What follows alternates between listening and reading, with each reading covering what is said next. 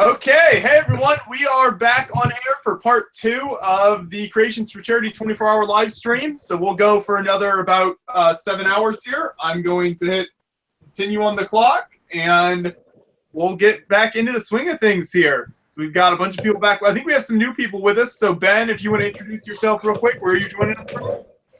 I'm from Melbourne. I'm close friends with Dayton, so that's awesome. Thank you. We won't hold that against you. And John, where are you joining us from? I'm joining from Kentucky, and I'm probably going to be sorting and unboxing my new Big Ben set. So there you go. Well, thank you. Yeah, it's good to have some new folks with us. And yeah, thanks for sticking around with us here as it's past midnight Eastern time here. So, usually people start to fall off. We still got a few people here, so that's good. Thank you, everyone. Right. And just a reminder, make sure to look in the description. I'll have a link to the Creations for Charity Bricklink store where you can buy creations, and where the Creations for Charity website where you can make a PayPal donation if you want to donate to Creations for Charity. Still time left to buy some cool builds. Alrighty. Yeah.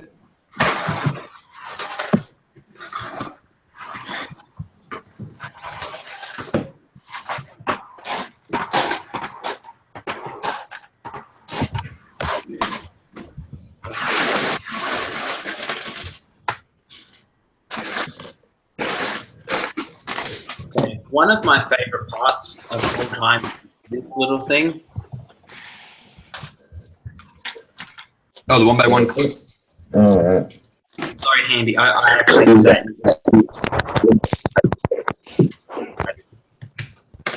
I'm still sorting out this set, but once I finish, I'll start building it.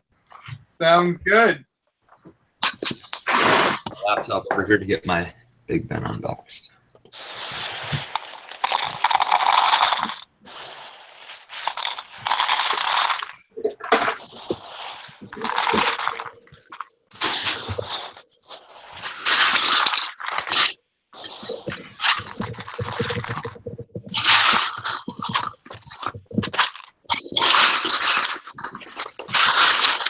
So Ben, what are you working on there? I'm working on my build for Brickvention, which is going to be diagonally. What is it going to be? Diagonally from. Oh, nice! Yeah. Okay. Very cool. Show us what you've done. Yeah. Can we see a shot of what you have so far? It's not much, just kind of groundwork at the moment. Okay. Got to start somewhere. There you go. Foundation first. So what time is it for you guys in Australia then? It's 4:22. Okay.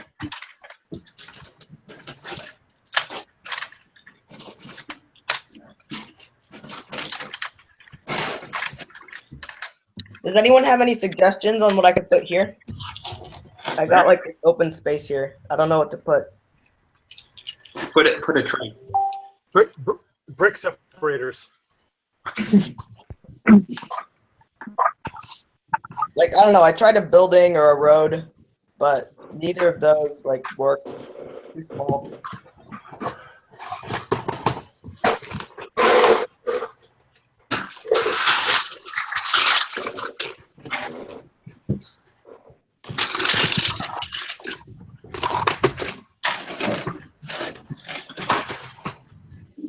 I will say, not sitting down has been my favorite part of this whole live stream. I need to start standing up more here. I'm going to have to stand up for a while in a bit. Matthew, I want you to go back to the security cam footage for those who haven't seen it yet. That's kind of what this is. You want it to be higher up? Whatever that security cam shot was, looked like you're robbing a jewelry store. All right. Yeah.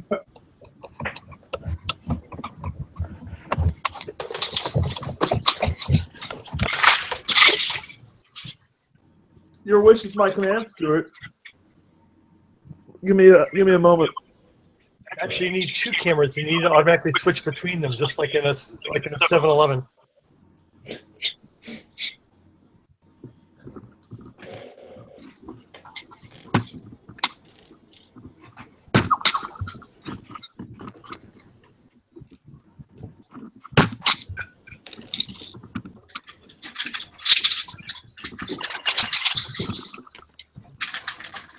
There are still a lot of people who haven't even joined joined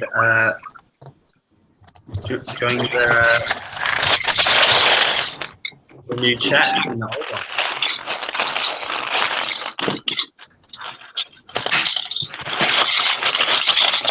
Where's the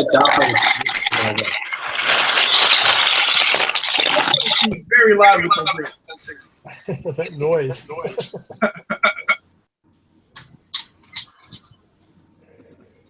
Elijah? Yes. Go, man. Go, man. Where's Buffett's cake? Say what? Where's Buffett's cake?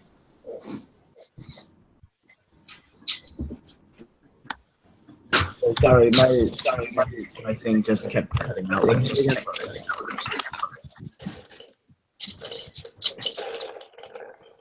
Very good.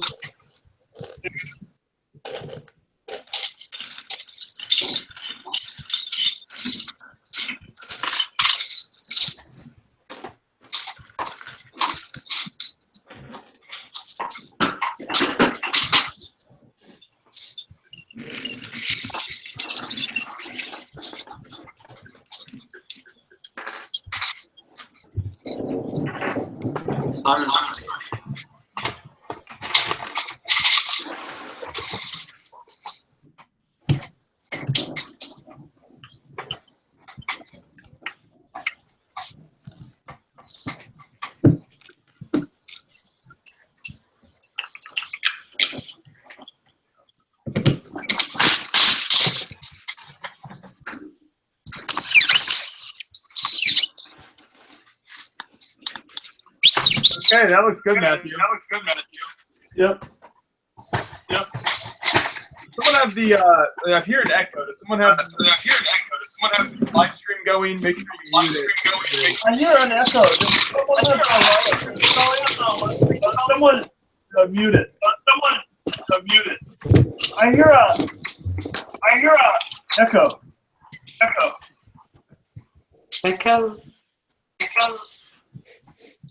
Matthew. Roger. Give the Victor. What's your clear clearance? Roger, over. Ben and John, make sure you have the live stream open.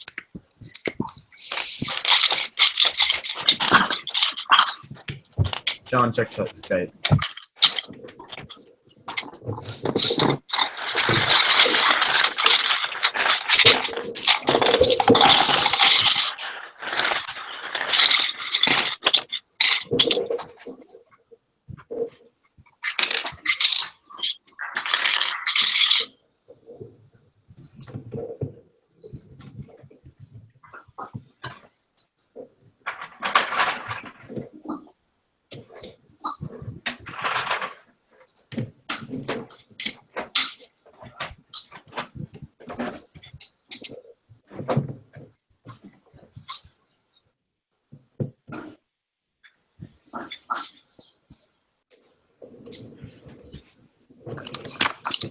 I have almost finished the walk.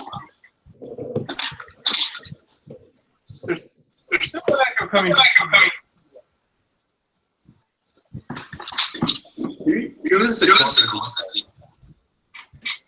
I suggest muting everyone until you finally get to the person that. Yeah. Now I don't hear it. Yeah. Timothy, it might be you. Make sure you don't have the live stream open so that it doesn't echo.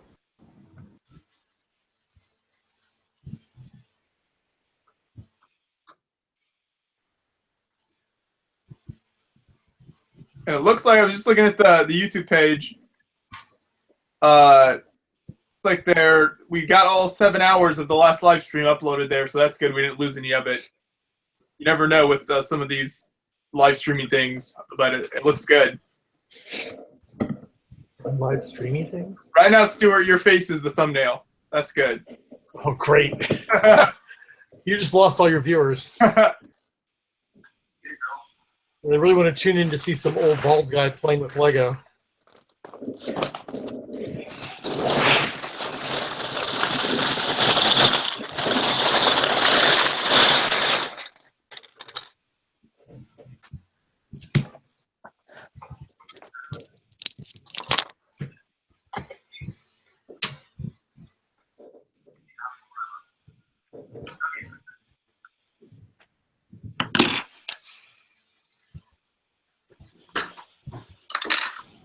So John, you have a big Ben set over on that table over on your right-hand side. You should probably open that up. That'd be a really cool thing to open on stream.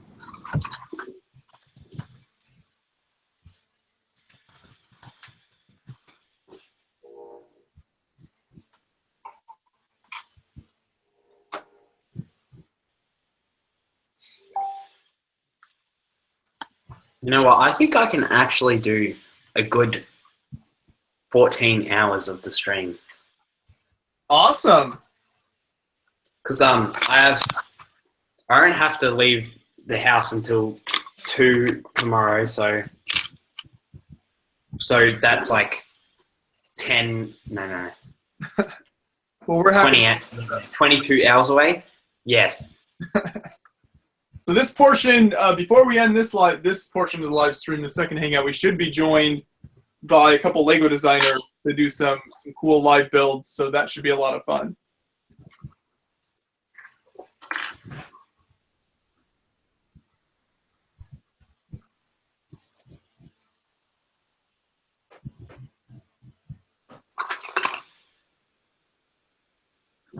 So Stuart, are you working on a mock there? I'm trying to remember. Were you working on something earlier, or did? Yeah, I'm actually doing an adaptation of a shooter designed by Akiyuki. Okay. Trying to shorten his module. He has a module that shoots balls into a basketball hoop. There's three pieces, and they're all adjustable in where they point and their tension. And I'm actually shortening it, and I've got it actually pretty good. Kind of All right, I'm here. back. And you kind of see there's a part that flips up like that, and a part that loads it. Yep. Okay. And so it's a lot shorter. It's a little shorter than his. It's still primarily the same mechanism, but it's shorter, and I'm going to build a different skin around it and hopefully modularize it. I'd really like to have 2 or 3 of these modules and have them actually kind of step up or go back and forth as they step up.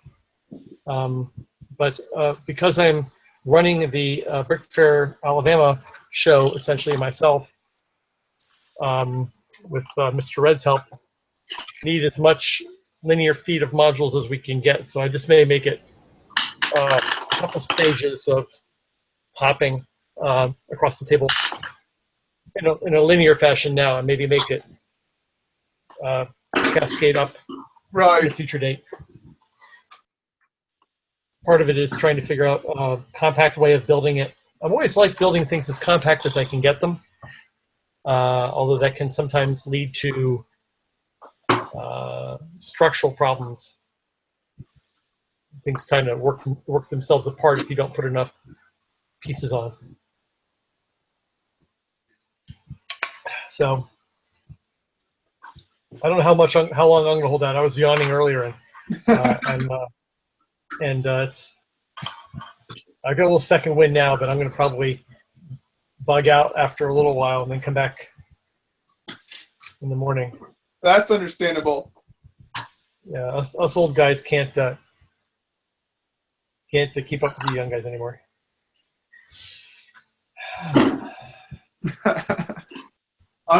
So the struggling time is gonna start hitting me soon. I don't know, a couple hours. Yeah, so during the break when I was away though, I basically went upstairs and spent some time in LDD. Okay. I can do it here too, but it's a little easier on the other computer. And documenting basically the changes I've made. Any of you other guys use Lego Digital Designer for your work on Lego? Well, I used Lego Digital Designer to design. I'll show you. I used it to design my X-Wing I made. Yeah. Excellent. And then I used it to do a design for the building on my Arkham Asylum mock I did for Brickvention at the start of this year. But I did do some changes. Have you used Blue Render yet? No, I have a Mac, so I think I only have like a LDD. Okay, Blue Render is an all Java program. It should work on the Mac. I think there's still some configuration issues that need to be worked out, but it's pure Java. And if you've ever used like POV Ray, LDD to POV Ray, which takes hours to produce something, this produces something that's at least as good, if not better, in a matter of minutes, directly from your LDD file. What's it called again? Blue Render. It's by a guy in Eastern Europe who posts. There's a thread on Eurobricks about it. He also has an instruction program called Blueprint, which is what he started with. He actually started making Blueprint, and then he realized that he had a really good renderer, and he spent a bunch of time getting that working. Blueprint allows you to do instructions from LDD, pretty much the way you do LPUB, but without having to go through LDRAW and all those other things. Unfortunately, it uses a Windows DLL or GPL library or something like that, so you have to have a Windows or a Windows emulator on your Mac in order to be able to use that. And a certain level of the graphics library too. My ancient laptop that I'm using right now is actually doesn't even support that level of graphics. So, but anything reasonably new would. But they're really good utilities. I've posted a lot of blue rendering. Actually, if you look on Flickr, there's a blue render group. You'll be able to see a bunch of really neat images that people have rendered. And like I said, literally a really complicated image might take you, depending on the size and resolution, might take you 3, 4, 5 minutes on a regular computer. So if you've ever suffered through hours of LDD to POV Ray, you very much appreciate this.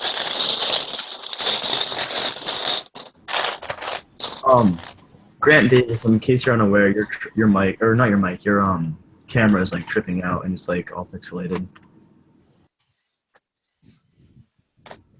All right, you just fixed it. Did Simon and Micah leave or not return, rather? I think they're in that old group chat. Are they still talking in the old chat? Yeah. Yeah. Yeah, they're so stubborn. Go back over there. I'll show you guys. So this was Simon's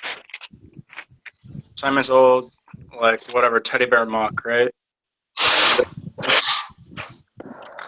Cathedral. It's got your nice little arch. It's like a Gothic cathedral type thing. I have a fence out front here. And in the back, I have a gravestone with the last remaining gray piece. And an attacking head or something as the teddy bear. Anyway, compared to a mech, that's what I was able to come up with. Hey, John is in the chat saying he thinks he's been muted. Yeah, he's not muted. I'm not sure what's going on, John. Maybe leave and try to join back up because you aren't muted. So I'm not sure. It must be something going on with your mic.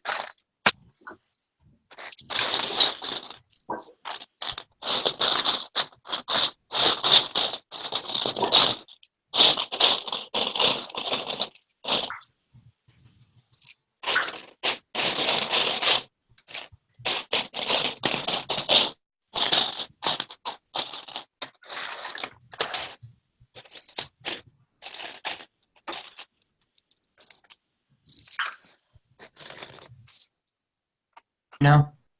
Do any of you guys invest in Lego sets? I have a little bit. I mean, I think most people Incidentally. buy some sets to buy and resell down the line, or maybe not even on purpose, but they just sell them eventually. I not as much anymore because I don't have time, but I've done a fair amount of that in the past. Okay, guys, I'm going to put a link in the chat for the Flickr group. If you scroll through there, you can see a bunch of really cool renders. And again, all of, like I said, incredibly fast compared to everything. Can you guys hear me now? Yeah. Yeah. Hey, there we go. There you go. What are you I working was trying to talk to you guys. Was not getting any response. Oh, sorry. All good. I'm glad I figured it out. What it was, one of the settings was wrong on the microphone. All right. Simon has returned. There we go. Cool. So you can get an idea by scrolling through there of some of the thing of how it looks. Oh yeah, let me see. Be interesting to see this. Let's see. Blue render, regular render. Oh wow. So is that basically designing the base model in LDD and then rendering it through another program? Is that what you were saying? Yeah, you start up Blue Render and you point it to your LDD file, your LXF file, Okay. and then And then- you tell it to render what you say what kind of color you want the base plane to be, and then what resolution you want and the size. Okay. And then you tell it to render. It even has a couple of interesting features. You can tell it to render in a circle, and it'll actually move the camera around your model in a circle and generate a sequence of images. So if you tell it to do, say, 24 images, it'll do a 24 frame spin around. So you can make an animated GIF, for example, that way. Okay. And of course, it has to render each individual one, but it does it at an equal division of 360 degrees. There are some obscure things you can do with it that's rather hard to edit the file, and it's kind of a bizarre graphics library. It's kind of technical, but the best part about it, though, is that you can basically point it at your file and run it, and boom, you get a really great render just off the bat. So you can tweak it if you want. I feel like that would be really good for if you're making a ship like for September or anything, and you really want to get a nice 360 angle. I mean, not so much for like a diorama or anything, because I mean you just have basically on a plate, but that's really cool. I like that.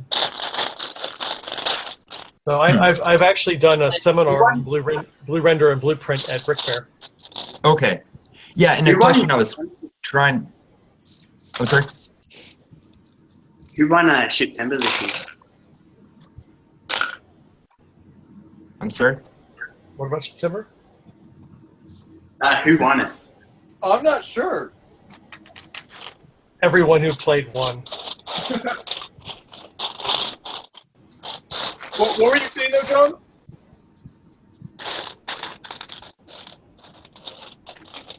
John? For those who are like sorting and stuff and ruffling your bricks, I'd suggest you mute your mic while you're doing that, just because other people are trying to have different conversations, and probably the most helpful. If That is a good idea. Thank you for that. Pro tip. Yep. Elijah with the pro tip. Nice.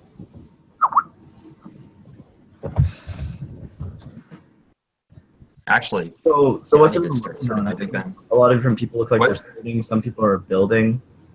Yeah. Does anyone do anything? Oh, well, I've got you all here. This is a perfect opportunity. So real quick, Stuart, we have someone in the comments who I think needs clarification on what you were talking about earlier. They're wondering about the program you were talking about and whether it runs on Mac or Windows or both, and like how does that work? Okay, so I use Windows, and Blue Render is pure Java. So you just have to have a Java virtual machine. Okay. In theory, it should run just fine on a Mac. Although apparently I've seen people post in the forums that they have problems. I think it has to do with just setting up the environment of pointing the path to the right. Where does it find the LDD, installed LDD libraries and things like that? I'm not sure if they've actually worked out the kinks in that, but in theory it should work just fine on a Mac.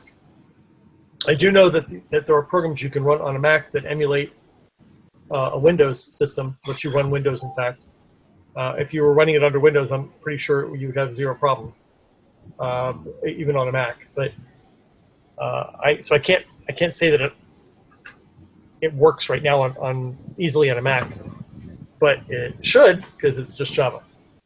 Okay.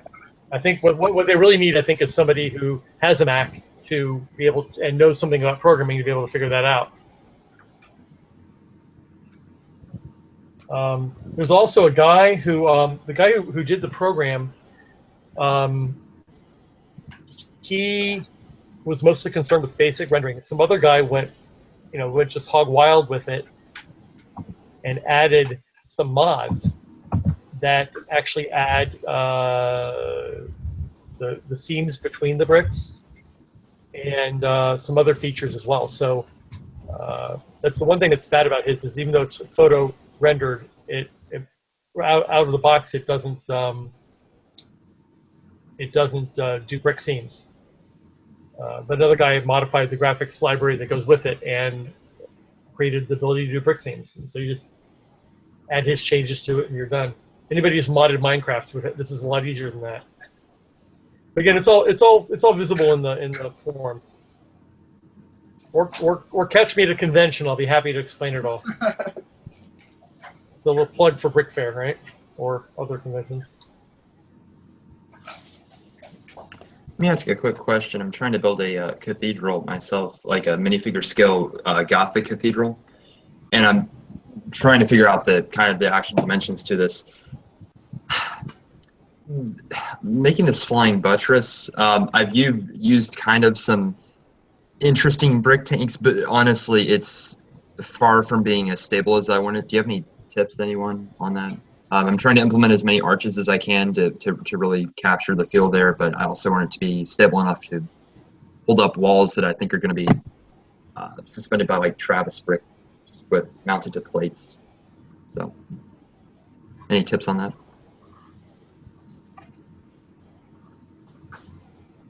That's interesting.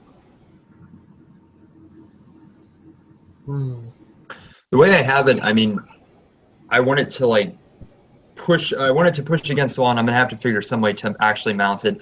The way I have it, I have like a 2x2 space here, so I think I'm gonna mount a plate onto that, and then the actual wall is going to have the studs facing out, and of course I'll put tiles on it, and then I'm just gonna push the flying buttress right there, so that it marries up nicely to that, and it'll actually hopefully measure well with it and actually give some support to the wall. Well, in this case, it's purely decorative, right? It's not actually structural. Yeah, it's yeah, correct. Yeah. I don't know. I mean, I tried to give it a little bit of ornamentation on the sides. It's kind of a prototype model. I'm still, Yeah, it looks like a good start. I like it. Okay, thanks. Yeah. Have you? Is there much source material on the internet for other people who've done the same thing? I've looked a lot to Julian Andres and Nick Mortier. I don't know if you've heard of them. They're both on Flickr. And they're both building massive structures of cathedrals. And I mean, I'm talking about something for me, maybe like 3 feet by 4 feet or something. These guys are building like a massive, 8-foot cathedral or something. The way I want to do it is I want to have half where you can see half of the interior and then half of the exterior. And I've got different little parts done. I prototyped kind of what I want to do with the arches in the interior. You can see here. Nice. Yeah. So I've actually taken the inverted arches and used headlight bricks and actually flipped those. So, it's still in the prototype stages, but I do have kind of the end vision of it. I don't know. Just have to get the parts. So. Yep. We'll see. That looks great. Thank you. I'd like to see the end result. What's your Flickr ID? It's under mine. Well, here, I'll send you a link. It's under BrickBuilder7622, or my last name, John, and then my last name, which can be pronounced like 9 different ways. So I'll just save you just that. go ahead and send me the link. It's easier. Yeah. And then I'll follow you, and hopefully I'll be able to. Thank you. Yeah. I've been watching Flickr as much as I used to. I used to go to it every day and scroll through stuff. I've been going there less often now. There it is. There, I sent it to you. All right. Thank you. Yeah. And I mean, granted, I actually have some architecture stuff posted there, but mostly wanted to have a Lego focused Flickr. But anyway, yeah. I mean, I don't know. I definitely, hopefully, be able to finish it by Brick World Chicago. Not really sure, but we'll see. Yeah. I'm going to run out for a couple minutes here, leave it in the able hands of Matthew. So I'm going to walk around a bit and get some blood. We're No, doomed. What in That tarnation? was Matthew having Tourette's again. We're just gonna have this shot of Matthew organizing his pieces. You send me pizza? You know what? Everyone just- Let's really drive the viewers away and spend 3 hours talking about Matthew's sorting techniques. Why do you think there's subpar to it? I didn't say that, did I? No, I'm just implying. No, actually, it was more of people's patience for other people's sorting techniques being described, not specifically anything about your sorting techniques. It is a very personal kind of an endeavor, you know. I think that the best advice I give people when they ask about that sort of thing is that, frankly, the best thing to do is to sort by necessity. I think Simon mentioned this a little earlier when he said basically you're like, dang it, where is that one part I need? I need that one part. And so you say, dang it, I'm just going to sort those parts out. I'm looking for a 1x3 plates. So I'm going to put all my plates in one bucket, and then and I can't find the 1x3s, so I'm just going to take out the 1x3s and put them in a baggie, and then put it back in the bucket. And you start dividing and conquering based upon your needs. You get pissed off at how hard it is to do something, and then you fix it by sorting. And because of that, you actually will end up sorting based upon how you build. So if you're an all one color builder, or a monochrome builder, you tend to sort by color. If you're a Technic guy or some other kinds of things, you tend to sort by mold and not by color, and then perhaps subdivide that by color. But again, it's not something where there's one sorting thing that works for everybody. You have to find a technique that works for you based upon how you build it. Everybody's different. Sorting depends on what you build and what kind of pieces you have in your collection. For example, if you tend to part out sets and you take those sets parts and you build pieces with them, you're obviously going to need stack-ons because you're obviously going to have lots of parts from one specific set that you're going to have lots of quantities in. So if that type of thing, whereas if you have just kind of random pieces that you bought from a sale, then it's probably better just to sort by color. It all really varies depending on what you build and how much you build and stuff. And to that even too, doing what both of you said, what I personally do is I'm kind of a monochromatic whatever builder, and I'll sort by color, but also if I have a bunch of maroon pieces, say, and then I have a lot of 1x2 profile bricks, I'll keep all those separate. So there's, and then you can be there's someone I know that has a drawer for every one of his pieces in every color. Kevin, you can do that. That's a perfectly reasonable thing to do if you've got the enough parts. I actually took a divide and conquer approach. So I had, let's say for example, I'll put all my bricks in one bucket and all my plates in another bucket. That's just being hypothetical here, right? And I use these. I actually get a lot of mileage out of these $1 6-quart Sterilite shoebox kind of. Those are those are good. I have 30 of those. They stack. Okay, so what you do is work with me here because we all have a lot more bricks than would fit in one of those. But basically, you put all your bricks in one, and you put all your plates in another, and then you start saying, well, okay, but I really want to separate my 1x2s and my 1x my 1x's from my 2x's in bricks, and so or maybe it's starting to overflow, and so you say, okay, well now I'm going to put the 1x bricks in one bin and the 2x bricks in another bin, and then the plates, right? And then you start going, well, but I need a whole bunch of 1x6s. Well, so now you start dividing them, and you can start by taking that one bucket. And here's a good example. This one here is labeled. Let's see if you can see the label on there. Technic brick. Okay, yeah. Technic bricks 1x12 through 1x16, right? So I had enough Technic bricks that I actually have 4 buckets of just Technic bricks, and inside them I have 1x16s. Well, here's 1x. Okay, so here's 1x14s. I have them in a baggie. I also have another baggie of 1x14s because I had too many 1x14s, and so these are my black 1x14s, or black, white, and gray. And then I've got another baggie for other colors, and then I've got my 1x16s, and the same thing, blacks and whites and other colors and such. And you just kind of divide them. And then one day, if I have too many of these, I'll separate them and I'll have my different buckets. But when you start getting, like, you're not going to find very many little parts drawers that have a room for this many parts of one kind, right? This is just my 1x12 black pieces of Technic bricks. So, Oh, wow. So the little parts trays don't really work for that sort of thing. You have to come up with something else. Now, I so noticed in your wall, you've got those nice tilt-down drawers or pull-out little shelf things, right? And Are you talking to me? Yeah. I actually have the U line. What we did was we just actually, like, these are removable, so they're not even drawers really. They're just like containers. So I can actually lift them off and put them back on. Yeah.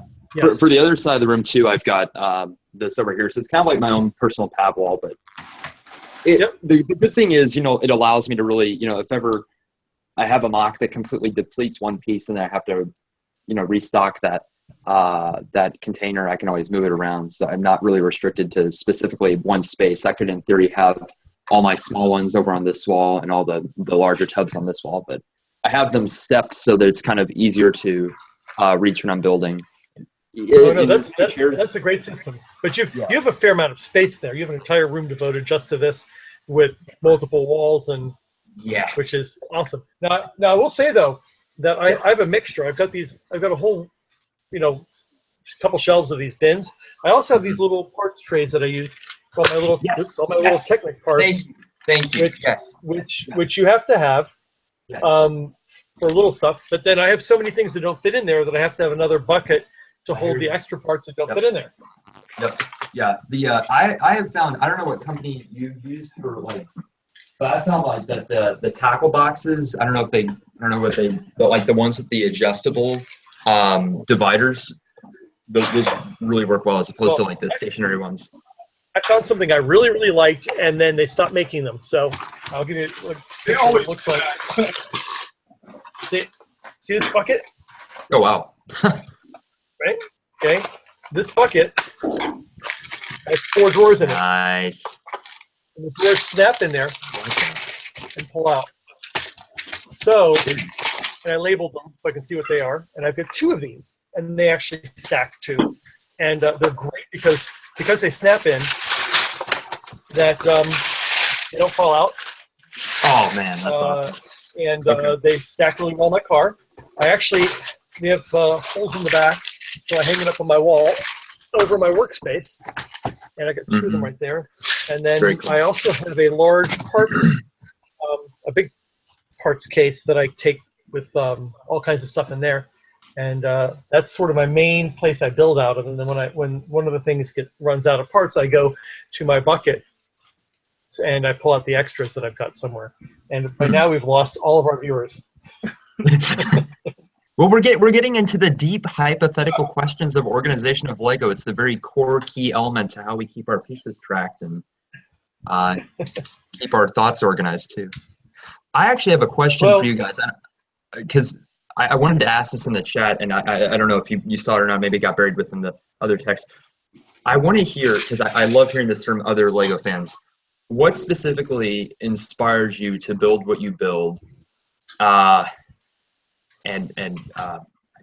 Just what strikes you the most whenever, is there a particular type of building that you see, or is it like you see a TV program with some cool vehicle in it, or is it based off a dream or something? History. Excellent question. What was that, Katie? For me, it's history. History? Okay. I think that's definitely, most of my builds are something history related. Yeah. And that's definitely a lot of what I do is, ancient, medieval, modern, whatever it might be, but stuff from history is mostly what I do. Okay. Yeah. Yeah, same here. What about you, Stuart? Who? I guess your question is like, I can't hear you over all the rustling. Caden, mute when you're rustling. The German word for that sound Hey, is Max. Grustelling. What's that mean? Have you heard that? I have. What's that? Go ahead and repeat your question for him, John, for Stuart. Oh yeah. Sorry, I was just asking, what inspires you to build what you build? Is it a particular type of structure that you see, or are you just driving on the highway one day, you see a cool car, or based off a dream that you had, or TV show, musical piece? I mean, No. Well, I'm a bad person to ask on that because of what I build. Right. For me, it's actually less of it's more of a demoralizer. Let me see if I can give you an example.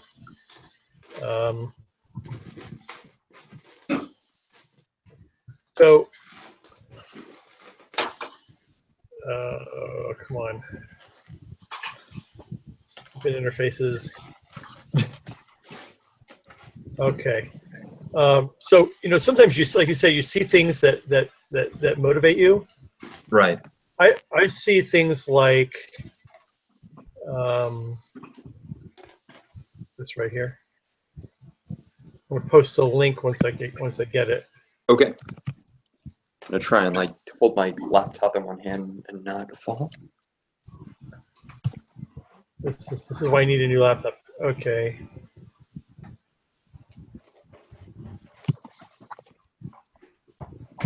Okay. So when it comes to GBCs,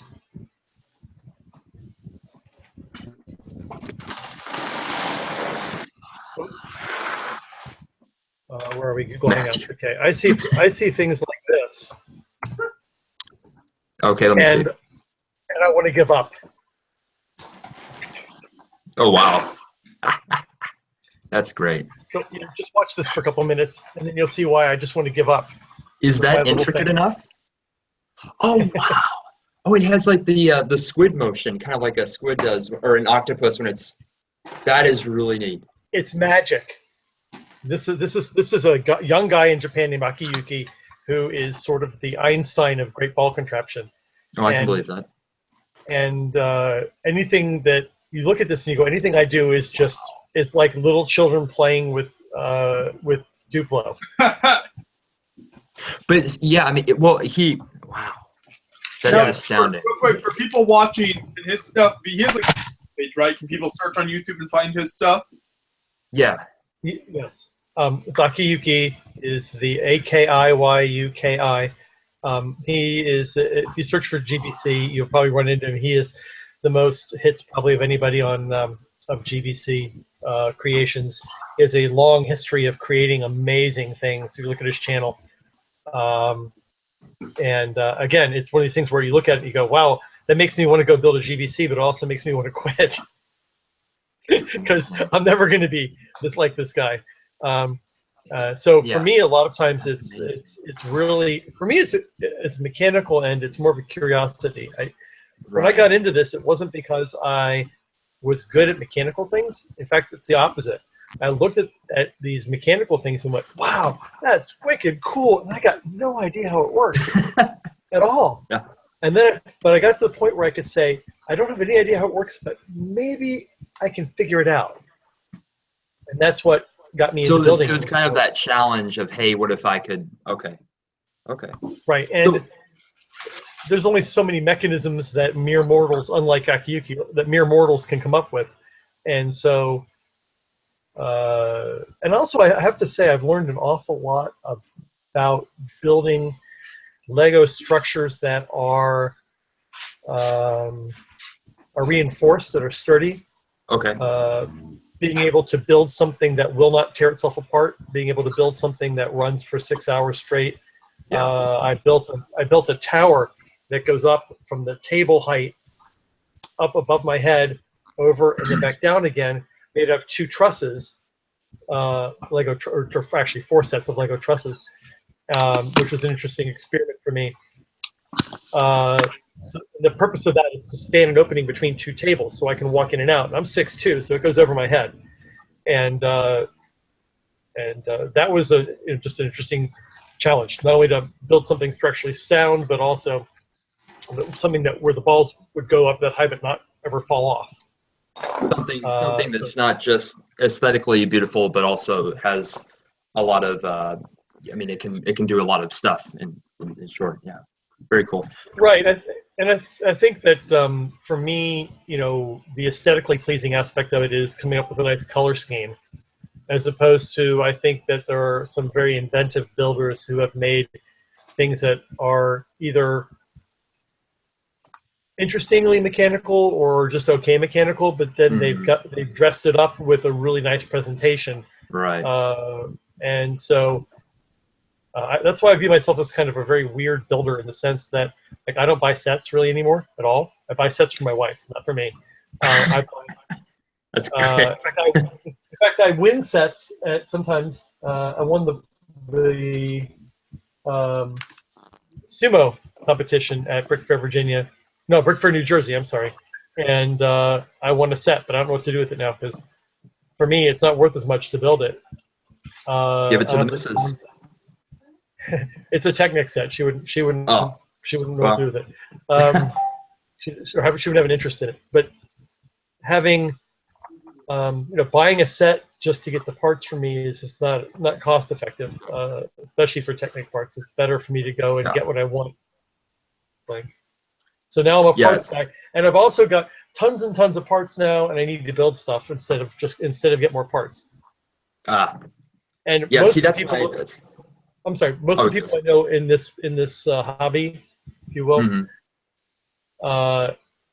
this is a typical conversation. Dude, do you remember set 4312? Oh yeah, that's the one from 1975. Yeah, that's the one that's got that really cool part. Oh, I know that part. Yeah. Yep. I don't know any of that stuff. So yeah, there's a bricks and minifig store near me. I frequently go in there, and it's like the community there. It's like basically walking into a Bricklink store. It's just astounding. You get to see a lot of the really cool elements and sets that they no longer have in production. It's really neat, and you get to have those conversations like we're having now. And that's the beauty. I think the beauty of Lego in itself, I mean, is that the community literally builds on itself, and pun intended, of course, but I mean, it's you really get to share the ideas, and it's just a joy to see people when that aha moment they have, and it's not just the toy, it's so much more than that. Yes. Yeah. That's what keeps me motivated. That's what inspires me to build. It's just seeing that reaction. I will say though that even though after a while you start walking around and you see a building and you go, oh, that would be really good to do in Lego because it kind of has this Lego-y elements. You start almost like the builders in the Lego movie where they start to see part numbers floating in the air. Yeah. Like, you're like, wow, you could do that with an inverted arch and then one of those headlight bricks and that sort of thing. And it's great too because like it's now to the point where teachers at my school, they're just like, oh John, I bet you could visualize that in Lego or something, and like it's great. It's actually a compliment, right? Yeah, really, yes. But they yeah, it's a funny little hobby we've got here. Yes. I usually at the end of the first 6 hours of running the Great Ball Contraption at a convention, I'm cursing the hobby, going, "This is a stupid hobby. Why are we doing this?" Maybe that's your wallet saying that, but no, actually, it's your back hurting and your feet hurting and everything else.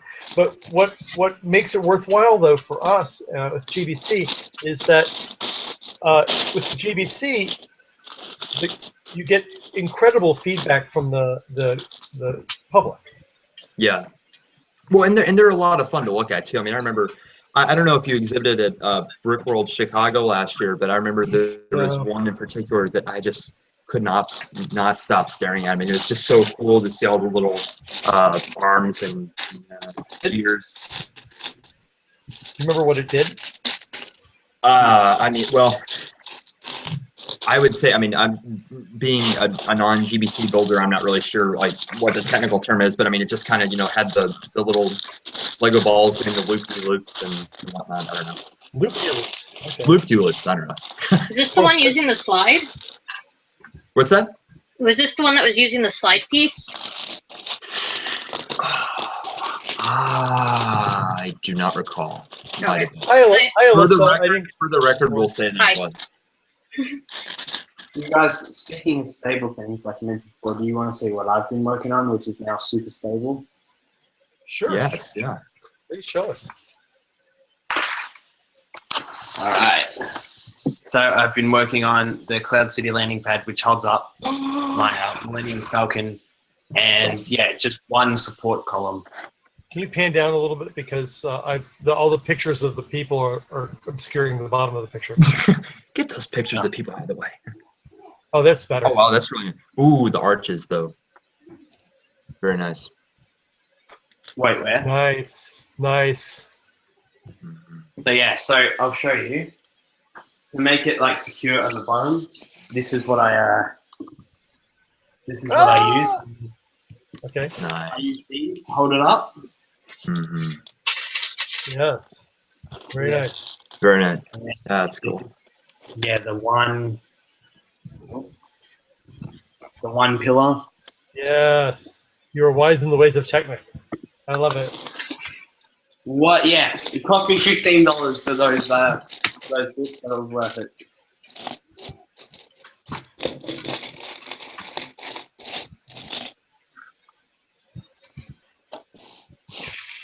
Finally finished sorting all the pieces for this so I can start building it.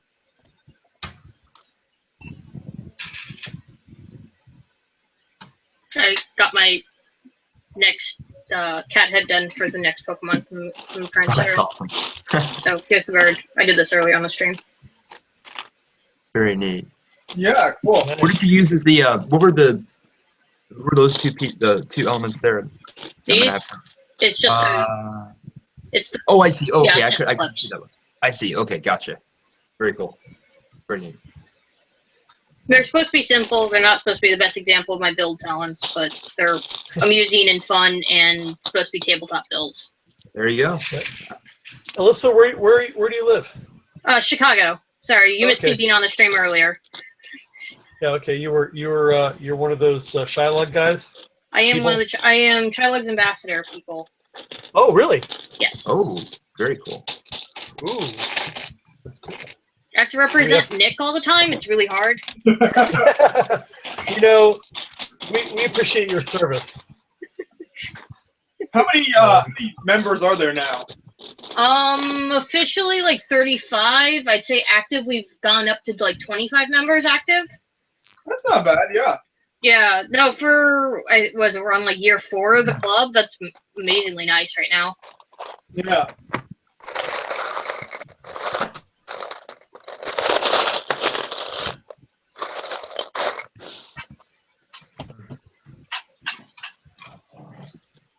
I'm still suffering the effects of all that Thanksgiving food.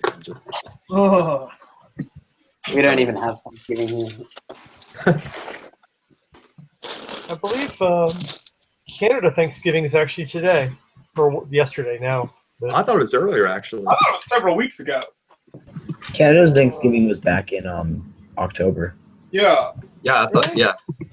I heard something on the radio today that made me think differently. So. No, they're just celebrating US's giant Black Friday event. Yes, that should be a worldwide celebration there. I think it's becoming a worldwide celebration slowly. Celebration, the operative word? Hurting of wallet is the operative word. There we go. Well, we're in the Lego hobby. We don't really have room to talk about hurting of wallets. Yeah. Well, hurting of wallet was realizing half the Lego sets. Well, I think like 6 Lego sets were 50% off today at the store. That was kind of nice. Yeah. I don't know. Whoops. For those who are wondering, Canadian Thanksgiving is officially October 9th this year, or it will be in 2017. It will be. Are they changing it? Well, it changes every single year. Obviously, it's gonna change. It's always on October. It's always gonna. I'm guessing it's gonna always be on like a Monday or whatever. Oh, okay. The date's gonna change because of the year and stuff. Gotcha. 2017 it'll be October 9th, but it's always in October. Oh, man. And see, I'm worried about this cathedral because, like, I can see this nightmarish vision of it getting in the car, gets to Brick World, and then falls apart, and then it's gonna be this, and then. But you'll have it in LDD, so you'll be able to recreate it. You also have 3 days to now go build it back. That's true. That's true enough. But I don't think what Stuart said is going to be necessarily the case. I'm right. fairly LDD illiterate. I've probably used it maybe a total of half hour of my life. Although can I make a suggestion though? Yes, because in your case, in my case, first of all, I'm a big advocate of it with mechanical things because LDD gives you several advantages. One, it lets you build very quickly, which you may not have in hand or may not have. Two, it enforces its own set of official like Lego building rules. In real life, you can actually very easily bend Lego pieces a little bit. Right. Stress things in ways that shouldn't be stressed, and LDD will actually prevent you from doing that. Now, again, I'm not going to say there aren't times where you'd want to, because there are, but as a general rule, especially when you're mixing system and technics, you can get things unaligned. What if you're off by like half a plate? That's true. You can actually have an axle going through something, and you can, in real life, you can push it through both holes, but in LDD, it won't let you, and you go, oh, that's off. So you can do that. But also, and this is where it might come into play for you, when you build something, like let's say your truss design, right? So build the truss design, then go into LDD and build it in LDD and save it. And then if you change your truss design, then you take that saved file and you make a new version of it with your changes on it. Right. And that's what you're doing. Now, for me, that's an engineering notebook. That's like software versioning. For you, it's a design notebook, and then you can actually, because one of the things you'll do is you'll take your arch, right, and you'll rebuild it, and you go, crap, this is worse than the first one. But what did I do the first time? Right? Mm-hmm. And then the other thing is that, especially with something like a cathedral, there's a lot of repetitive design elements. So you can actually create one buttress, and then slap it on copy and paste the walls. Yeah. Yes, and it will even. If you build that way, it'll even give you the ability to generate a parts list. That's it. Well, I like using it for documentation. Plus, I'm also really I'm not very good at the photography of Lego. Okay. And using like a rendering program for me produces really great pictures. Right. And so that's another thing I cheat with. Okay. Yeah. And I've seen what's the other program? Is it Draw? I think a lot of builders use. I mean, they get a really clean. They get a really clean looking picture with that. And I guess the blue render one too. I mean, those look pretty spot on as well. So. Yeah. The thing is that Draw has some advantages. Draw will let you use illegal building techniques, whereas LDD will not. Mm-hmm. That can be a blessing and a curse, depending on what you're trying to do. Draw also has a lot of older parts in it, like 9-bolt train track and things that are older and are not available anywhere but except for in Bricklink. On the flip side is Draw does not contain every new part. Right. Whereas LDD contains a lot of new parts. So I don't.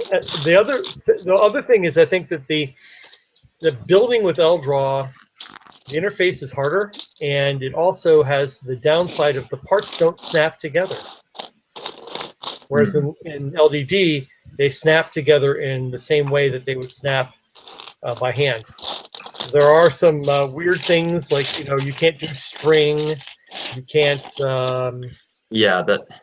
But there are things you can't do in LDD, but there are a lot of things you can. And for most people, you can really do whatever you want, do what you really need to do. I wouldn't, if I was doing a big park scene with lots of hundreds of little pieces everywhere, I probably wouldn't use LDD. If I'm building a structure, like a building, I would certainly use it. That's good insight too. It's interesting because there's a lot of the little discrepancies, like you mentioned, between programs, and also too, I think I've seen there's one builder. I think he goes by the name of BACK318 or something. He's on Lego.com and mock pages too. He builds, superstructures out of using LDD, and I'm talking like 318,000. Giant cathedrals or something similar to that. So that I guess that assuming you have a computer that's able to keep up with all that. I doubt my laptop would be able to, but as long as you have. Might be surprised. What's that? You might be surprised if you've got a newer laptop. It's an i5. I got like a Skylake processor, but I don't know. I've got a lot on it. I don't know if it'd be up to the challenge. Hey, so would everyone be able to link their Flickr? Because I don't think I have everyone here. What's that? Would anyone be able to link their Flickr? Because I don't think I have everyone here. Oh, our Flickr accounts? Yeah. Yeah, I can do mine again. Sure. I can do that.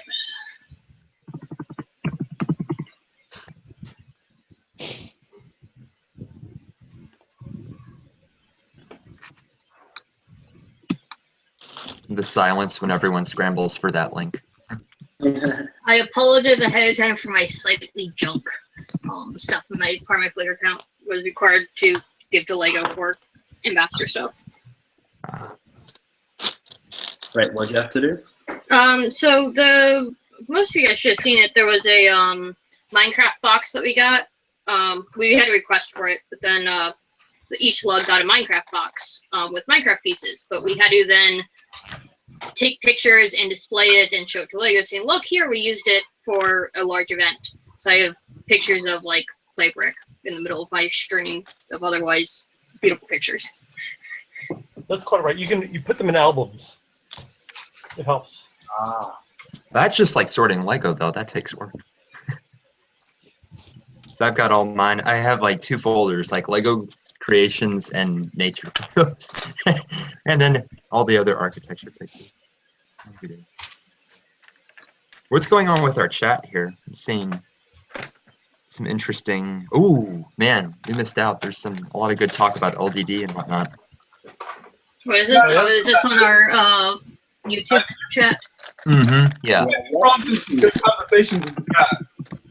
Yeah. Good stuff. Did somebody look on that and translate from what's going on from the other chat? Yeah. I like that. That's really. Oh, we actually had someone asking about.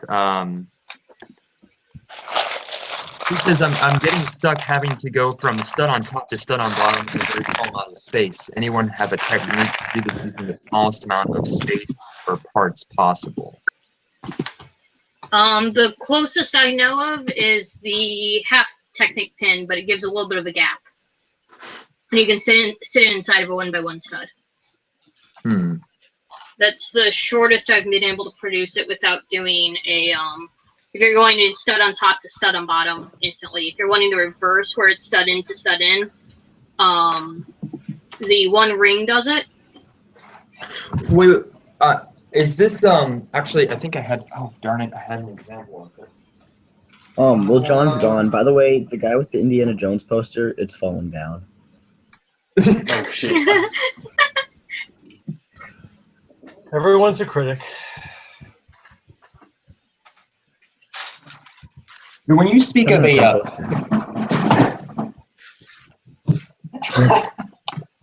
when John falls on a live stream, okay, let's try that again. Take 2. Hey, Alyssa. Yep. You're making cosplay vignette is really good. I like the floor and the sewing machine. Oh, thank you.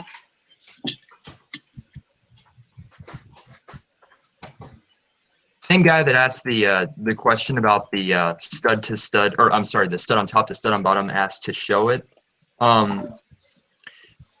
Is that basically like if you have a 1x1 brick and then you take a half Technic pin, if you insert it, okay, I can, yeah. If or you'll probably beat me to the punch. I've got.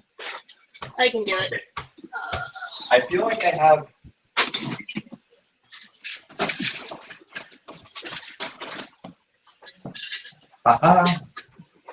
Hang on, darn it. Okay. Did you beat me? Yeah. Okay. So, 1x1, half Technic pin, and then you can take the bottom of it and insert it, and then it does. So then you put a plate on bottom. Yeah, that's a great technique. Yeah. So, totally illegal, as they would say, but who cares? That's actually similar to how I'm going to do for my cathedral wall. I'm going to take a Travis brick and then put like plates on either side of it, and then tile those to have kind of a smooth appearance on both sides. The other one that does this, because I actually would do better possibly for your cathedral, but it's worse as an internal design, is this brick. Okay. What would you do with that? You're saying like. So it literally is a stud on each of the edges. Correct. Right. So you can pull this off, but it's a weird plate. Like the dimension itself is an odd state. Yeah. Well, and see, my theory with the Travis brick was that I would be able to have that one. I would basically have, like, in theory, a row of 1x X amount of studs, and so then I'd be able to kind of build on that and then form the roof over that. So I think it's just a matter of like bricklinking 1,000 of these. I've picked up enough tan plates, I think, to make like the invasion of Normandy, basically. I don't know. So I'm thinking something like this sort of. So you have your. Well, this is terrible camera quality. Working on plate. I can. Yeah, let me switch my camera.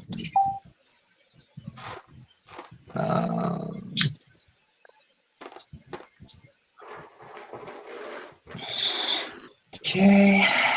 Yeah, here we go. So, well, maybe not. But you see I have the Travis brick, and then I'm just going to take and put it on either side, and then I'll just put tiles on both sides here.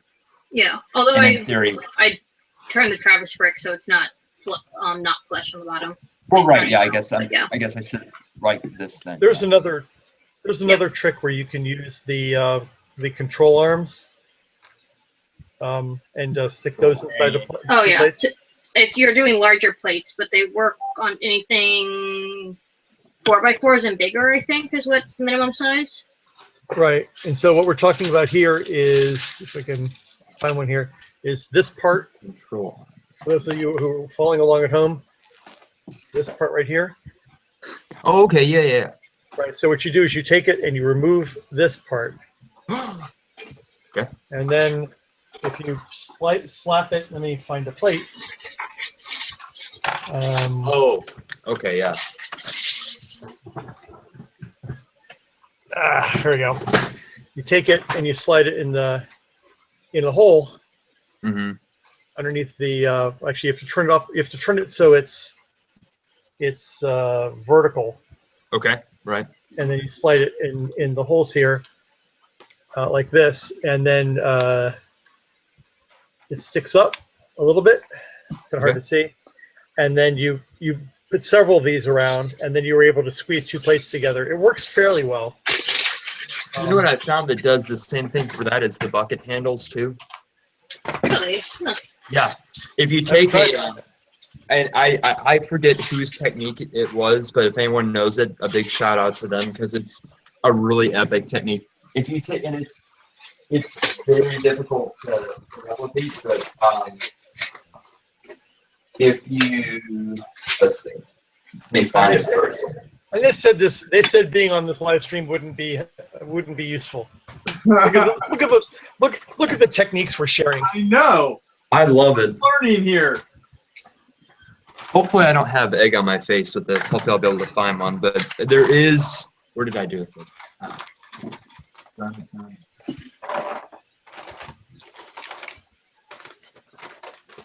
Well, at least I have like 18 hours till. Or how many hours do we have yet to go? We just recently passed the 8-hour mark, so we're a third of the way through. Okay. Awesome. Good. So I've got plenty of time to find that piece. Fair enough. Here it is. Don't you All have, right, here we a go. little drawer for bucket handles? Well, okay. Hey, don't judge me. I have them in my medieval bucket. Okay. It's not a it's not a bucket of just the light play bucket handles and the dark play bucket handles are in a separate bucket. I'm still a TIFO. I don't have that much Lego yet. I'm looking around your room. I beg to differ. Well, no, okay. Yeah. There are a few bricks in here. I've got so I'm taking a bucket handle and I'm gonna try and this is really sketchy. It does not work half the time. Oh, wait. Hey, look at that. Okay, so it fits in there, right? And then the other side of this, and I'm working with a 2x10. I mean, it can work with anything above a 2x3, I'm assuming. And then, gosh, other side. That's basically the same technique, but it looks Right. like it's a lot stiffer. Yes and only- no. And then Does it only work on the ends? yes. Oh, that's sweet. Yeah. Oh, that's really nice for small bricks. Well, and your part reduction too. I mean, you're not using a lot more of the control levers. You're just using only two, or I guess two of them. I guess you could use. Well, if you have like a four. Well, if you have like an 8x plate, I guess you could in theory use like 4 of them, 2 on each side or something. I don't know, or maybe 1 on each side. But the gap is pretty. I mean, it's pretty much invisible. You can't really see it. So That's sweet. That's I don't really know. I don't know what you would use that for, but I have needed that so many times on 2x2 plates. yeah, big. I don't know who came up with that, but if anyone in the chat or anyone here knows, big shout out to them. Actually, I think it was one of my. Actually, I think I know who it was. Hang on.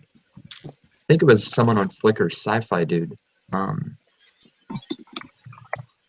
Maybe. I don't know if he posted it on there, but let's see. And will probably help to spell that. Right. There we go.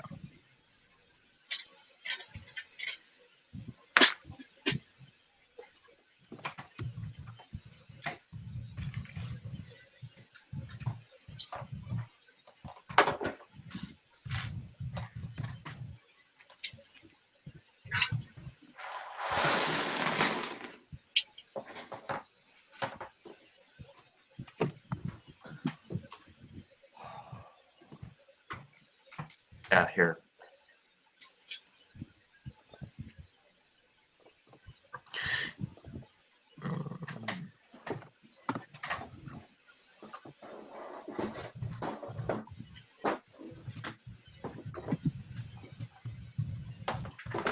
I don't know if he has it on his Flickr, but I do remember him telling me about it. So.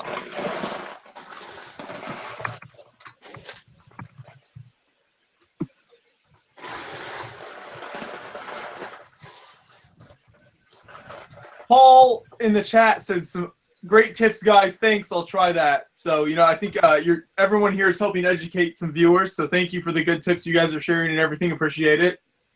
Awesome. Oh, do people in the YouTube channel want our Flickrs too, or do they have them? I don't This think would we be a can good give them question. unless if we're a moderator. Am I wrong about that? Or Yeah, unfortunately, I don't think you can post links in the chat. Yeah, because then everybody would be spamming links nonstop, so it doesn't want you to do that. Ooh, okay. Never mind that thought process. oh, my computer is crying out for juice. It's down to 22%. Apparently, the bucket handles are on the order of a couple of pennies a piece. So if you needed 30 or 50 or 100 of them, they're fairly cheap. That's better than my antenna handles that I have a lot cheaper of. I don't know that. Yeah, I think that the antenna handles, though, to me are a little harder to fit in. Those things look like they fit in wonderfully. So, well, the other problem, I mean, you can use I don't know if you've seen the bucket handles used as stool legs before. That's a lot of fun. Spend so many minutes muttering to myself and wandering around the room as these little bucket handles go flying off the 2x2. I was triggered. I could not here. This is a perfect example. So like what I'm talking about is like we'll use this wear my pants. We'll make a wear my pants stool just because. I don't know if you've seen it, but if you ever take like the bucket handles and wedge them in, well, it's not going to work. Real quick, it was pointed out in the chat, you can post your Flickr username if you want to, so you can't put the link in, but you just can put your Flickr username in there, people can check it out. Thanks for that, Shiloh. The Shiloh one? Oh, Shiloh's here. Awesome. Yes, he's in the chat. Wait, I just met him like 2 days ago. Awesome. He's a great guy. Everyone should meet Shiloh. Yes, he is. Yeah. Big shout out to his Flickr. I think it's. Well, he'll give me grief if I do this wrong. Is it Cocoa Bricks or Choco Bricks? Choco Okay, Bricks. Sorry. Apparently, it's some video game thing. I love the way you say that, Stuart. I got to give Shiloh a hard time. Although, hey, Shiloh, if you're listening, rock on Skillet, dude.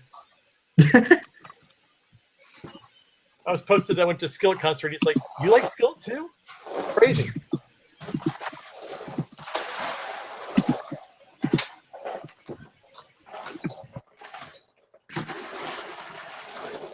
Shiloh recently moved. Right. Oh. So we're looking forward to seeing him back at some conventions once he gets settled and builds up his war chest again. That'll be for me. Sorry? Virtually, but yes. Yeah.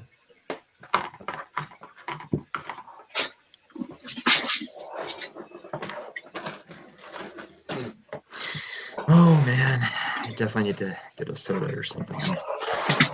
Matthew, I like your lid technique. What? I like your lid technique. When you get all the big pieces sorted and then you realize all you're left with is like greebles, so then you just put it in a box and worry about it later. Save it for September. Yeah, exactly. Greeble overload. Greeble overload. What's going on with our chat here? Would you rather? Oh, this is great. We have to answer this one. Would you rather have Lego hands or Lego feet? Lego feet. Okay. And yes, I agree. And my theory is so you'll never have to suffer from stepping on a Lego brick again. Instead of stepping on it and having all that pain shoot up the nerves of your feet, you'll simply hear a click. So you won't lift the brick. Take the Lego feet. The problem with the Lego feet, though, is that your feet constantly stick to everything. But Lego hands, you can't grasp Lego because you have no thumbs. That's true. Well, but here's the thing. Are you assuming, though, that we're living in an environment where all the ground is base plates? This is an interesting of course. question. I don't know, though. I mean, like... No, I think it's real world, like real world environment. Yeah. Feet. I would still say Lego feet. I think it'd be very hard to have legs with no knees. It would definitely make the Olympics. Hold on. Are we talking real Lego stuff, or are we talking like the cartoony Lego where your feet actually twist? I don't know.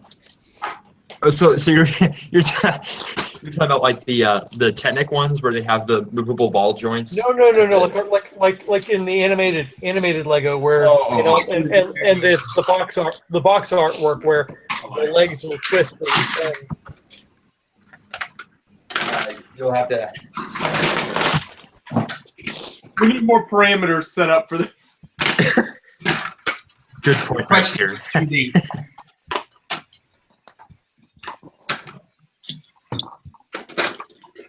I'm just imagining how you would like swim with that, because half of the water that you're after you kick down into the water, half of the water would be caught in the stud hole, so you have more resistance.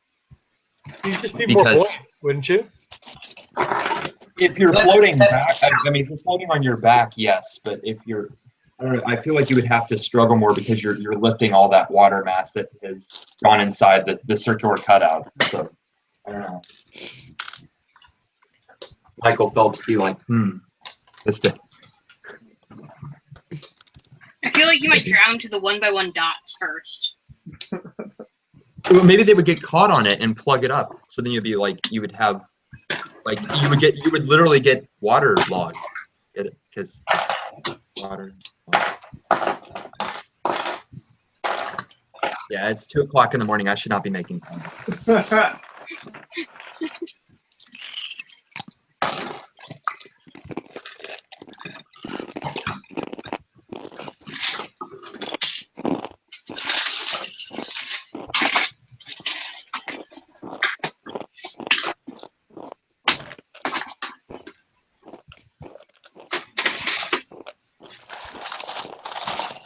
Stuart, you build GBC, right? Yes, ma'am. How do you photograph GBC, or you just give up? Well, the problem is that photographing GBC doesn't really help you much because you really want to see it in motion. Right. So I build everything in LDD, and I use Blue Render to make my photographs because I'm a lousy photographer. Okay. And so that's kind of my out. I will say though that I have photographed them in the past, and I've also photographed them. Sometimes I've photographed them at shows, and then I basically take out as much of the background as I can. But lately, it's pretty much all been rendering, because it just looks cleaner and all that. Okay. I was just curious because photographing flat models is one thing. Yeah, you're right. I mean, and a lot of times when you're photographing something, you're really just getting one angle on it, right? Right. So, quick shout out to EJ in the chat. Nice to have you with us. Oh, Bocan? Yep. EJ, how you doing?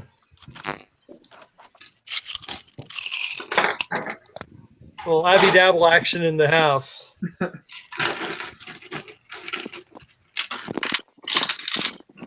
Go. Should be charging. Awesome. Yeah, I just see that. Hear that, EJ? I just gave you a free plug on a live stream being watched by millions. That's right. Definitely millions. To the negative something. Yes. Hopefully, if you know what we should do is we should build. I have an idea. Hang on.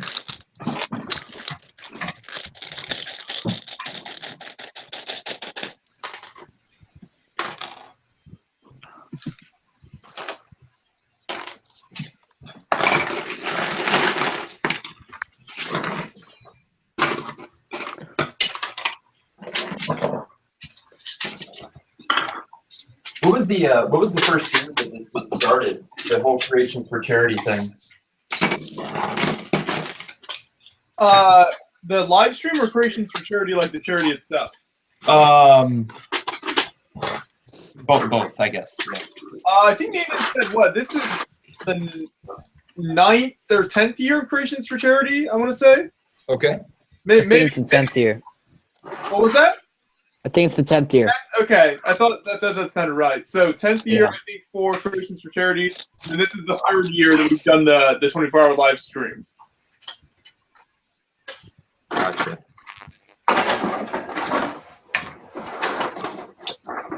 I'm not sure I really get your funding model for the 24-hour live stream. I mean, I understand you. It's a little bit like one of those walkathons, right? Where you found some sponsor to give you a certain amount for every hour you're on the air. Right. It's mostly as long as we're on the air, people donate. Yeah. But you see, it seems to me that that's sort of limited, and that what you also want to do is you want to get some revenue from other sources, right? Right. Well, that's why people can donate money as well if they want to.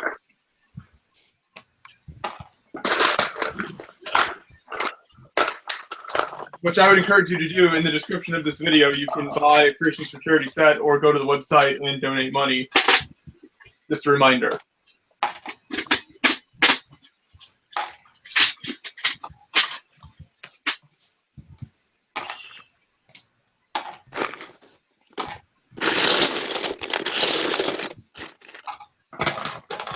Tyler, we passed the 8-hour mark. We're at 8.5 hours.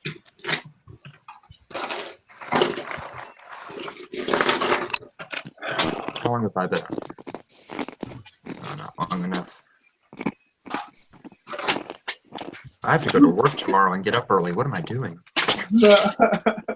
Oh well. This is actually good because it's forcing me to actually get a little building done for a change. That's kind of why I'm using it. We only do one 24-hour live stream a year. You can put off sleep. You know, you can sleep when you're dead. What if I didn't sleep from yesterday to today? Yesterday to the day before, Thanksgiving to Black Friday. Okay, that might be an issue. then you'll be psychotic in a few hours, and we'll get a lot of entertainment value out of that. Well, maybe that'll earn more money. You never know. See, people. Well, first of all, we need people to start pledging money to see you guys do crazy things on That's camera. right, because I can feel the sleep deprivation starting to set in. So it's starting to get prime time here. There you go. From now to like 4 or 5 a.m. and then the last couple hours of live stream. That's like the hardest time. Ooh, I don't know. Wait, okay.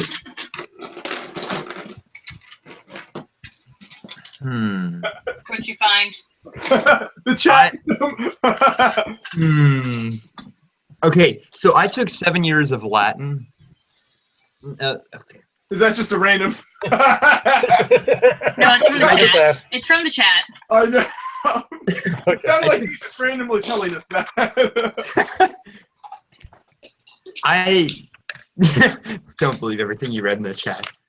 So what is happening in the chat for people not looking? Someone said that Lego is a warning in Latin, roughly translated, do not step. That is definitely true.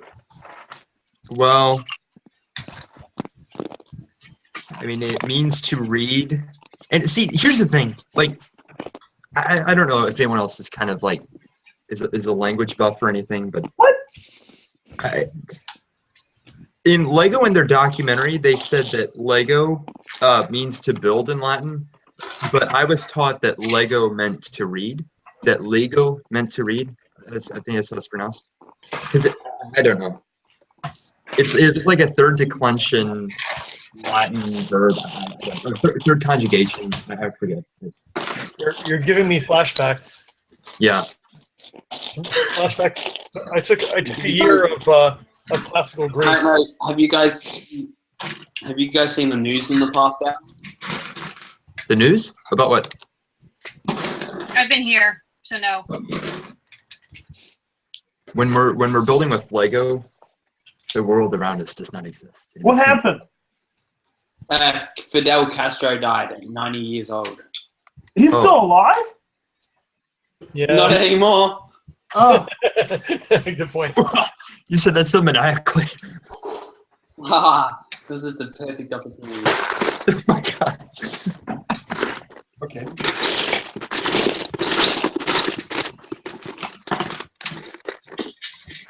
Are you sure it was not Raul? It was Fidel? Yeah, Raul's his younger brother. Right. But he installed Fidel Raul. How long ago did he install Raul? Because Raul's been at the helm for like the past, what, 8 years? I have no clue.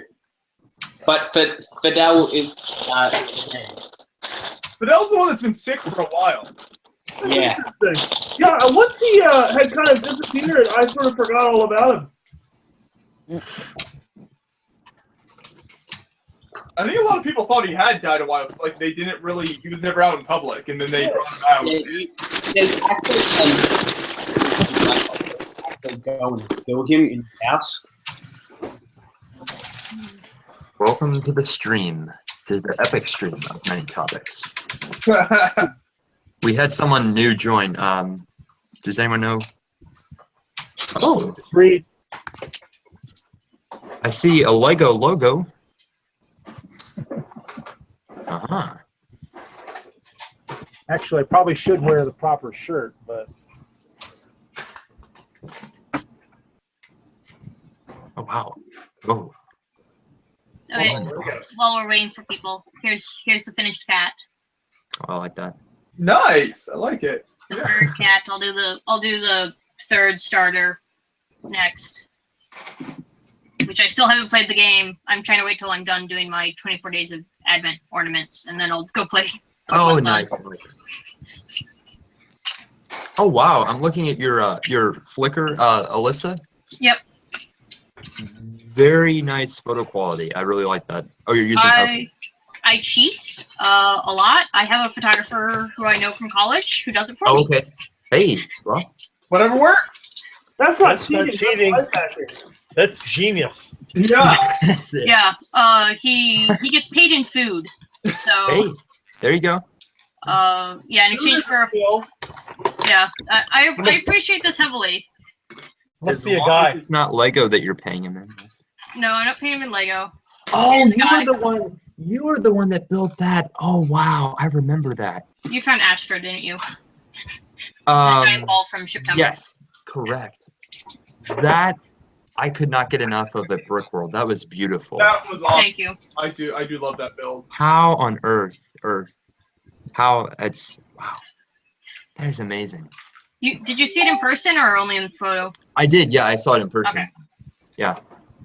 It was like this, I don't know, it had this like gravitational pull. I couldn't get away from it. Really neat. Yeah, I had a few people who didn't see it last year, so it might go to Brickworld again this year, but awesome, otherwise it is done. I can't do the day of, like, it takes about 4 hours to set up and tear down for it. Oh, wow. So. I'm really hoping I finish this Cathedral by Brickworld. I really want this to be my Manus Opus kind of like this. I hope this is going to be like the signature build for me. We'll see. So what was the inspiration behind that one? Because that looks really, I mean, obviously geometric and kind of abstract. And Yeah, so inspiration for that one's kind of, I wanted to do September shamelessly because I hadn't gotten a lot of Flickr people at all to even see my Flickr at the time, and I went, you know, the way to get and I'd never been blogged on Brothers Brick until then either, and so I was like, well, the way to get myself a lot of visibility is to do September, right? Which then almost winning one of the more unique builds out of September clearly got that, but it was built off the design of, I can't build with Technic very well at all, but I wanted to do a round structure, fully round structure with a center where you could see the center core. And so that's the initial designs, and then I came up with a ball design from that, you know, people have done geometric balls. So I saw those and was like, I could reproduce this if I had not had bricks. And what ended up happening was the two clip parts you need to do the joint showed up on the pick brick wall for the alligator for that entire month. Like, nice. Literally came out about 2 months before September, and so I cleared a store and a half out of them along with the hinge piece. That's great. And so that actually is a store and a half allocation worth of that part. And of 3 parts out of the system. And so then I built the ball, and then I built the first ball, and I was thinking I'm only doing like 2 layers. Built the first ball, then I built the second ball, and I was like, I'm only 50 studs in length. I need to like keep going until I'm done. So that's what caused that. And then I finished the ball section with about a week and a half to spare, which is what caused, then I went back and said, you know, I took a photo of it, and I took it on the train for a couple days, and I looked at it and went, I don't like that it just looks like a ball. I want something else. And that's what caused the rings and the rest of the designing. Nice. I love it when people completely clear out a store and it's for one project, and everyone looks at you funny, and then it's like, oh, hey, you have something. Yeah, awesome. I was really happy with it. See, the thing I'm kicking myself about is, like, I needed a lot of Travis bricks for this build, and the irony of it is last year 2 years ago at Brickworld, I went to the Lego store and they had a pad wall that was just full of Travis bricks. And I was like, Travis bricks? Who needs Travis bricks? And then 2 years later, getting the taste of my own medicine. So you know they're on the wall right now, right? The Penguin has them. I'm like 100 miles away from the closest Lego store. FYI, they're in the Lego store again. But you know, it's worth pointing out that I think it's a universal thing where you think I could never use that many of something. Yep. Make whatever that something is, and then one day you start doing a build and you're like, oh, I just used more than I ever thought I would ever need. I should have got that 200 of them back then. Yep. And then I think it's also universal to buy lug bulk and then realize you don't need the lug bulk that you bought. Well, in this case, like in our case this year, we didn't get our lug bulk until October 30th.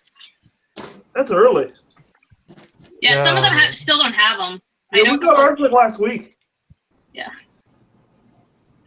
Well, it was pretty bad this year. I've stopped doing lug bulk because there was 1 year I did it, and there was like this big like dollar increase in between the time where we all like put in our order and in between the time where we and like in between the time they got it. So it was like twice. It was almost twice what the original estimate was going to be. Oh. And we ordered in January and it came in November. Sorry. Yeah, I know what it's like.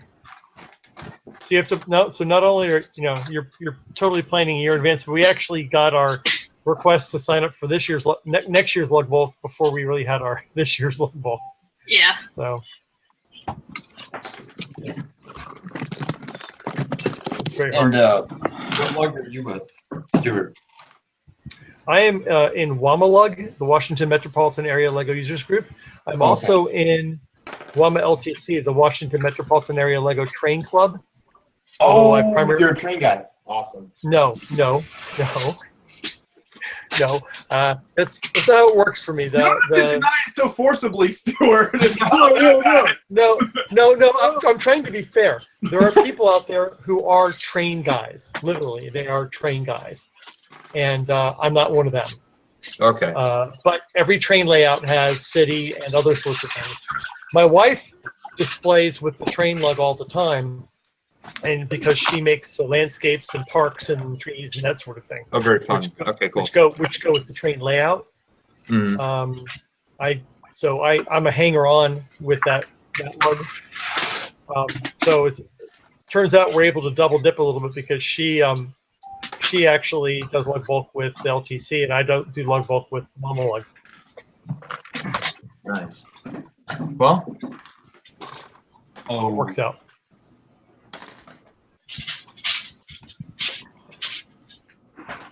That's cool.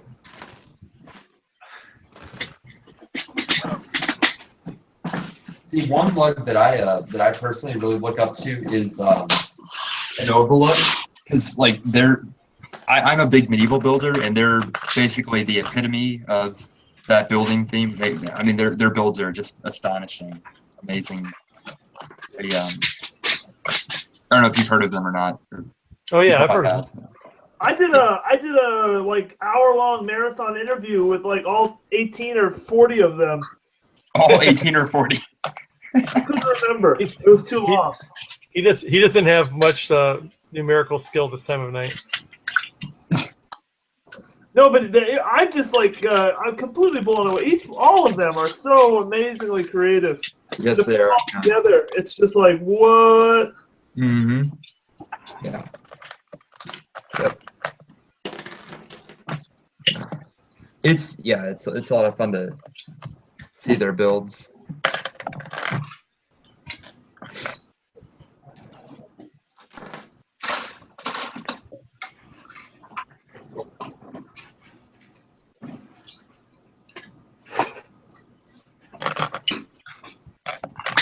You ever buy so much Lego that you have like stashes that you've bought probably a year ago, and you're just now getting around to sorting it, or even beyond that? Yep. Absolutely. Okay. Who doesn't? That's my question. Yeah. Oh, speaking of questions, I want to see what our chat's looking like here. Oh, wow, we got a lot. Let's see who we got here. Who are you gonna call? Customs. Oh. Okay.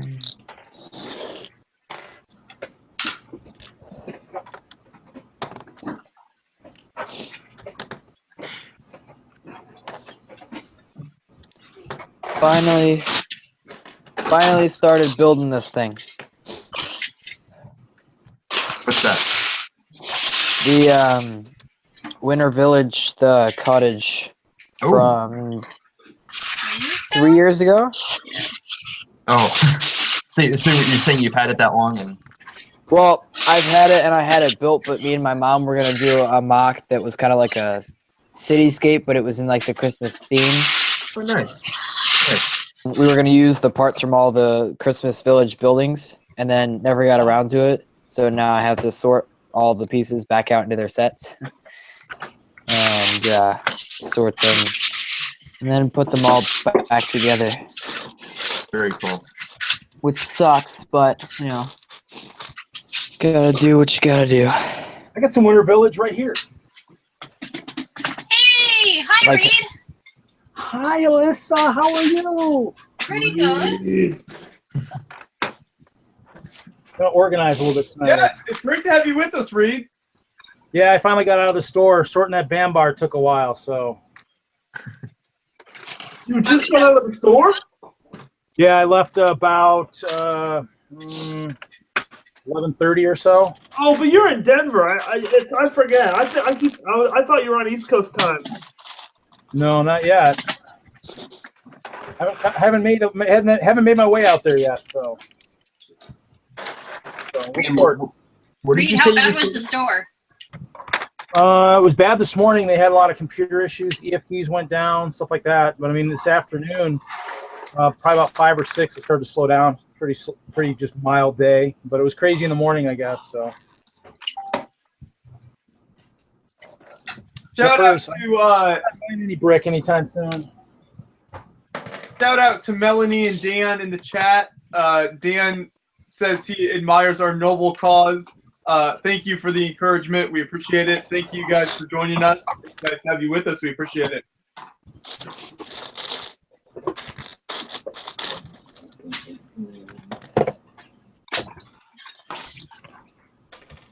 What are you working on there, Reed? I am, as you can see, I've got a lot of pen and pencil holders I got last year when the kids went back to school for like 17 cents a piece. So I need to organize my collection a little bit. Like I said, I don't need to buy any more pieces. Except for Lug Bulk. Lug Bulk was good. Let me pull out my favorite piece from Lug Bulk this year. The 1x6x5. Purple panel pieces. Yeah, 150 of them. I have a lifetime supply. I am so glad you put that on the order. Never say that, because you know you need more of them. Well, you know, if they put these guys back on the wall, these 1x2 clear plates, I can do a collaboration for the Hope Castle. But I only have 120,000. I still need a couple hundred thousand Yeah. more. So. Did you say castle? The castle, yeah. This one here. Oh Back my shirt. goodness. Let me see. The Hope Castle. Yeah. Let me see this. I buried the new keep. The new keep is buried. Hold on, give me a second. This is the new keep down here. Let's get the camera in here. The new keep is the size of 2 base plates by 2 base plates. Oh wow. So instead of being the standard base plate, actually, if I can probably grab something out of the box, I can probably scale it. Give me a moment. Wow.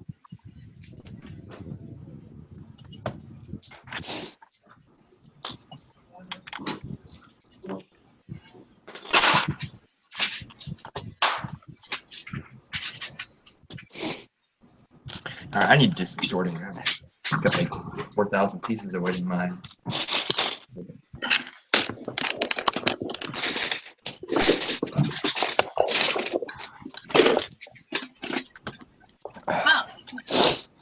So the current castle is this big. The current castle is this big. Each part of the leaf of the castle is now going to be this big. So this. Were you at Brick World last year? Yes, I was. Last 5 years. Okay, I saw it. Yeah, so the castle's gonna be bigger this next year. That was. I'm glad I can virtually tell you that that was an epic castle. That was. I really like the colors that you had, all the different changing colors, and of course the the mad beats with Kevin Hinkle there. That was pretty awesome. Yeah. Actually, I'll do some more stuff for him. I took his room out when I went to BrickCon and made an homage to Microsoft and built a little Microsoft level when I went to BrickCon. Okay. So. But we'll beat up on Kevin a little bit more here and there. Guys, I'll be right back.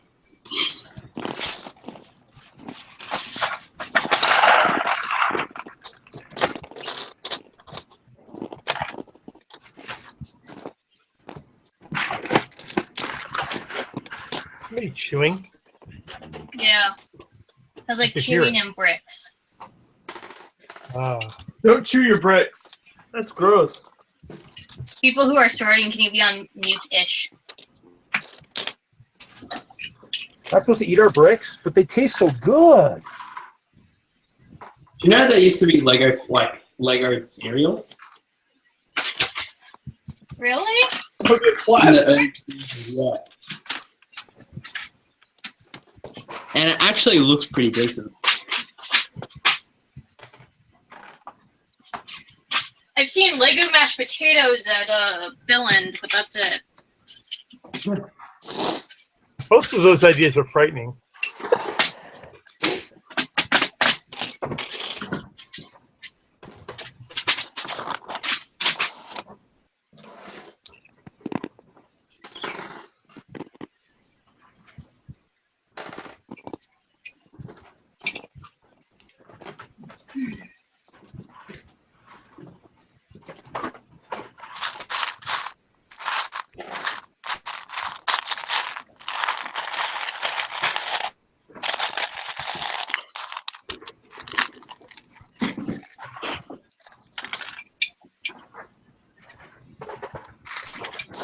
So, Reed, what time is it where you are? 12:07. Okay, so you're a couple hours behind us. Yes, I am. Lucky me. But that's okay. I have to work at 1:45 p.m. tomorrow, so I'll go to sleep at some point.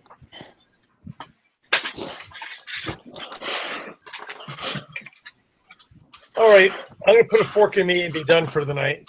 I'll see you guys on the flip side. Yeah, thanks for joining us, Stuart. Thank you. It's been good having you with us. My pleasure. Thanks a lot. Maybe I'll actually get this mock built by tomorrow. Caden, shouldn't you be in bed? Shouldn't you be in bed now? Does your mother know you're up? Yeah, she knows I'm up. Right. Is she up? That's the question. Hell no. She's been asleep for 3 hours at this point. All right. Tell your brother and your mom I said hi. Okay. Oh, Stuart, are you leaving? Yeah. Oh, okay. Nice talking to you, sir. Likewise. Are you gonna be on later on? Like. I probably won't be. Actually, I've got work tomorrow and then family activities after. So I may be ending my time soon here too. So. Okay. Well, cool. Thanks. It's been really fun listening to your information. Good stuff. Thank you. All right. See you. All right. Good night, guys. See ya. Bye-bye. Good night. I actually just realized something. Everybody. Oh. What was that? Everyone in my house has been asleep for 3 hours at this point. I don't blame him. I'm the only one up. And I cracked open the box of wheat thins about a half hour ago, so I'm good. Are you eating wheat thins for lunch? No, I'm eating them for, I guess at this point you can call it breakfast. Well, that's a whole meal. Well, here, I made something for the guys at the store, but they didn't eat it all. You guys want any? I got some tater tot casserole here. Anybody want some? Oh, yeah, that sounds good. Here, me. You made tater tot casserole for the guys at the store? I made it, well, it was potluck day. I also made it for the guys at my friend's house yesterday, too. They ate it all, though. I'll have to take some of this back tomorrow, I guess. Tater tot casserole. That's a new one. Mel, to answer your question in chat, I am planning to be at Brickworld next year. I don't think I'm going to randomly decide to go to the desert and start digging again. That was just a 1 year thing. It does hit you from time to time. It does. You know, the urge is strong, but I think I'll be back next year. Oh, we won't have Matthew all by himself? That might be good, actually. How many interviews? Was it 70 interviews or something like that? It was something crazy. Yeah, I know. You and John went wild over there. Wait, what we do? Are you talking about the other John? My brother, who does the camera. Okay, sorry. He must be getting tired if he's been working that camera all day. I was in earlier, you know. He's working that camera, Joshua. He's probably got to be getting tired now. He hasn't joined us yet. Oh, he's not sitting there with the camera on his shoulder, just filming you all day. No, that'd be a bit much. Be kind of hot though. I've got the floor done so far. Ooh, Caden, nice. What are you building? Oh, that's right, the Winter Village. You said. Yeah. Okay. I figured I'd go with the biggest one first since that requires the most effort. There you go. Yeah. So I did the truck earlier. That's what I was building earlier. Oh wait, can I see that? Sorry. So. Cool. Neat. I'm looking forward to building the new train. Oh hell yeah! I want that so bad. Good one. The coolest thing I think that's about it is the fact that under the Christmas tree is the train that goes around it, the micro scale train that uses the roller skates as wheels. I like that. Okay. I was like, we have another Christmas train. Yeah. Got the old one somewhere. It's in a box. Reed, I'll trade you for the new one. Nah.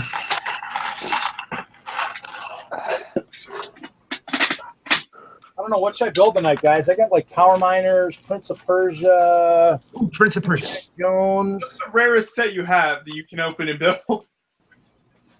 I don't know. It's too much to choose from. UCS Falcon. I don't have that one. Oh man. I only have the pristine instructions that Kevin Hinkle keeps hounding me for. So. Really? Oh. Kevin's got like the most rare shit of anyone I know. Yeah, Kevin and Paul got to see it when they were out here for Denver Brick Fest. I remember last year Kevin just started opening all these super rare sets he had. Because Kevin's like the only guy in the office when they have like, oh wow, this is super rare, like quantity 1 of 1, like let's just throw it out. And then they say, Kevin, do you want it? And he's like, okay. Nice.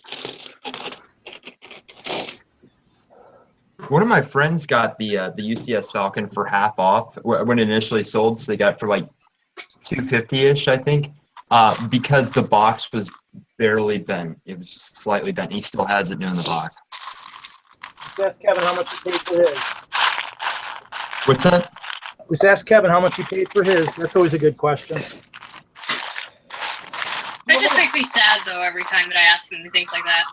Because that Falcon that Kevin has, his UCS, he got for absolutely nothing. 'Cause he helped an old employee move, and so he gave him the Falcon. Oh, man. But the instructions are all ripped out because they built it quickly for the store, so that's why he's after mine. You should be like, hey, I'll trade the instructions for the build. I could. That would be interesting. I don't know if he'd go for that one. That's kind of a rough.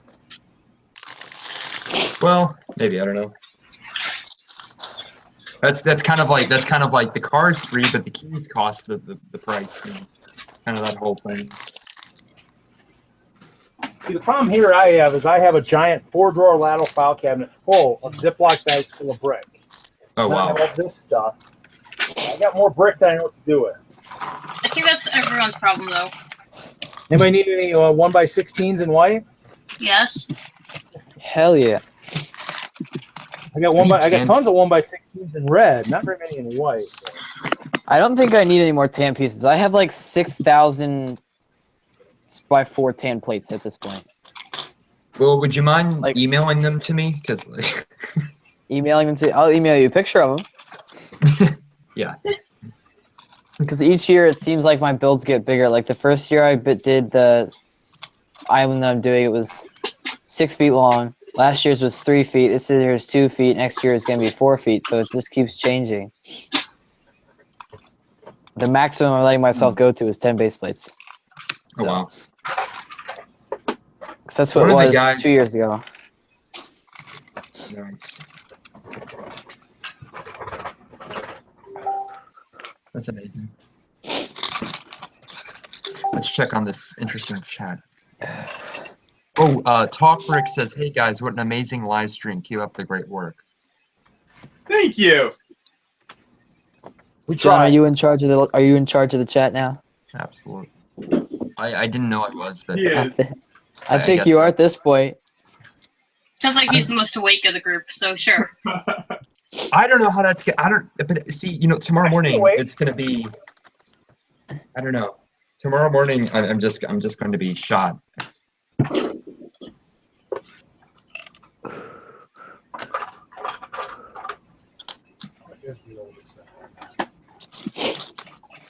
Hopefully, my boss will understand. He'll be like, "Oh, Lego." Just tell him it was for charity. He'll understand. That's right. Yes. In the spirit of things, you had to miss work. 4x6 white plates, anyone? What type of tan pieces do you have? Me? I got some good tan. I got some good tan 1x6x5 panels. Let me see. Ooh, yeah. I've been stockpiling those. Yeah. Yeah, they used to be on the pick-a-brick trees at the mill store years ago. Why is it like every piece that I need for a mock? Everyone's like, "Oh yeah, that used to be on the pick-a-brick." Because if you go back far enough, most of them have been. Oh yeah. I now see a real reason to create a time machine now. That or bet on the Cubs.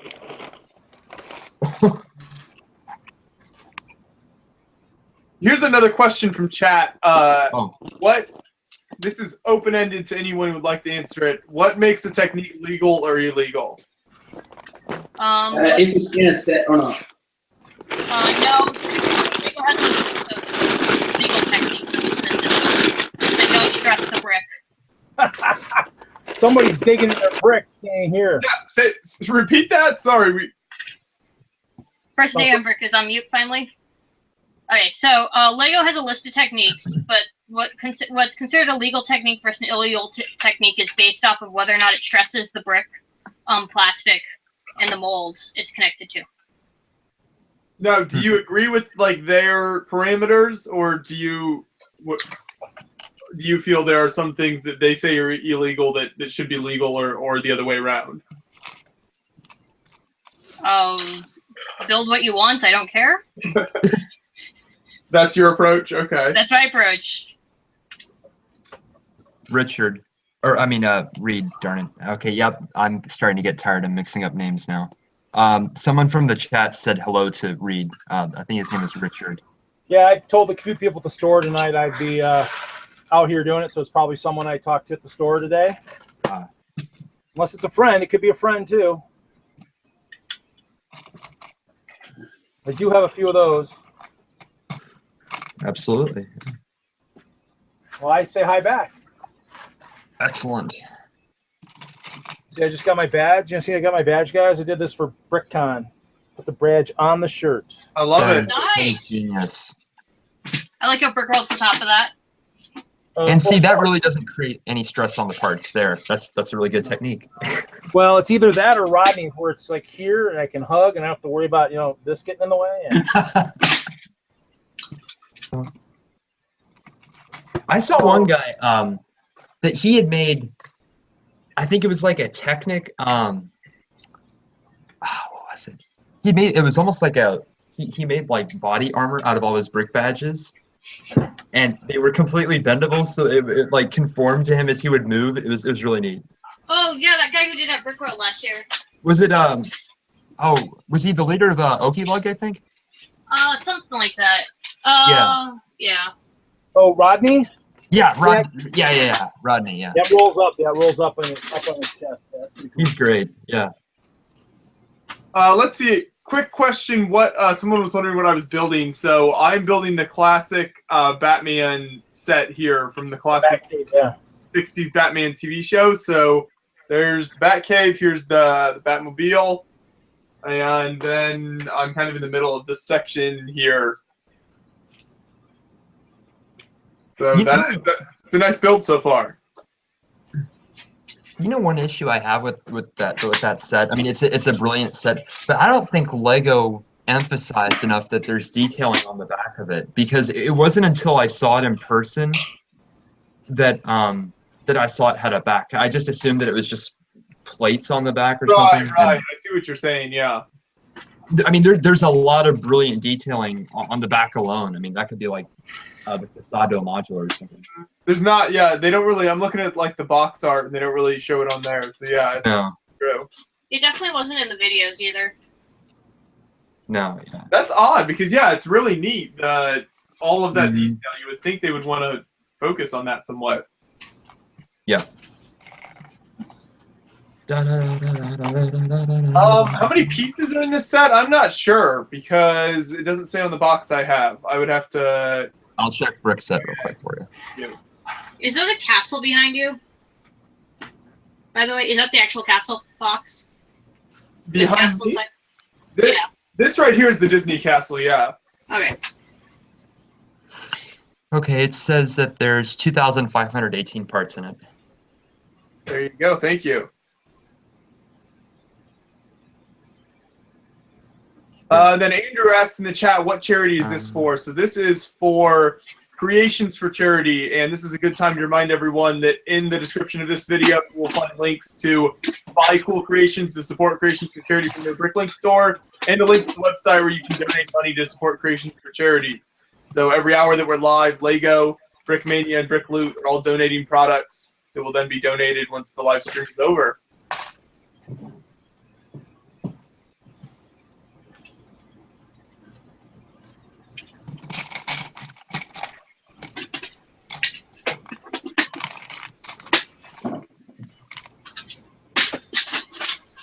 Oh, I have a cool part I found that might be new to you guys. Give me a second. I'll go pull it up.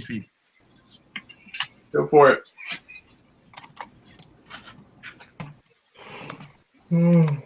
Ooh, excuse me. I heard that. Somebody yawned. I don't know who that was. Okay.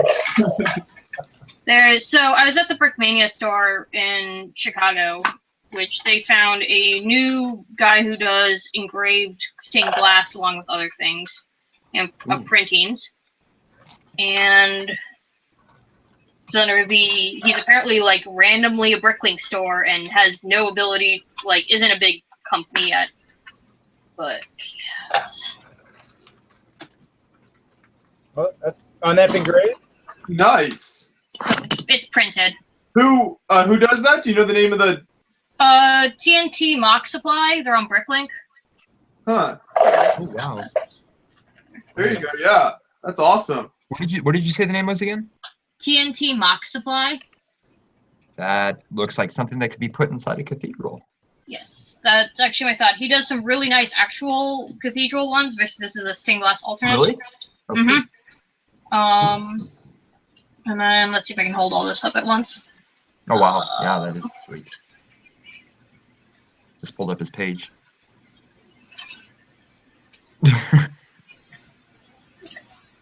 Oh yeah, look at that. Multiple things. That's awesome. I love that. So yeah, I thought And they is were it really like, I'm assuming it's pad printed or like okay. Yeah, it's the like you can have a minor texture on them, but not enough for it to be a problem. Right. Awesome. I think I finally found something, the oldest thing in my collection that I found on a shelf, and I just found on a shelf recently. Here we go. It's coming up. This was on a shelf in western Colorado. Go ahead and build that. It's been on the shelf since 1992. Yes. Wow. Found 3 of them, so yeah. Good for GBCs, you know. Good for GBCs. You know.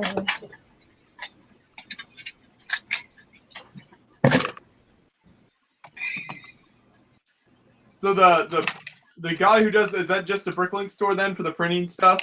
Yeah. Okay.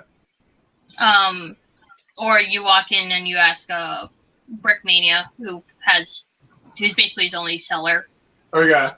But he is super small and not the most responsive at the moment. But otherwise, is great for product wise. Joshua, someone wants to know if you're going to build your Cinderella castle. Oh, I don't know. Probably not at this point, just because that's such a massive build, and we probably won't have time. We'll see. Probably not though. But we, if we end up having time, once we finish with Mike Psyche, the Lego designer is coming to join us at 5 a.m. So that's like 2.5 hours. If we finish with him, and I feel like I have time, I might start on it. Oh. How much sleep are you going to be functioning on when you interview? Not much. So. Do you build them Lego things? He's like, okay. What have I joined? He joined us last year, so he knows what Okay. we're. Well, since we're talking about custom bricks, I figure I might as well pull out the stuff that we have. Our brick engraver here in Colorado that does our stuff actually made some bricks for me. My God. He did masonry bricks. He did some of them of the standard pattern, but he did in trans purple for me, trans black, and trans clear. But he actually did other ones too. He did actually some of his own patterns, which are some of the best actually. That's really cool. So you can find them. Reed, who is this? That's Stuart. Oh, Stuart and Cowlug/Denlug? Yeah. Okay. He did some custom bond stuff, some custom patterns, which are actually pretty good. Those are nice.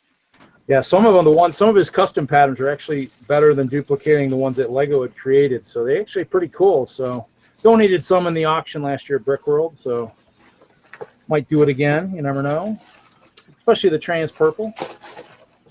Those bricks I have the most of from Blood Bolt last year. Oh, you said we were supposed to sort. This is crazy. No, we're supposed to be building. And beyond the brick, So we're someone said I don't think I've commented on your videos much, but I just wanted to say thank you that you guys have done an amazing job capturing this hobby/movement, especially the interviews. Keep it up, guys. Hey, that's really nice. Thank you. We appreciate that. We do our best. Thank you to all of you watching in the live stream and commenting. We appreciate it. It's always fun having you join us.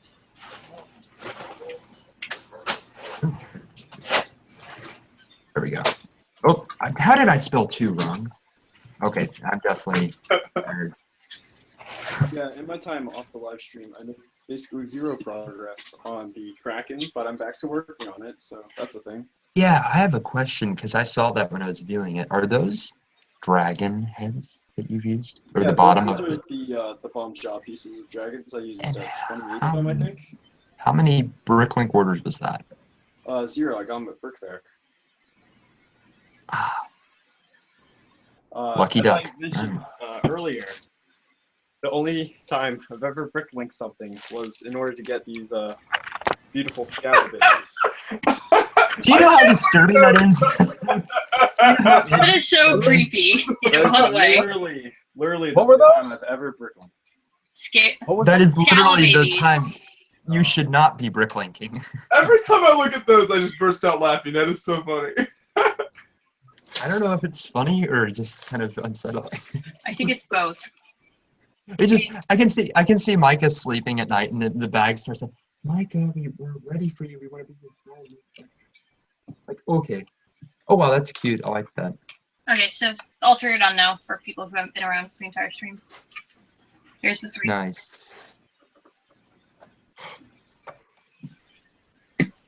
That's a second yawn.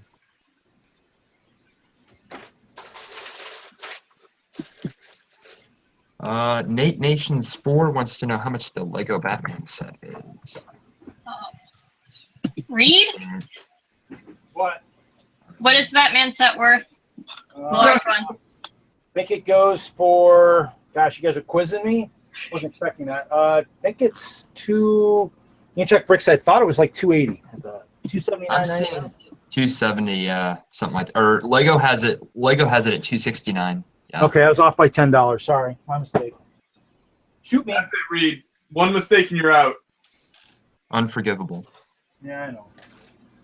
I know it sucks. I hate it when I do that.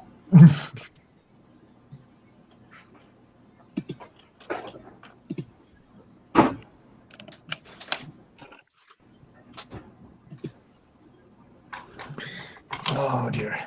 Thanks for Micah, keeping how much Mountain Dew have you? What? Thanks for keeping an eye on the chat. Oh sure, yeah. Most expensive set is so Nate Nations on chat asked what the most expensive set is. Death Star, $499.99. No. Well, is he meaning like MSRP. ever?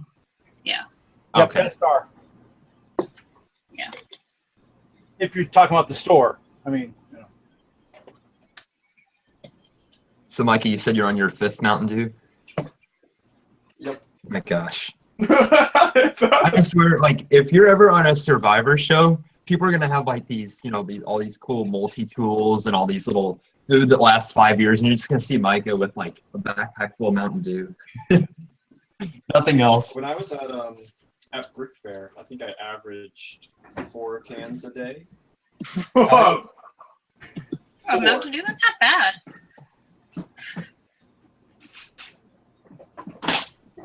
I don't know. That's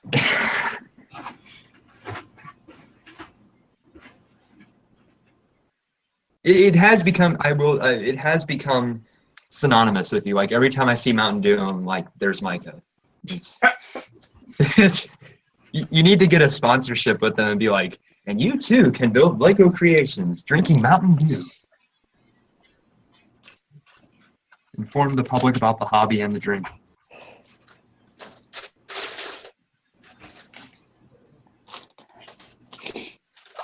I'm making too many jokes. I know it's past my bedtime. That's not good.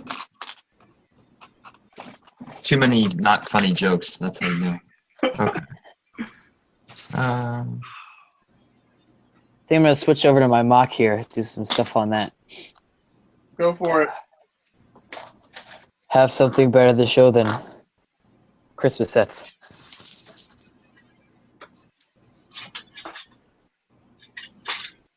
Ugh. Okay. Okay, twist my arm. I'll do some building. What the heck? There you go. That's a good set. That's pretty good. Now if I can find some building here.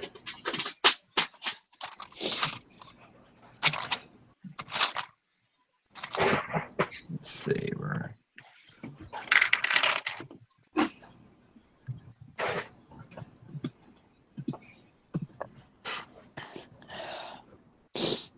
Nate Nations is saying something about something he thought was around $1,000. I'm wondering, Nate, are you talking about like now discontinued sets, like collectible ones? Guessing he's talking about that. That would be the Taj Mahal blitzing at 1,000 proper. I would say 1,500, wouldn't you? I mean the modular. The used is sitting, in Cafe Corners around there. Oh, okay, yeah, the used. Yeah, my friend's got 3 of those still in the box. What? He might be watching. He might be the friend that's on. I'll laugh too. If it's John, he'd laugh. Yeah, because friends, he's gonna sell stuff every time I talk to him. I'm gonna sell my collection. Don't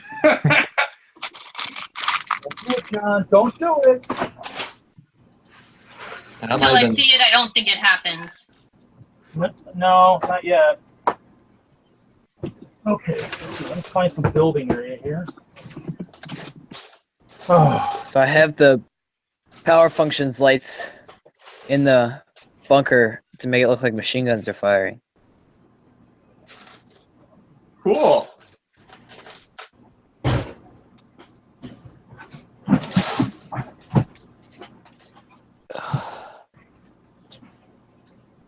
Okay, impromptu building.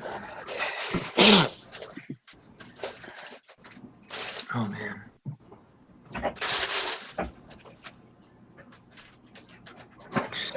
Let's see. Everybody always has a sheet of plywood just laying around all the time, right? I do. I think I do too somewhere in this room. It's such a tight fit. Oh. One of my. Ooh, I see trees and foliage. Is this a well, I can't even. Is it a what type of mock is that? I mean, obviously a diorama. What's that? What type of month is it? No, type of mock. Okay. I was gonna say, I think they're just that tired. Uh-oh. Oh, okay, I see. Nice. Okay, I wasn't sure if that was a Sherman or not. I'm assuming it's a Sherman, right? That back there, this right here. Yeah. Yes, yeah, it's a Sherman. Okay. Phew. Okay, good. Yeah, it's a Sherman. All is not lost for me. Yeah, I got a couple LVTs, Willie Jeep 2 down in this box here. If you wanna see those, I can move. Yeah. I can move the Sherman and show you that. Ugh. Oh. While you're doing that, we have another question from Andrew. Oh God. Wanting to know what is the oldest Lego set that you have? Oh, and we have Brick Jonas here too. Oldest set. Oldest set? Yeah. Still built or not built anymore? He didn't specify, so I don't think he cares. Either one. Open-ended. I don't know. Oldest set I have not built anymore is the super early. There's this little white classic plane. It's about 3 years came out after Lego started. It's literally in the first shelf of the vault. As far as still built, I think it would be the Yoda build that we own. With all the sand green. Yeah, the sand green Yoda build is probably my oldest of the still built stuff. Sand green. Oh. I think the oldest set that I have not built, the old, the 2007 TIE Fighter that comes with the Darth Vader where the lightsaber is part of his hand that when you push it down, it lights up. Oh, yeah. Oh, Yes, that's the fun. oldest set I probably own. We're building the Wait. cottage. And I don't have any sets that are put together, so. Building the cottage. There you go. It's all done. I built it for you. You're all done. Look at that. You're done. Oh, There's a Matthew has it. John. There's the LVT. Matthew has a fan. He says, Matthew, you're my hero. I want to meet you in real life, but I live in the Netherlands, so that sucks. My name is Joris, by the way. Is Matthew in the call? Or? Matthew is. I think Matthew's Oh, there he taking is. one of his infamous breaks. Dude, I'm just sorting Lego on my. I have like a table over there. Oh, okay. Did someone? What is that again? I thought that was a different Matthew for the first part of that, so I wasn't listening. Yeah, there's so many Matthews in the call. There always is another Matthew. That's the first law of Matthews. There's always another Matthew. There's a lot of Johns too. He said, Matthew, you're my hero. I want to meet you in real life, but I live in the Netherlands, so that stinks. My name is Joris, by the way. Why am I your hero? That's my only question. You just have to accept it. I guess, whatever. I'm okay. John, there's the LVT. What's that? Oh, let me see. There's the LVT. Oh, nice. I like that. Here, I can get.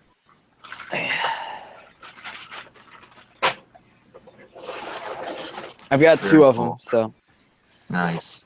What was funny is the way that I built it the first time. I had built one on LDD, but I didn't like it. It was too big for the scale that I was trying to go for. It's slightly bigger than minifig scale. So I built that one, and then was realizing, well, crap, I needed to build the second one. And I had no documentation of how I built it. Oh. But these panels here that connect to the sides, they come off. So I could take that off and just look at the side structure.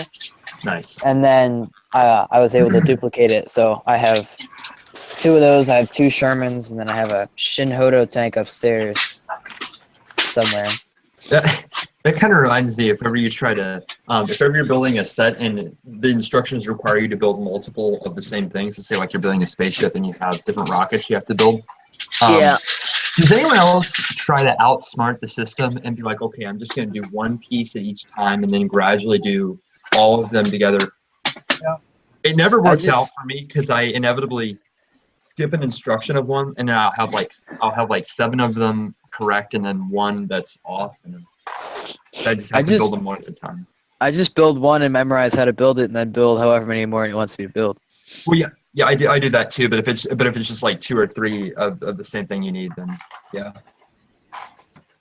Yeah. Yep. Yeah. Yeah. Yep. Yep. Yep. Yeah,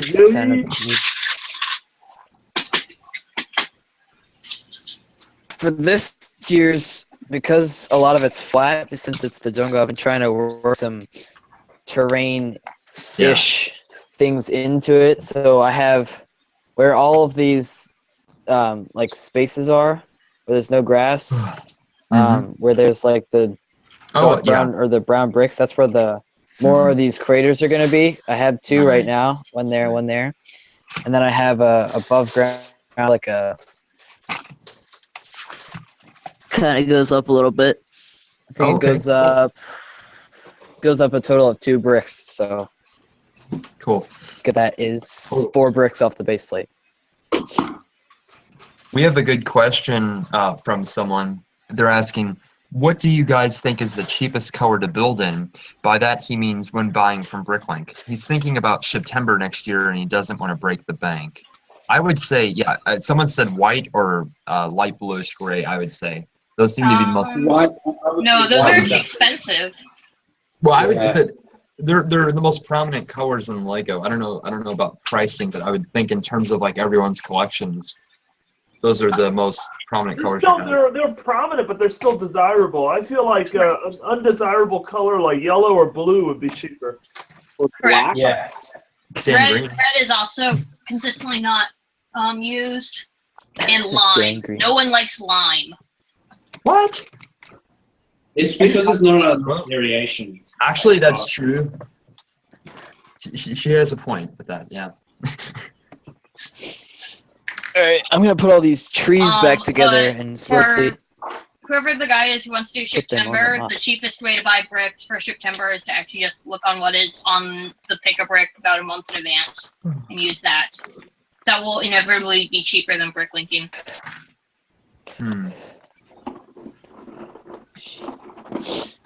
Someone is wanting to know, when will Brickmania announce the winners for a Brickmania kit every hour? I'm unfamiliar with that. I'm gonna hand that over to. So Brickmania, they're donating to the charity every hour, so it's not like a set giveaway. It's charity. But good try.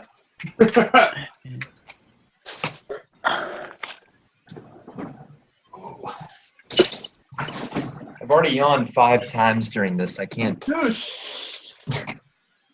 Yeah, John, I don't know if it was you I was talking about earlier, but these bush pieces right here. I don't know if you can see that or not. You use those upside down for the palm trees, did you not? Yeah. Oh yeah. Very clever. I got 40 of these things. Nice, nice. Yeah. In It's like green 36 or in bucks. or in tan. I've got them in green. I have 2 in dark tan that I use for explosions, but I have all the trees are made of green. Okay. I normally use the yellow or the tans to be bananas on that trick. But this is kind of my technique for an explosion. I use the dark tan ones, and then I just put a bunch of fire. Oh, that looks cool. You should try doing that with the yellow one, if you have a yellow one. Yeah, I've seen people that like they paint the top ones, like towards the tops of them. They'll paint the tops of the prickles like orange to go with the fire, and then they'll put the fire on top of it. But I don't know. I haven't done that. So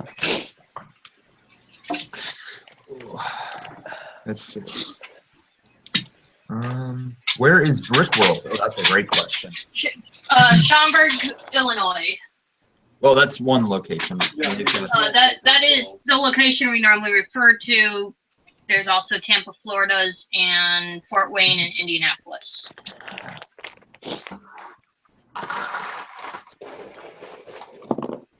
I always think it's funny that like Indiana has more Lego shows than almost any other state. It's just because like Brian lives here and that's where he starts them all. But you wouldn't think of Indiana being where all Lego shows are. Yeah. Indiana. There's nothing else to do. Let's have a Lego show. Pretty much. I can dig it. Brian gives us something to do. Brian gives a lot of people something to do. Yeah, even in Australia, I've heard about how bad it is in Indiana, and it's just like the dead middle of America.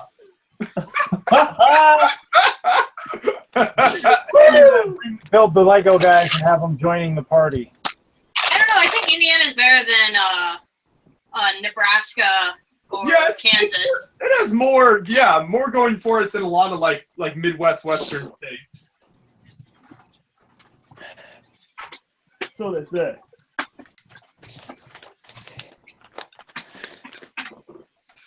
When's Tina coming?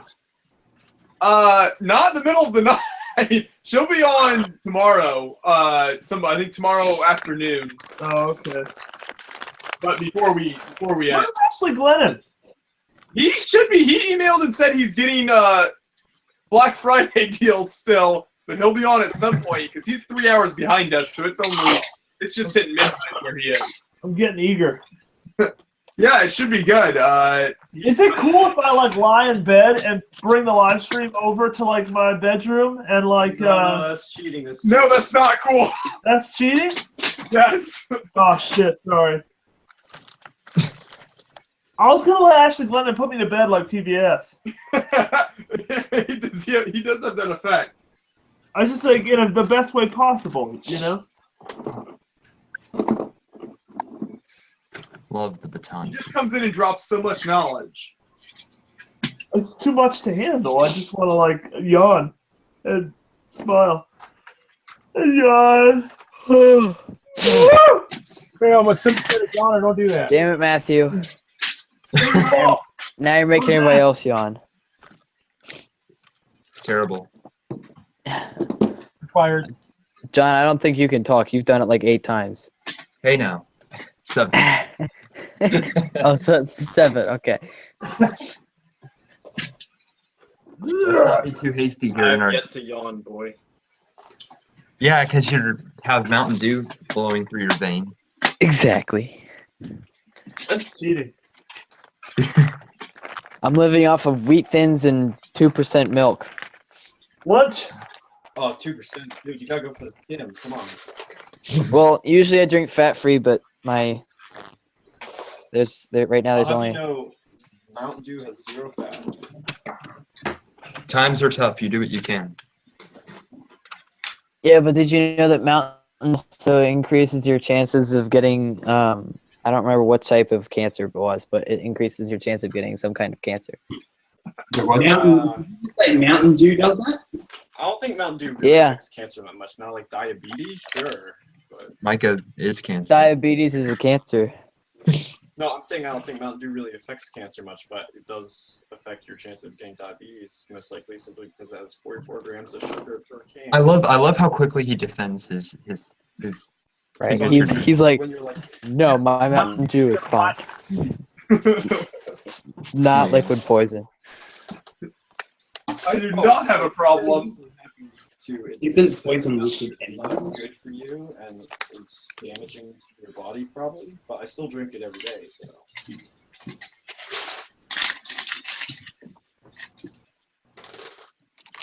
All right, guys. Well, it has been a really fun time here. I have work kind of relatively bright and early in the morning, so I need to be heading off. But I may come back if you'll let me. Like, if you grace me with a link, I would appreciate that for the next segment. Yeah. But yeah, until then, I will talk to you guys later. Yeah, it's been great having you with us. Thanks for joining us. Thanks for having me. I appreciate it. See you, John. Talk to you later. Bye-bye. How do you get the Q&A up? Is that the Q&A he was talking about, the chat? Oh, chat. There we go. Yeah, I just have the YouTube running on a separate tab and then randomly hit it. Oh.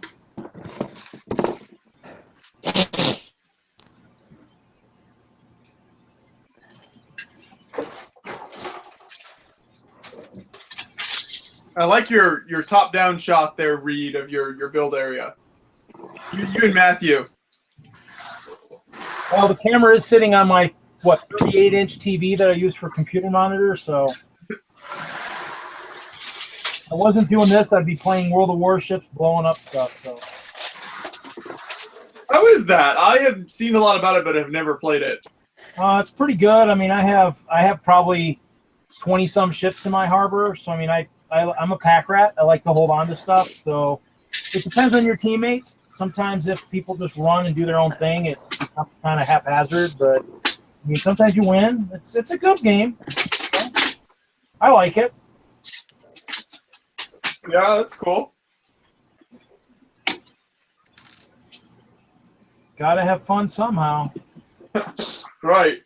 Other than just Lego.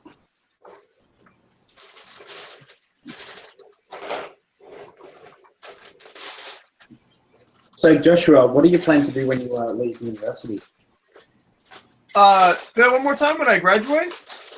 Yeah. Yeah, I'm planning to go to grad school, so I'm planning to get my master's degree, which will be another 2 years of school. So that's my plan right now when I graduate in the spring. Fun stuff. Good luck.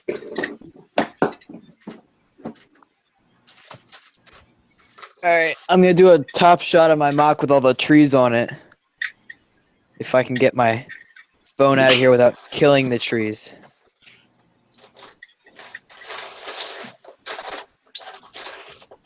Okay. So this is my mock with all the trees on it.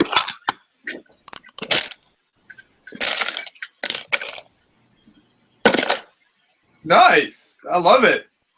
Looks good. Sexy. So still working on it, but it'll be done for August. What's in August? Should be anyway.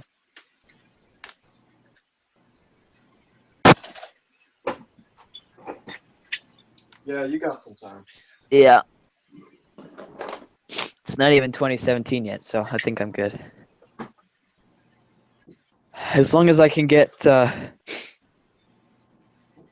the minifigs by then, I should be good. But now that my dad's in the Lego loop, I think he'll be fine with ordering me Bricklink stuff for Christmas. So. Hey, that's pretty good. I mean, the weekend after Brick Fair, my dad probably spent about $50-$60 on Bricklink ordering random Technic pieces for modules that he built and then took apart because they didn't work. Including this amount of tree parts that I had him order. I mean, I had 411 1x1 brown cylindrical bricks, by 3 palm trees, and then 37 of the green bushes. But I built after I saw the Minicon display of Brickmania's Missouri at Brick Fair, Virginia this year, I built a micro scale. It's not any specific ship, it's just kind of a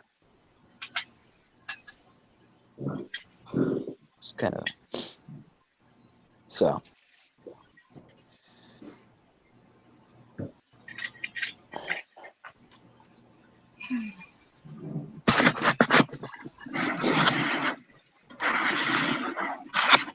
All right.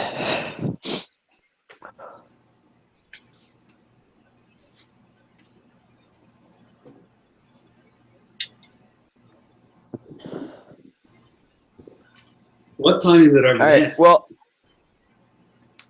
it's 3 a.m. right in here. Oh, 3 a.m. In Eastern time.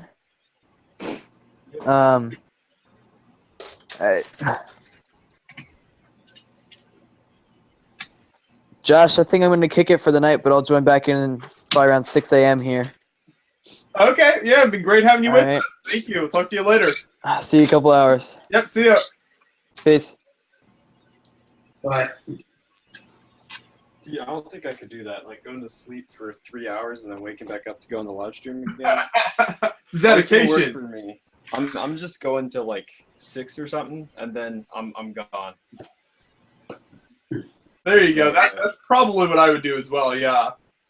I did cheat. I woke up at like 4 today p.m. and just. See, I should have done that. I woke up today at like 8 o'clock. I woke up early in the morning to play football. So I didn't go to bed when Thanksgiving to Black Friday, and then just went Black Friday shopping at 6 a.m. to the store, and then came home and slept. So I actually haven't had 8 hours. It's just in the middle of the day. I should have done that. That would have been smart. I don't know. I slept till about noon and then went into work. So actually, I slept till noon, cooked, and then went into work. Tater tot casserole? Yeah. Actually, I bet I had the most interesting Thanksgiving. Oh. One of my friends is actually doing he's actually doing a remodel in his house. Let's see if I can pull up the video. So we actually got to have a little bit of fun. Where's the good one? Let's pull up Todd. Let's see if I can pull up the guy doing it. So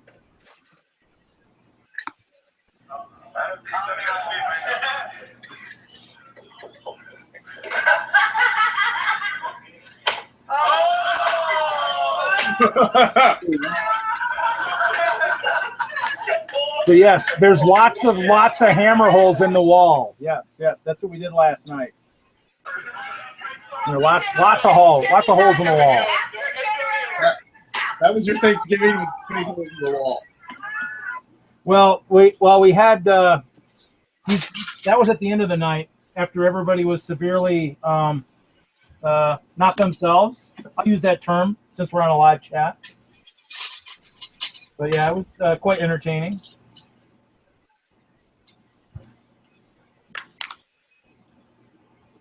Let's see here. Somebody's messaged me.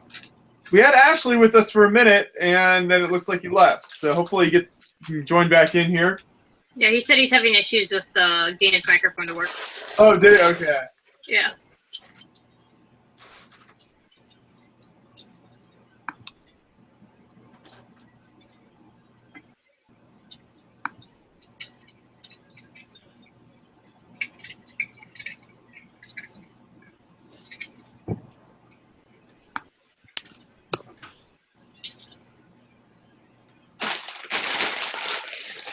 What do you guys think of the new Bricklink design?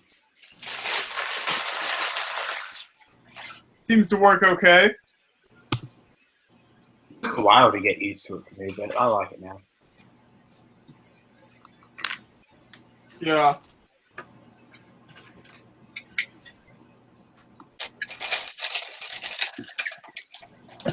I'm honestly not on Bricklink for more than searching for if I already own a part, so for me it was fine.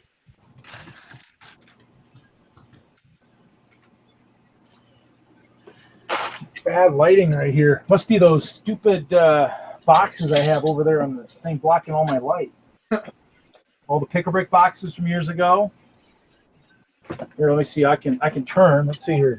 All these guys. Everybody remember those? Oh. Oh, hey, I love those. Are cool. Wow, and it came right back to where I was working. Oh yeah. Wow, magic.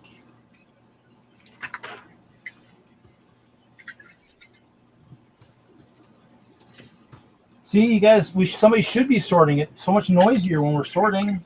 True. I'm sorry, I'm building. I am too now. I was sorting, making lots of noise. We're about to hit the 10-hour mark here. 10 hours. That's good. Yep.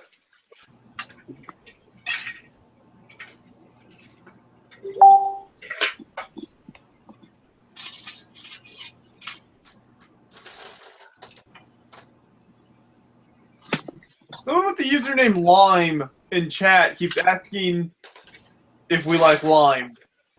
And that's all he's commenting about. Lime isn't the fruit? Right. So go ahead and answer his Well, question. I do indeed like limes. There you go. So Probably we prefer lemons though. Just that's our saying. collective answer.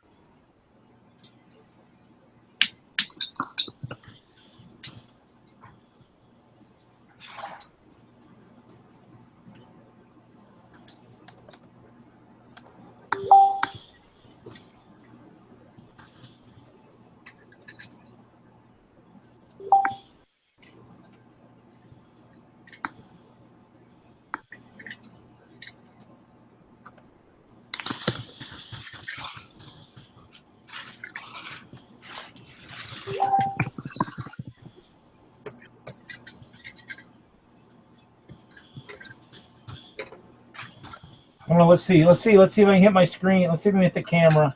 We'll try the trebuchet. Let's see. Oh, too low. Low trajectory. Only hit the keyboard. Oh, hit the monitor that time.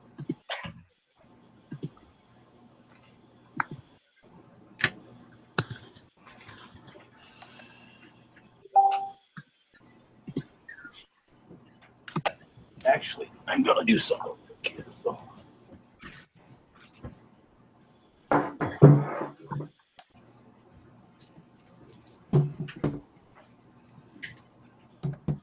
There's no, so I'm building the AT-ACT from Rogue One, and there's absolutely no reference, there's no pictures of what the back looks like.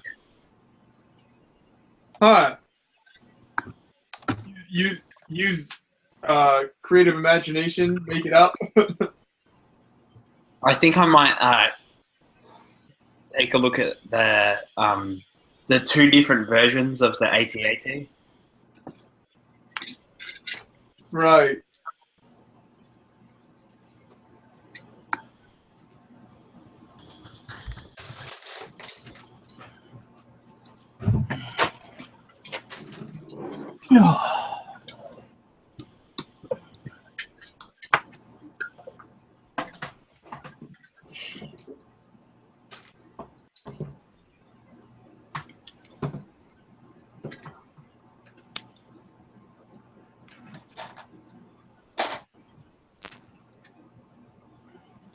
I'm still struggling with Charmander's head.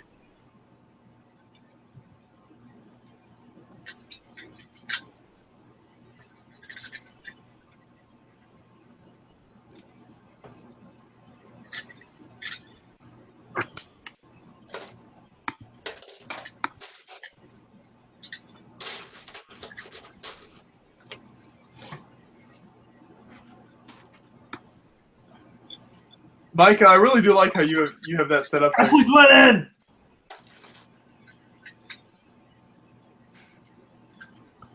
Is it actually going to work here? Ashley Glennon!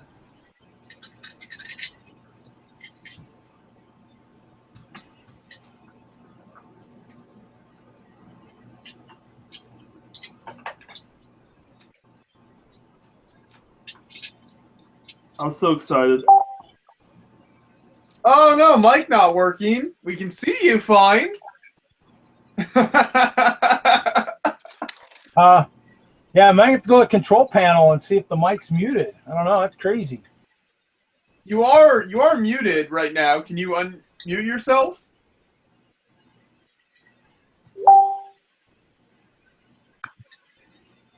Oh, huh.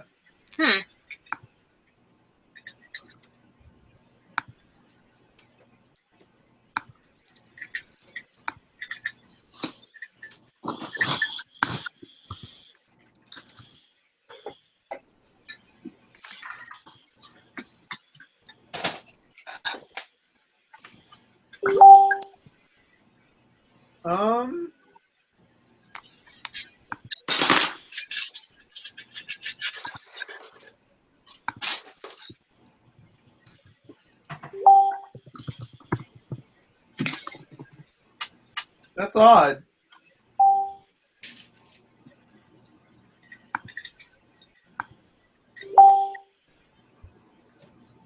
Nothing at the top of the screen or anything?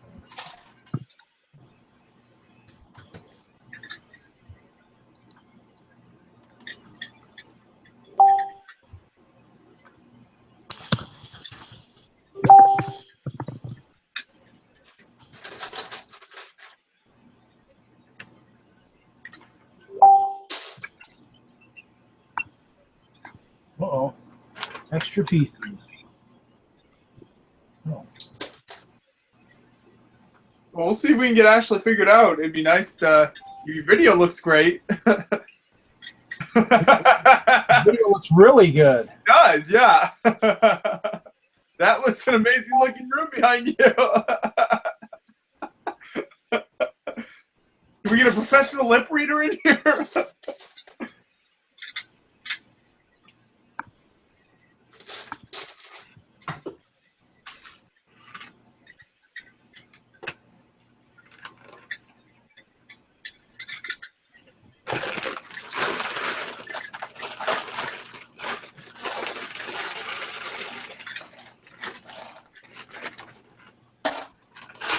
On to bag 2.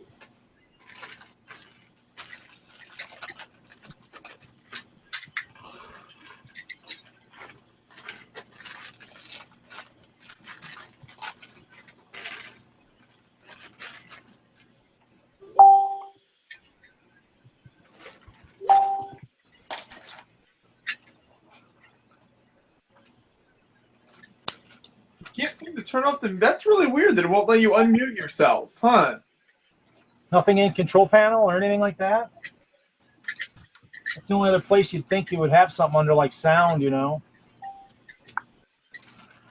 I guess I don't. You can try leaving and coming back in again. That sometimes. Hopefully, we'll get this figured out.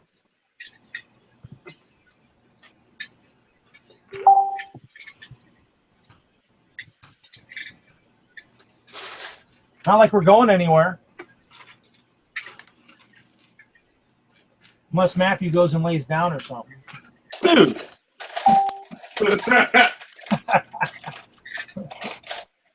Oh, wait, I insulted him. How much am I supposed to donate now? Dang it. $50, bitch. $50? Hey, this is a public thing. Hey, watch your language, young man. Oh, I'm sorry. Dad. Reed is playing the role of Captain America. Oh. Language. Mom.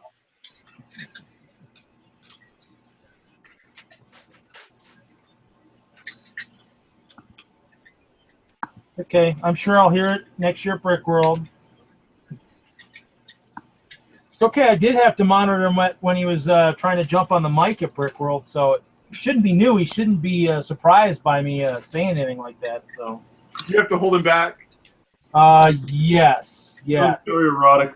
He did not want to say. He did not want to talk. It was probably like what he was just talking now. You know, that's probably about what it was. You know?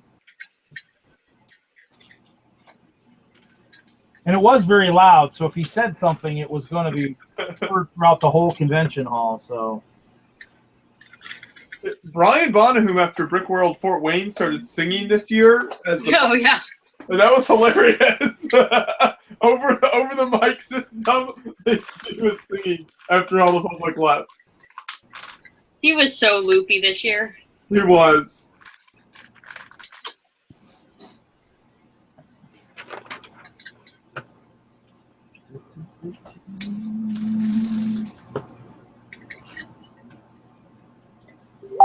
He's supposed to be joining us from a beach somewhere. In Florida? Is that where he is right now? Yeah. Okay.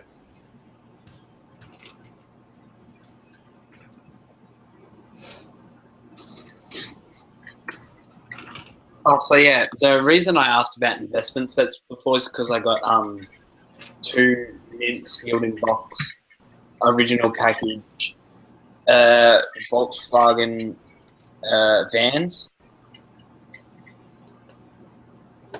Which set? Oh, Volkswagen van, the current one, like the red one. Yeah. I got the skinnier box because I remember they re-released it with like a bigger box. Yep.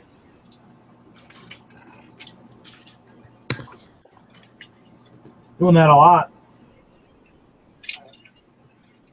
So yeah, so my plan is to like try and collect as much on like smartly investing, and then sell it off to fund my trip over there, so I can go to a few conventions in the States. Right. Paul, I'm actually trying to do the reverse. I'm actually trying to get to, my goal will be to get to Legoland Billund in 2 years. So when Legoland turns 50, I turn 52. So. Oh, wow. And the Lego house will be open. Oh, will it? Cool. Yeah, the Lego house opens next year, supposedly. Supposedly. Yeah. I can't keep track of everything on the other side of the sea. Right.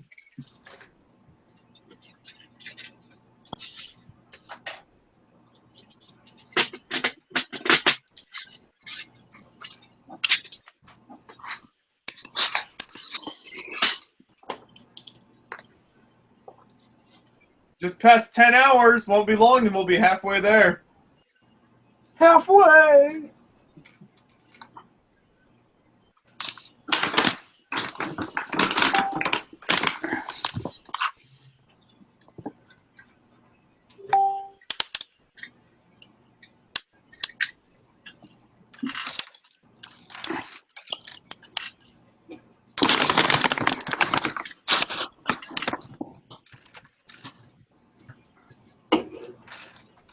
Oh, that's what's wrong.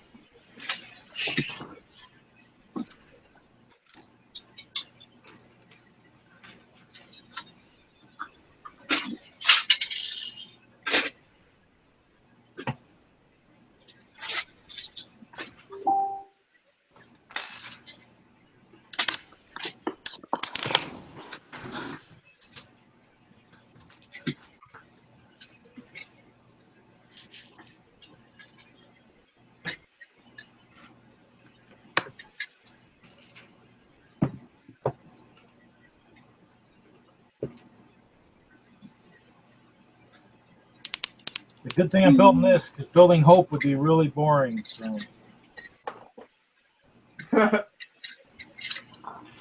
Just watching me put little clear pieces into the molds, yeah, I've been doing that bowling the last couple weeks. So Just so you know, that keep that I've got right now over here, that is actually version 4. Wow. Good to switch it up a bit sometimes. Well, I didn't like some. Well, I tried building a crate plate, and it just was too flexible.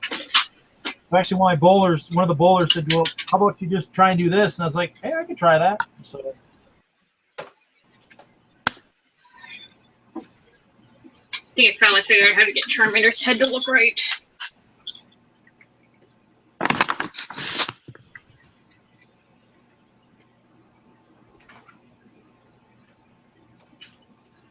There's enough clear pieces to do this in clear. And you have village in clear? That'd be kind of cool. Well, I might try. I was trying to build some trees, but with the new keep, I think that's on hold right now. Unless they put clear plates back on the wall or the trans black, because I'm using trans black as an alternate piece. Actually, it's underneath my board, so I can't pull it out. So, because on my order this year, I had the panels, the trans black plates, the parabolic elements, and trans purple, a 1x1 round plate with the hole in it in white, and the droid head in clear, the final brick. Those were those were my 5 picks on our group's list. So for this year or for last year? Last year. This year it'll probably be the clear headlight brick again. This year, maybe the iceberg piece, possibly. I was gonna pick it last year, but the goal I try to teach all my guys too when they're doing their lists is don't pick all big pieces, because then when it comes down to tweak your list, you're stuck with all kinds of big pieces, and your list doesn't, you only get a little bit of stuff. So, but Which that's iceberg piece? The trans blue or trans blue with speckle. I think the Elsa's. The small lerp, right? The small. Yep. Yeah, Elsa's. Okay. Elsa's got a new castle coming up too. I saw on somewhere too. That looks cool. Yeah, I was thinking you were talking about the ice piece that was in Chima's. That was like for the bottom of minifigure bodies for a while. No. But I thought that's a retired piece at this point. Yeah, my Chima Ice Bears are all retired too. It's shameful. Okay, here's my Charmander head. Nice. Can you guys hear me now? Yeah. Oh, Yeah, hey. here we go. All right. Hi, everybody. Hey, folks.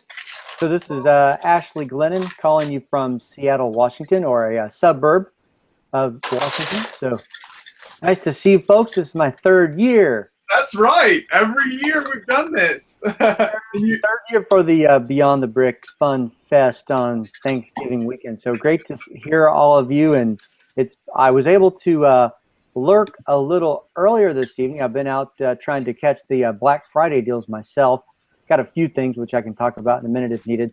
Otherwise, I saw you've been building stuff, and I saw some of the chat comments most recently where folks were saying, what's the lowest price part, and saw Fidel Castro died, a few things like that. So anyhow, all right. That was my fault.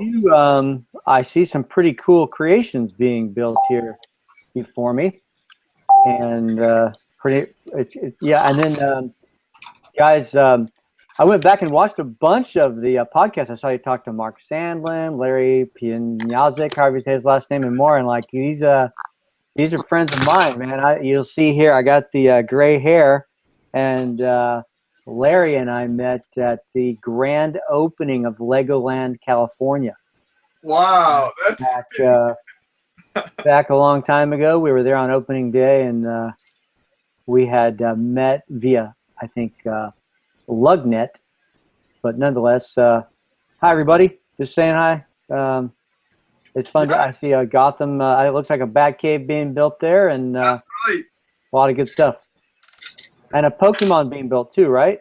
Yeah. So this is. I have the 3 stars from Sun and Moon, and doing more ornament builds of the Pokemon series. Nice. So I guess talk a little bit more about like what was the opening of Legoland California like? That's crazy. What year was that? I have to go back and look, but it's funny that you bring that up, because in just a minute, we'll be able to deduce, because you asked me to bring some you didn't use these words, but you asked me to bring some old guy stuff, old collector stuff. So hold on, let me dig something up right here to help us figure it out. Let's see. So 2004 was the 5-year anniversary. So that must mean that we are at 99 or so. Okay. But let me see. Here was the. Let's see what I got here. The Duplo. there we go. That was the 5-year anniversary brick there. And just for fun, I got a bunch of Duplo promo bricks that we can walk through here in a minute. But to answer your question, so my wife and son and I at the time lived in Utah, and it was a quick $69 round trip airfare about that time from Salt Lake City to San Diego. And we arrived a couple of days in advance. And to accelerate the story, I looked out and visited Legoland the day before grand opening and got to visit a whole bunch of press tents that were set up in the parking lot and picked up a lot of paper ephemera, I think is the correct way to describe that. Lots of Legoland press kit materials, which I have around here somewhere, talking about how many bricks were used in the park, the concept and rationalization behind choosing Carlsbad, California for the location, etc. But there's a lot of fun stories there. For instance, there, as some of you may recall if you've been there, there's a big tulip farm right there, and that tulip farm reminded many of the allegedly reminded many of the Danish Lego employees that it reminded them of their home country. And they said, so this is a great spot for such a park. But apparently, they had hunted in various places across the U.S. for a Legoland theme park location and chose Carlsbad because of the climate, proximity to other parks, and the fact that those tulips were there was apparently significant. I think that was the point of this story. I think that was one of those little tips I read on press day. But nonetheless, on to the following day. The following day, I recall standing out. It was an early opening. My wife and son and I, he was in a stroller at the time, so he was little. He's like 19 now, to put this in perspective. We went outside, and they had a little press corps grandstand kind of thing there, a public standing room only kind of area at the front entrance. And then the respective administrators of the park and Lego executives and personnel and park manager, etc., they had a few speeches about leadership and the vision for the Lego company and the future of the park. Then the park marketing directors and some production folks did a little magic trick where the two adults go into this big box, and then they close the curtain, and then the curtain opens and they've turned into little kids, and then they hip hip hooray, some songs, and they had a Legoland theme song. I don't know if you all remember that. By the way, I have that Legoland theme song somewhere as an MP3. Pretty funny. People weren't exactly sure what to make of online music, and I think they called it a sampled sound back then. And they played that song blaring across speakers. They cut a ribbon, and everybody, ran into the park. And it was a super packed first day, and all the travel agents and bloggers of the time, we weren't exactly clear what a blog was, but there were still some online travel sites that had emerged. And everybody descended on the park, and press was there to interview people that were visitors like myself. I actually was interviewed by some group that represented what evolved, I think, into Expedia, or one of their many acquisitions. And it was a ton of fun. It was super fun, super crowded. And the nerd that I was, and this puts some perspective on the date and time as well, I was using a 35mm camera with slide film, and I have thousands, perhaps thousands of slide photos of opening day.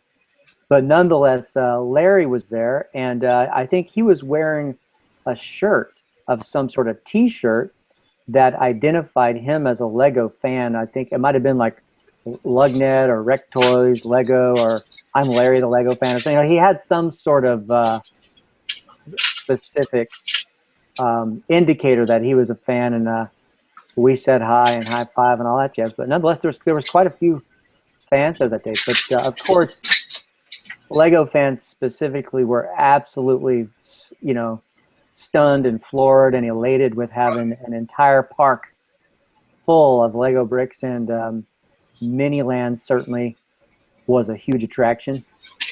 And one day I'm going to have to convert those slides into digital format now. And I recall at one of our early BrickCons, I think we were still called Northwest BrickCon at the time. It was maybe our second or third BrickCon. I dug out those slides. I have two carousels full of them, and I showed them to folks, and they were just stunned and amazed because you see things there in those slides and from the park that either don't exist, or because of the fact that now there's so much lush growth and overgrowth, or that the park themes have changed, that some of it is just like vaguely recognizable. But that's a lot of people have enjoyed looking at those pictures saying, oh my gosh. Like as a quick example, there's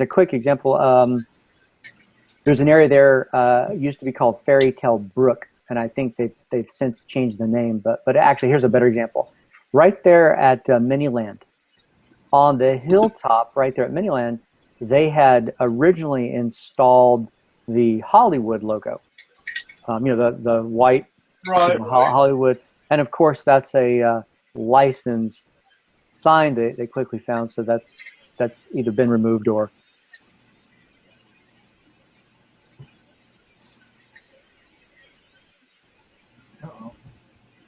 Do we listen? Might have lost him.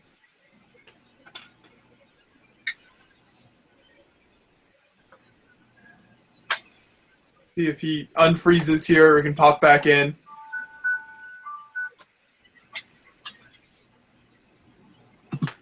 I made a boo-boo. I had to fix it. But we always do appreciate Ashley. Like you mentioned, this is the third year he's joined us on the live stream, and he's been in the community for so long that it's fascinating. He has so many interesting stories to talk about. So just all the stuff he can share is always interesting, and it works well. Him being on the West Coast, the time difference, he can join us at kind of the middle of the night our time. So it works well to have him join us here now. Hopefully he can pop back in here. Oh, I want to see this. Cool. Here we go. Whee! Oh, wait, he's got it. Oh, what the frick? Stand him in the right spot. Oh, there he goes. Poor Wicket.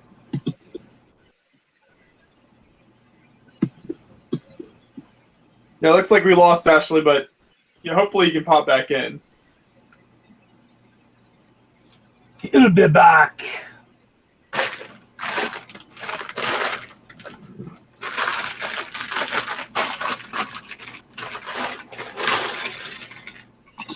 Cool. All right. Slowly but surely looks like I'm coming back. Who knows what the heck happened? Must have been too much continuous audio. Yeah, you need me to be quiet?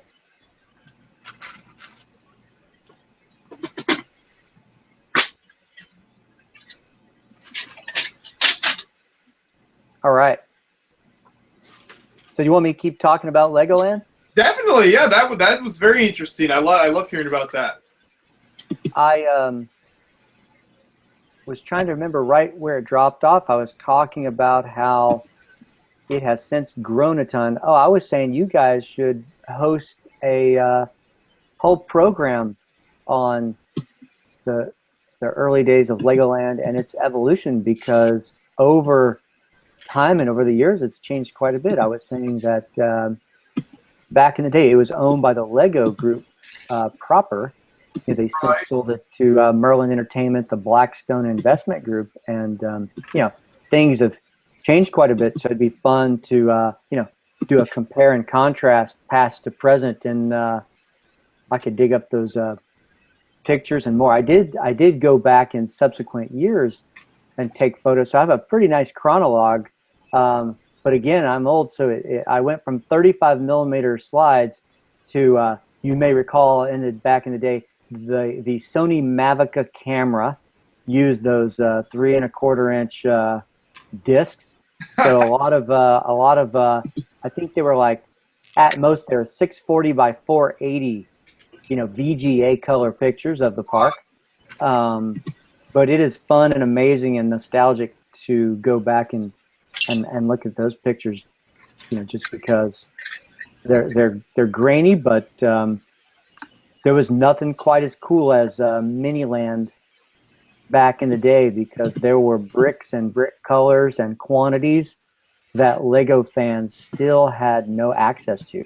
There was the Minneapolis Lego Imagination Center existed, and the Orlando Lego Imagination Center existed, but other than that, there was no other way really, other than some minor catalog purchasing available from the Lego group to get parts. So you had to buy, raw sets in insane quantities to get the parts you needed.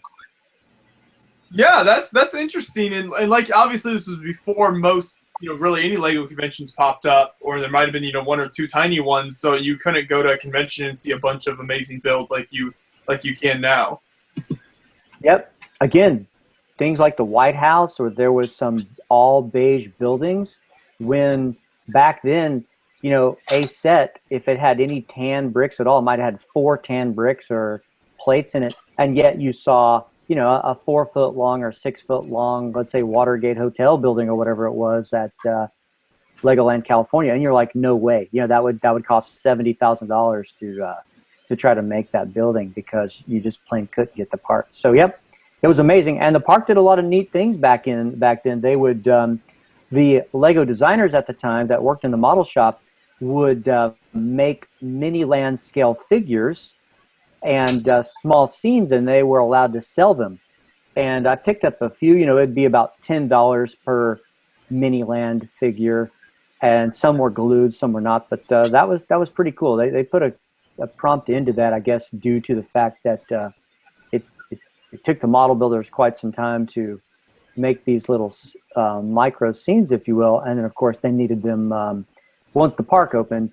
There was a lot of maintenance, to this day, lots of ongoing maintenance and replacement. No time to really build for the public anymore. It's all about getting people in the park, and it's a profit center after all, right? So, that's right. Right on.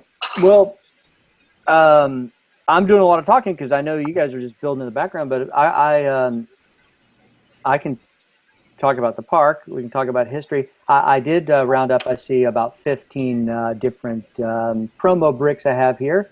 Then I've got a few, fairly modern promotional or at least seasonal sets.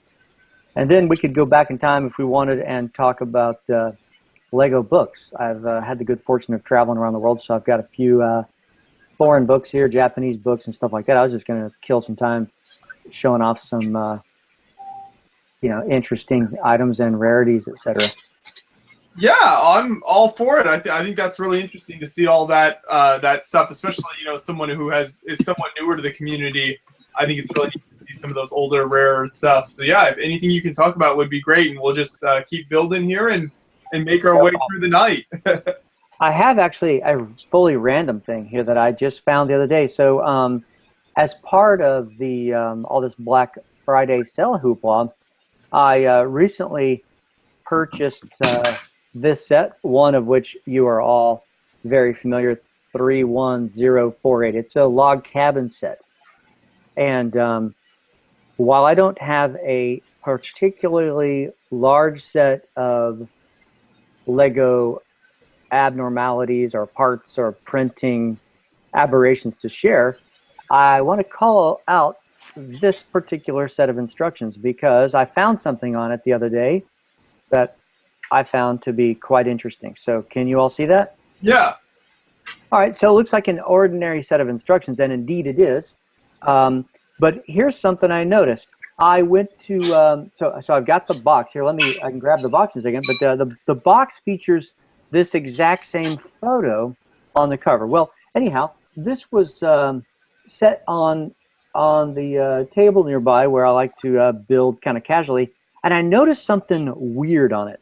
I go, there's some sort of ink spot, and let me see how close I can zoom in here. But look at the top of the green door there, which should be center on screen.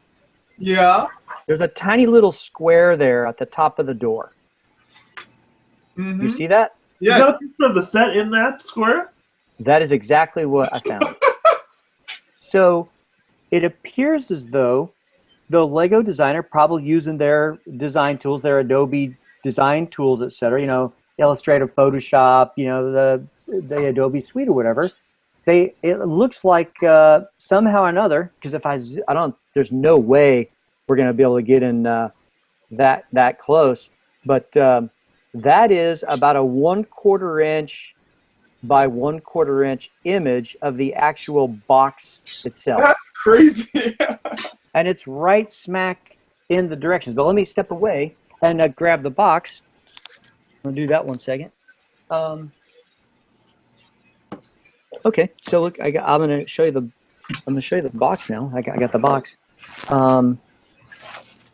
and here we go. So here is the box, and I'll show you the same thing. Look at the top of the door there, the green door. Mm-hmm. No little baby square there at all. But if you take the directions here, you will see, sure enough, right there at the top of the door is a micro thumbnail image of the entire box. There you go, folks. There you go. Matthew and Joshua deliver on this program things you will not learn anywhere else Right. at all, ever. Exclusive content. There you go. I like There it. you go. That's incredible. So why? So do you know why, or do you have like a hypothesis of why that would have ended up there? Because so what you're going to have is a designer back at the Lego company responsible for rendering and producing the directions, and of course they would have produced the box, and I don't pretend to even remotely know what sequence. Fix my camera here. I don't even pretend to know what sequence they produced the stuff in, but clearly they had the final artwork working fine, ready to go, and probably approved. Then they would have built the rendered instructions and laid all that out in, I don't know if they laid out in Illustrator, InDesign. Who knows how they set it up there? We could find out. But yeah, probably what happened is on their desktop, probably not unlike you guys' desktop, they had all their icons of various renders, etc., around them, and somehow or another, probably when using their tools or decluttering their desktop, a tiny image probably got thrown over the top of their final render, and then they said, "This is it. This is my final," and they probably scanned it with their human optical scan and said, "This looks great. Go to press," right? And that was so small there, as I think you would all agree, that's a pretty tiny little thing there. And I think they just sent it to press, and the rest is history. So there you go. Pretty random. Yeah, I always collect the random stuff too. So if you look at this box. Oh, nice. I got to see this. I love this. But if you look at the tree, look at the one tree like near the Y, notice the different color. There's a little bit of blue. So it's like, it's supposed to be 2 green trees, but there's a little bit of blue right next to the Y. I was like, I'll hold on to that. That's an irregularity.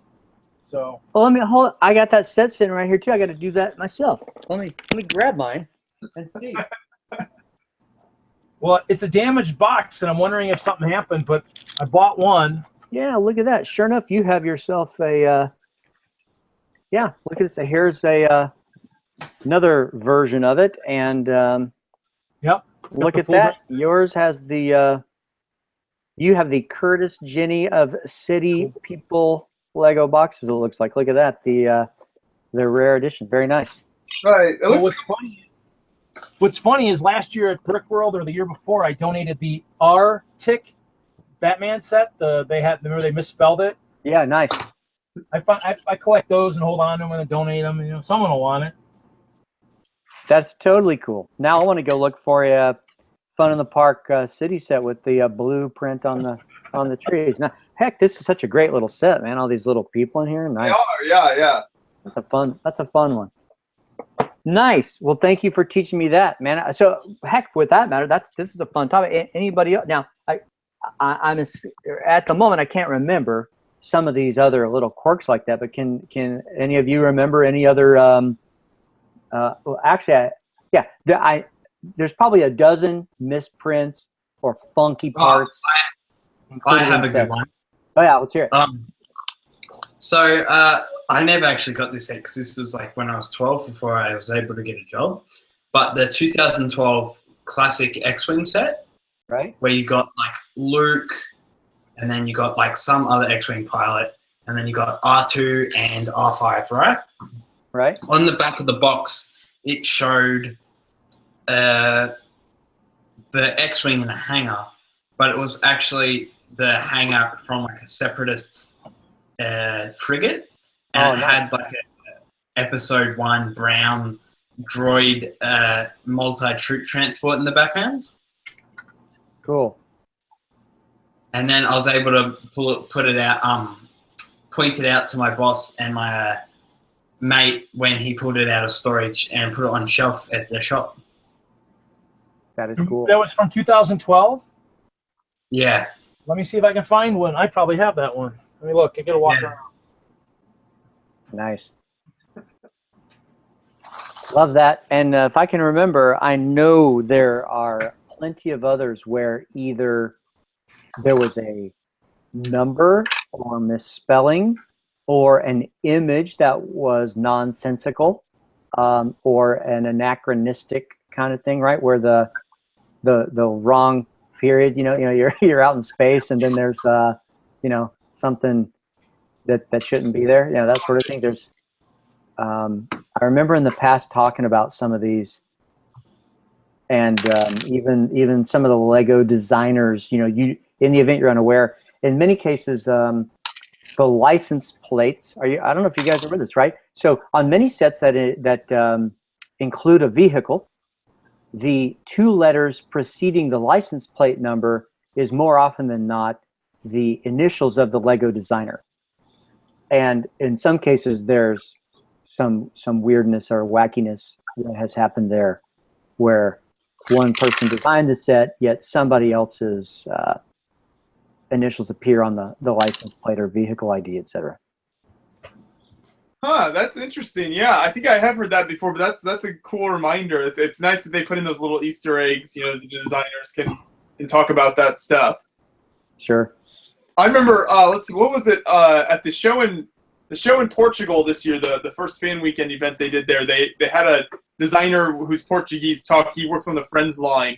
He was talking about how he designed one of the new bigger Friends sets, and it has like these silhouettes, these shadows as part of the box art, and he made it like the shadow of him and his wife in like the window of the. So that's awesome. In the background. Yeah, there's one of those new like the pop star kind of sets or the hotel or whatever it is in the amusement park. See, that's great. That's kind of cool. Yeah. Especially when you meet and talk about. Okay, here we go. We've got a. No, couldn't find it. Oh, you couldn't find it. Okay. I did find my Army Man. So my Army Man. That is awesome. They had this at the. They had it at the Kids Fest one year, and somebody found them in the back, and they must have missed they must not have been on the floor or something. And somebody brought them up to buy them, and I'm like, because I was running the cash register for employee purchases. I said, "Where'd you get those?" He's like, "Oh, they're on a pallet." Well, bring me 2. He brought me 2 cases. Like, "Oh, I'll take them both." Yeah, don't worry about it, because they were like super cheap, and I was like, they were good. But I've worked at the stores long enough that we've seen enough damaged shipments come in. This is probably one of the best ones I got because it was super cheap. This one came in on one of the damaged shipments. That was a nice one. That's an expensive set on the aftermarket. That's a nice. Yeah, trust me, it was not very much when I bought it. So, yeah, I've got some few gems floating around here and there. A few. I see in the background you have the little chicken guy. I like the little chicken set there. Actually, that's what the Ginger man's going to be. The gingerbread man that I think is the gift of purchase will be something like this. I think in December. Oh, yeah, I got all kinds of stuff. See, we're looking down at building. Oh, you want to look up? Oh, okay. Here we go up. Nice. We'll go over here. We'll turn over here and go to the other side of the room over here. Sweet. Yeah, give us a tour. Yeah, give us a tour. I have a little bit of Lego, a little bit of sets. That's a sickness. It's a sickness. We have a sickness. If possible, heck, give us a tour of that. That's among my favorite aspects of this. I think Matt, Joshua, and I last year we were talking to somebody like in England or somewhere like that, right? And they were telling us the story of how they got the gold minifig and how they got a Maersk truck or a Tyne dairy truck. What have you got back there on the wall? Tell us more. It's pretty cool. So what we'll do is we'll start over here. I actually started here. I have, if I can make sure I can see what I'm looking at. And if you don't mind, pause every once in a while on what you're showing us because of the latency of our connections. Yep. Uh-oh. So basically, I think right here on this top shelf, I've got bins of poly bags, lots and lots and lots of poly bags. The shelf itself going down just has smaller bins of pieces. And a refrigerator. That's nice. So, and then I've got sets over in the corner. Just got more sets. I got more bins on the shelf. And we'll have to kind of trim around myself here. I'm trying to retweak this area. I've got a lot of sets. I've got my seasonal sets right here. All 8. Those are the unopened ones. I actually have some open ones. I have City. Lots of City. I have some old boxes over here. The Western Fort Lego Rado I got from a kid. Kevin also has been hounding me for that. That's awesome. Mr. Hinkle. And then I've got, let's see here. I got to make sure I can get this. I've got the boxes up there on the thing, the old boxes. I'm trying to figure out how to do this so I can see myself. Okay, or see the, okay, hold on. I've got just a lot of sets. I've got some Duplo. Got another sorting station kind of over here, one of the bins. Let's see if I can pull this a little bit more. Sorting station, I got a build table back there with a lot of sets on those shelves. Let's see if I can tweak this over here to this side. The back, I've got more sets. I've got lots of holiday sets. What I do is I usually collect the seasonal sets. Like this year, it's the buildable guys. I usually collect 4 to 5 of each of those and then try to donate a whole set at Brickworld. So I mean, I've got some more bins over here, some of the big tall ones, and then I've, obviously got more shelving, and then I've just got stuff over here along the wall and the floor. I've just got more stuff. I think I've got my forest. We used it a show a while back, but yeah, it goes into the bedroom too, but I can't walk the camera in there. So, but I have more shelving in there. I collect a lot of sets. I buy them. I do get discount as an employee. My discount, most of it was gone probably a couple months ago. They do cap it. So, but on my trip to BrickCon, I found some of the cubes still at full price at Target. Those were they that's right. Here at Sea Lug Land, there's a few Targets that still have those crazy things around. Yeah. Actually, well, that was not. I mean, I should have hit the small stores because you missed it earlier. I pulled out my. We have a store on the Western Slope I heard about when I was working at the other store about 6 years ago. That the lady come in the store and says, yeah, I picked up my kid a train last year, looked like an Amtrak train. I go, really? How much did you pay for it? She's like, so she found a Metroliner like 7 years ago at just normal retail price. And I was like, really? And so I sent a friend over there. He said there wasn't anything there. I don't know. I'm kind of wishy-washy on that. I actually walked in there on my way back from BrickCon and found 3 of the 9-volt controllers still in the box. Looked like they had been on the shelf for 20 years. Wow. And actually bought all 3 of those. But they still had Hobbit, Lord of the Rings. They had some Bionicle from 05 on there. It was amazing. Store. Yeah, that's crazy. But I need to find more of those stores. And I didn't hit those. I hit the Target and Walmarts on the way to BrickCon and skipped all the small ones that I probably should have looked for and didn't. So. That's fun. Right on. Well, and meanwhile, it looks like you're building little Ewok village. Is that right? That is correct. I was trying to find something unique to build other than my castle because it's just clear, and clear gets boring after a while. So yeah, so I'm just building that. And my understanding, I called the Lego store. I'll go tomorrow. I heard Ewok Village is $249 on sale this Black Friday weekend. $249 is its regular price. You're meaning $200. Got it. What is that? How much is that normally? It's $250 normally, and it's $200 was this weekend. That's what it was. I remember. Okay, got it. $50 off. I have one, but I have not built it. But I sure do admire those trees and all those little Ewoks you get there. Nice.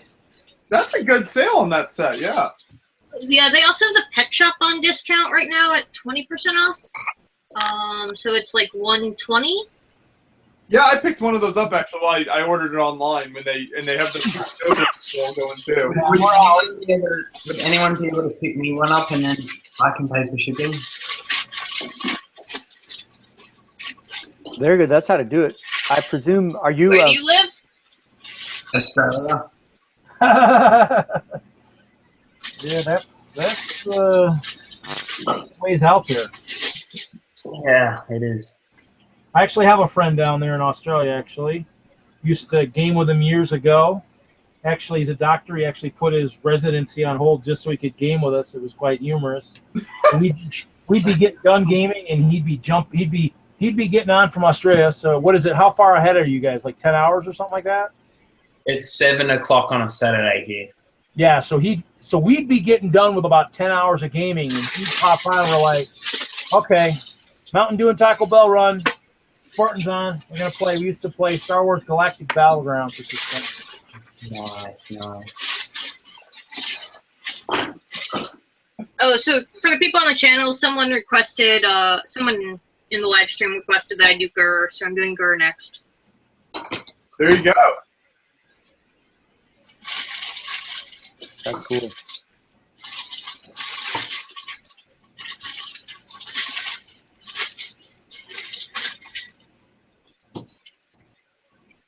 I'm looking at what everyone's doing here. I see Matthew in the background. You've got some of those. Looks like in the background of your scene, you've got some of those big Walmart promo buckets. I do, yeah. Nice, man. I went to Walmart last night, and they told me one person bought all of them. How much was the price on those? There's $30 each, right, for 1,500 bricks. Yeah, I thought it's kind of like the I don't know, the deal has to be pretty good to like make me want to buy a few, and the deal I thought was pretty good. So I think I love the. As a matter of fact, heck, tonight I paid like $45 for the set with like 790 pieces because those rainbow colors, you know, your magentas and your lavenders or whatever the official color names are. I mean, some of those colored parts are hard to find. So I got a lesser set and paid more because I could not find the illustrious Walmart deal. But I did buy one online, limit one, right? So bummer. But I want to find out who got the 30. I wonder if we know them. Probably Jack's reseller. That'll tick me off if they resell them. But yeah, it's such a tough call. This how do you govern and broker the, if you will, the allotment of cool promo sets? All I can hope for is that there's a semi truck still inbound to the Walmarts in the Seattle area that's full of those sets, such that they randomly arrive in stores. Even if they don't hit the Black Friday price, the 1,500 interesting colored bricks I still think is cool. Yeah, that is crazy though that somebody came in and bought all of them. The story I know from last year, I picked up my 8 boxes across 2 states. I had my mother picking up the other half. And someone posted in the Facebook group of clearing 6 stores of their inventory in Louisiana. Wow. At 50 boxes, and he posts this picture, and it's a pallet and a half tall. Wow. And it's all for going on to Bricklink. I'm just like, oh gosh, there's got to be other things to use this for than inventorying for Bricklink. That's crazy. Yeah. Yep. Well, let me show some of these. Again, I've got quite a collection of Depot promo bricks here. I might as well show them off in no particular order. I just have them. Let's see. On screen now is a tan big 1x2 brick with Dino Island on the other side. I don't know if you all remember that little series there, a little theme for a while with kind of the dino. Definitely, yeah. There was some cool stuff in that theme. Dino stuff. And then this is kind of an interesting one because there's not so many transparent Duplo bricks, but here is a Legoland California branded Summer Jam. So Summer Jam is basically, in Legoland speak, just a euphemism for like a summer block party. But it says Legoland on the reverse. Yeah. A nice kind of a trans orange color. Pretty nice. Then for a while, you may remember that the Lego company had as its brand slogan, "Play On." And here is a brick that simply was supporting the brand message. But this one was about promoting Legoland California annual passes. And so on the reverse it says membership. So basically, sign up for an annual pass. And here is a promo brick. Let's see what else I have here. Okay, I shared this one with you. So the 2004 5-year anniversary. And then on the back of that brick, it's once again, Legoland, California. Let's see, then now I got some green bricks here. Let's see what these are.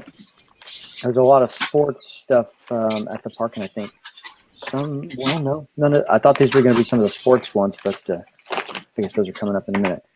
Okay, you may recall that the Legoland California, they opened up a little block of fame with, I'm trying to remember if it was presidential busts, like sculptures, etc. And here was a brick. I think this was the brick commemorating the opening of that new attraction, big green Duplo. And once again on the back, it says Legoland, California.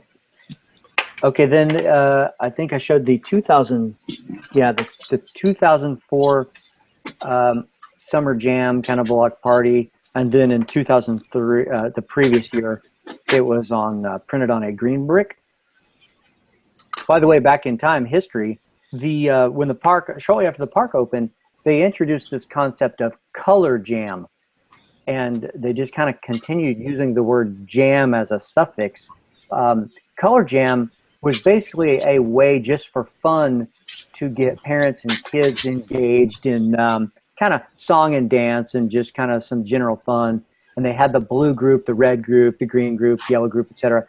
And basically, Lego entertainment employees and colored lights and songs and dances would take place at various quadrants in the park, kind of enticing you to show up one day for the blue jam party, the next day for the green jam party, the red jam party, etc. So they continued this with summer jam, color jam, winter jam, all these different things. All right, moving on. Here is a spring 2003 Sports Center brick. If I'm not mistaken, I think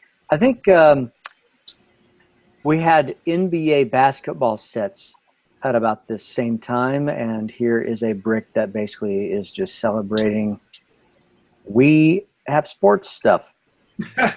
Right, I remember those. I have several of those NBA guys. They like the springy legs and everything, that theme with the whole basketball theme. So that's cool. I've got some sitting here to the left of my computer. I might pull one up in a minute just for fun to see what's down here. Okay, then here is kind of an interesting one. No date, but it's easy to infer. It says Kids New Year's Eve. So I'm guessing that's either 2003 or 2004 New Year's Eve party. Nice to have a date on that, or an implied date. So On the back, actually, it says 2003. So, yep. 2003 or 2004 there. Okay, let's see. The Lego company, specifically at Legoland, California, and the parks worldwide are into child and family safety, and they have been fairly faithful at promoting fire safety. And here is a trans clear fun time fire academy brick. Kind of a nice one. Fun time fire, or fun town, excuse me. So they have it's been a while, but they used to have a little fire safety show in one of the Legoland pavilions, and they would teach kids what to do in the event of a fire. And there's the brick. Here we go. Here's a go back in time one.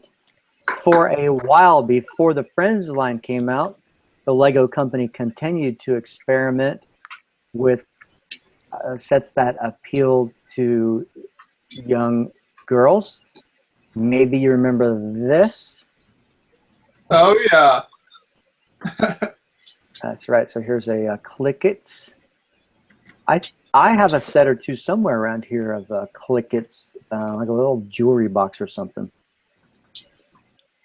Then Bionicle in the day was still going strong, and here's a Bionicle Blaster attraction brick. I think that's what this is. Red brick. I wonder why they put that in Duplo, because like the two are completely different. Yeah, what's interesting is, I believe they printed on Duplo bricks just because they're big, they are easy to see, they are safe to distribute to kids of all ages. But you're right. Yeah, this is the last thing I would expect to see in the Bionicle universe, is a big, chunky, blocky brick. All right, then a brick fell on the floor here. So let me see what fell down. Oh, this is neat. Hold up. Before you go on, I'm actually going to have to head off now, but I'll be back in a bit maybe. Okay. Yeah. Nice talking with you. We'll talk to you later. Yeah. All Take right. care. Back in Australia, you said. All right. Come back later. Yeah. I'll be back in a bit. See ya. All right. Legoland parks worldwide typically have a few sponsorships, and the Legoland driving school, I can't remember if it's still sponsored by Volvo, but in particular, anytime you can get a Lego brick with a brand name on it other than Lego is a pretty cool thing. So here's a Volvo brick. And of interest to me on this in particular, I try to come closer, is the Lego company is usually very particular or retentive about the representation of minifigs and their particular form and aspect ratios, etc. And this particular minifig, it's probably hard to see in this blurry photo, but it's all wrong. The proportions are not quite right, etc. So not only the Volvo over there, but you kind of have a slightly off-putting minifig. Line drawn. That's interesting. I remember when I went out to Legoland with my family, I was pretty young. It was probably about 2004, 2005 time. I remember doing the driving school was one of the major memories I have from that visit, because that was a lot of fun. That was an interesting thing, the way they had it set up. I remember going to Legoland Denmark in the late 80s or mid 80s, and I remember I thought the driving school was fantastic. Mm-hmm. And what was fun for me there, and I was just floored as an American young guy there, the driving school instructors. Okay, so I'll back up. At the driving school in Legoland Denmark, as you might imagine, kids from all over Europe that speak all these different languages are in these cars. Unlike in America, where you can kind of go, there's going to be probably English or Spanish, or you're going to be your top two languages. Well, you would jump in your car as a little kid in Legoland Denmark, and you took a flag representing your country, and it attached to your car. And unlike America, where maybe the driving school was governed a little more restrictively, the driving school there in Legoland, Denmark in the 80s was a fairly liberal thing where, little Junior there could go plowing down other cars if that's what he needed to do or accidentally did. And so they would place these flags on each car representing that this child spoke, French or Dutch or, Spanish or whatever. And, heck, even Greek, and I was just floored that the driving school instructor, there was a girl that would kind of stand in the middle of the track, and she must have known 16 languages. Oh my! I was amazed. Now, and it wasn't just like, stop or slow down. She could, say stop, cut it out, watch out, look out. But then she could totally argue with the kids who did not slow down in their language. And my brother and I were there together in the 80s, and we were like, oh my gosh, this lady here, this teenager could get a job at the UN assembly based on all these languages. So we found that amazing. So I'll never forget. And that was the first time, the very first Legoland I'd ever seen or visited was Denmark. And it was, for the purpose of I wanted to go see Billund because I'd always heard about it as a Lego fan. And we were in northern Germany already. So it's like, let's go to Legoland and check it out. And that probably was the single most biggest memory I have of Legoland, other than being just amazed by the amount of bricks. Yeah. And it was the driving school girl. I was like, oh my gosh. All right. I don't really like these green leaves. I think I should switch them out for purple. Coming along there. I do have some from Lug Bulk this year. Building away. All right, let's see. Nearby, I still have it in my little poly bag. I forgot. Hey, what's the guy building? Don't walk away. The guy building the Ewok Village. What's your name? My name's Reed. Hey, Reed. I'm Ashley. Hey, man. So, promo question for you. Because I got this in the mail a couple years ago, and I don't know exactly how or why. It's the it's a red chrome Lego VIP minifig. That was one of the early access things, I think, for early access people about Black Friday, I believe. I thought, or it might have been just a promo for some of the best customers. I think it might have been for that. Because I know I got one too, but I spent a fortune. So I think it was for some of the better, VIP spenders, some of the bigger ones, I believe. I could be wrong. Yeah, that's probably right. I mean, I haven't ever seen one since, but I got this in the mail unsolicited, and that would have been a big spend year for me probably as well. I don't know what constitutes a big spend, but I was always acquiring and buying, my favorite sets like usual, and I was jazzed. In more recent times, I have to say I've got plenty of ancient stuff, but I have been most pleased with some of this modern stuff. Here's, I think earlier this year, I love this set. That's, you may recall, folks, is a little water fountain statue kind of set. What is this thing? Yeah, it's a fountain statue. If you spend whatever $49 or $99, you got this set, and I think that thing is great. Just a simple little set for a good deal. Then when Reed comes back, I'll have to have him tell me about some of these other things I have sitting here. I got the Valentine's set. I'm gonna customize my Ewok Village a little bit. Nice. Hey, Reed, while you were away, I had a question about. Oh yeah, I see you're gonna go purple there. This set here. Do you remember? I got it when I spent. Yeah, that was earlier this year. That was a gift with purchase around. Oh gosh, you're gonna probably August, maybe something like that. It was for the Ferris wheel set, I thought. Well, it was a promo. It was a promo, but it came out for the for the year, the month Ferris wheel went into production. Yeah, so it might have been earlier this year, I think, or something. I believe. 'Cause I got one around here too. I I don't buy all the promos, but I buy some of them. So if it's a good promo, I mean, I'll get them. You know, like I've got the snow globe around here somewhere. I actually didn't even actually buy it. I have a few people that know me. My castle, Hope Castle. If you see the back of my shirt here, actually, I will pull the shirt off. Actually. Uh-huh. Oh, look at that! Oh man, that was scary. Okay.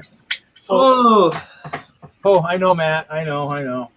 So Hope Castle's built in memory of a few people I know. So on the back of my shirt, I will have my sister Keely, had breast cancer, who passed away.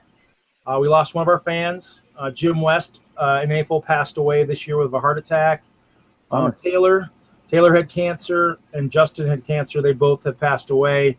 But I mean, it's one of those things where Taylor's mom was in the store recently, and I spent a lot of time with Taylor. You know, actually, their in memories are on the badges I wear, either on my shirt here or on the bricks themselves. Everybody always laughs. I get a lot of bricks at Brick World, and they're like, "Why do you do that?" I says, "Well, you're going to pay for an engraved brick. Might as well get extra ones if you need them."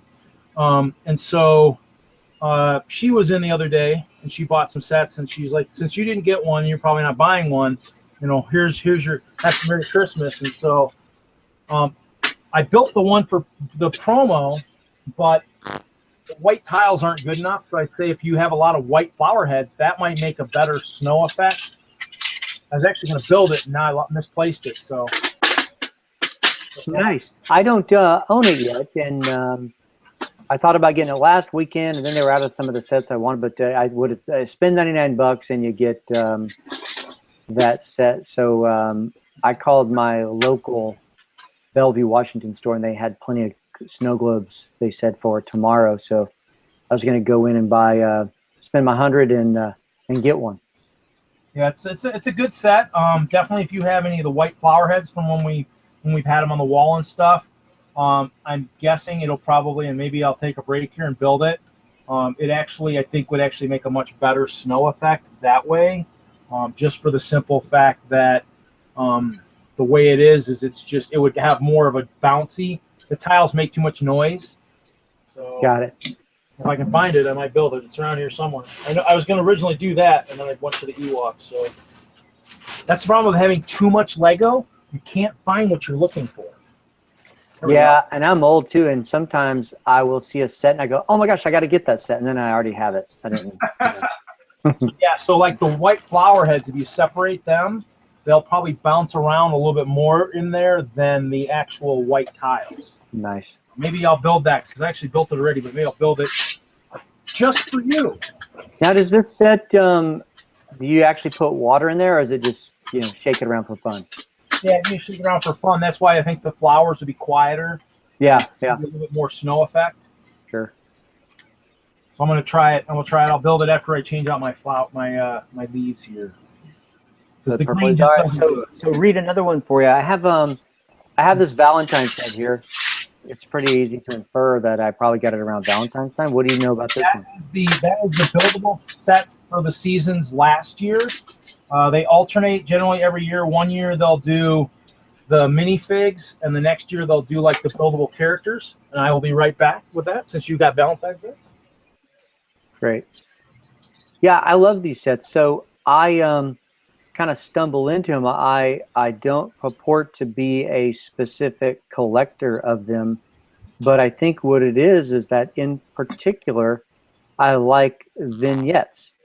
And in many cases, it'll be one or two minifigs and a little scene, and I go, that's awesome. Typically my work schedule doesn't allow me to build an Ewok's village or a Death Star or the Disney castle, etc. So I get, an hour or something at most one evening, and therefore I go, look, what can I build right now? And these little sets are perfect. And if I don't have one, then I'll just take a minifig that I bought out of a, minifigure edition and go, okay, here's a guy that looks like Christopher Columbus, so I'll make him a little vignette to go with it. So there's a Roman guy. Let me make a little Roman scene. I've got quite a few of those I just made myself. Right on. Yeah, that's awesome. It is true. Those little promotional sets like that are neat. I like those. Yeah, they're cool.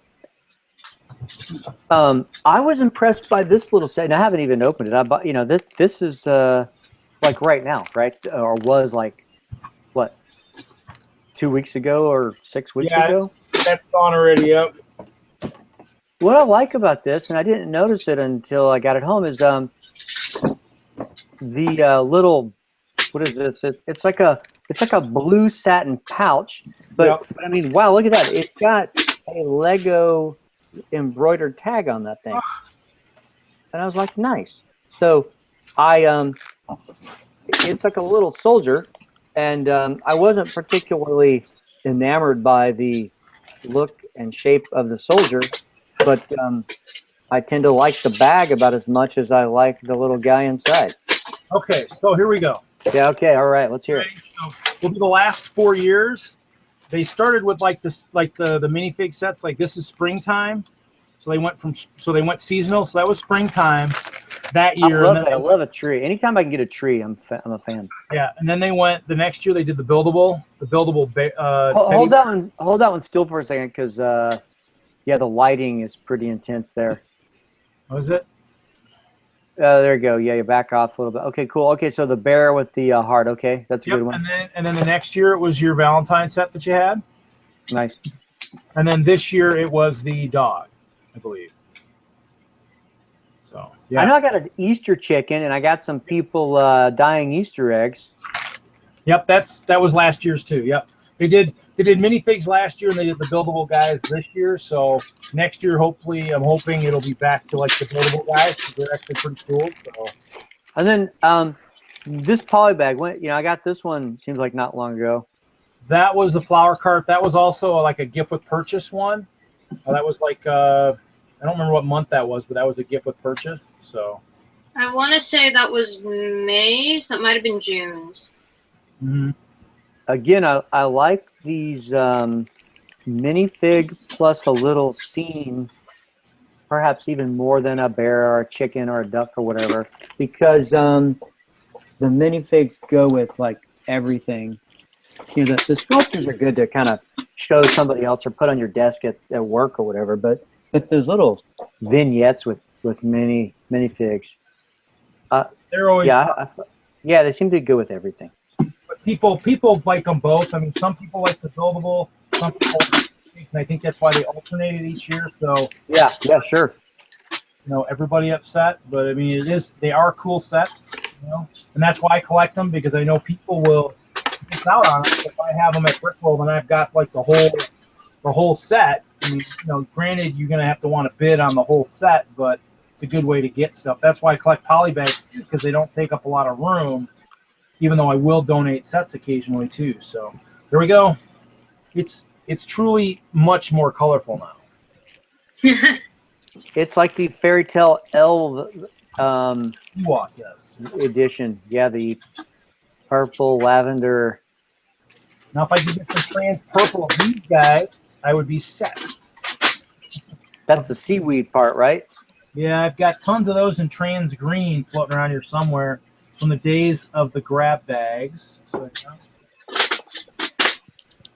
yeah, I haven't seen a grab bag. You can get the pink ones. Oh, you have pink? Oh, pink ones? Pink ones are in the Angry Birds set. Oh, okay. It's like the mid-sized one. I'll have to look for that. So Micah's been quiet for some time. Micah, what do you build now? Looks like some sort of scary portal thing. He's coming to unmute his microphone, I think. Hey, There you yeah, so I'm actually working on a Kraken. So there you that go, is the big mouth right there. The big beak of the Kraken. I've some tentacles built here, as you can see. Yeah, that's awesome. Yeah, right now I'm kind of, see if I can make this, kind of just working on the interior of the Kraken mouth, getting a lot of dark red and stuff in there. That's very cool, man. That looks nice and scary. I would not want to have my hand pulled down into that thing.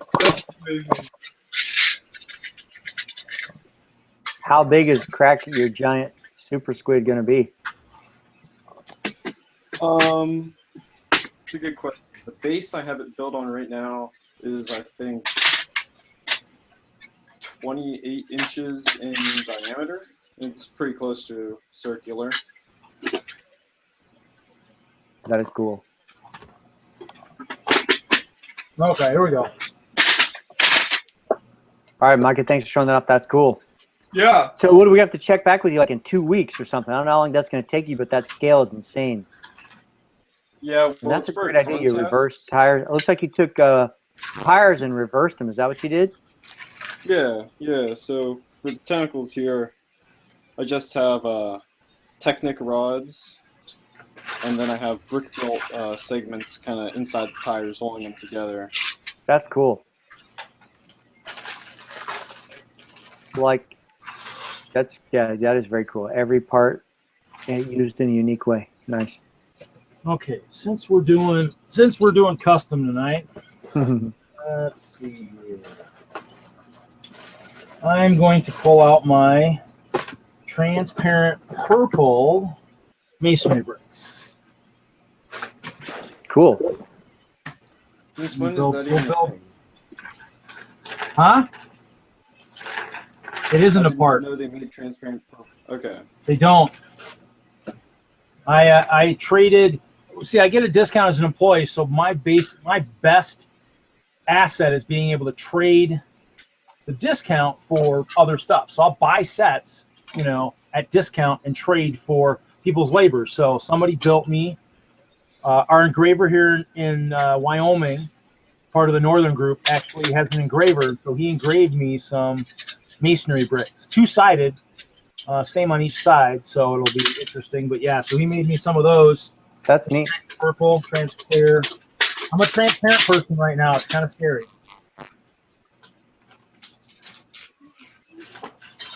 So we're gonna build. And the snowboarder, right on. So we'll show you what it looks like when I'm all done. I'm gonna try the lead too, so we'll see. Cool. So Ashley, any other Black Friday finds or anything? Any cool deals you picked up? I picked up the Vacation Getaways giant RV set for about $40. Okay, nice. And I picked up a Technic, it's last year's Technic fireplane at Target for $31. Not a spectacular deal, but it was normally $50. And it was a Technic set I did not have. And I recently had reviewed a new Technic book, and it got me all stoked about some of the gear assemblies and a bunch of gear ratios, et cetera. So I go, man, it's been a while since I've purchased a Technic set. So I went on a mission to get that set. So I was delighted with that. I think what else I picked up? I forgot what it's called. It's the little camper set. It's just right over there. It's like the little green camper. It's like a little. It's like an SUV pulling a camper. Those were $12. Picked up a couple of those, and I bought a Duplo bucket. I was able to find a $30 Duplo bucket at the Walmart Black Friday deal, but unlike I think it was Matthew there, I didn't get the 1,500 piece set. But I actually, every once in a while, the guys know here, Josh and Matthew know that I like to make minifig scale art.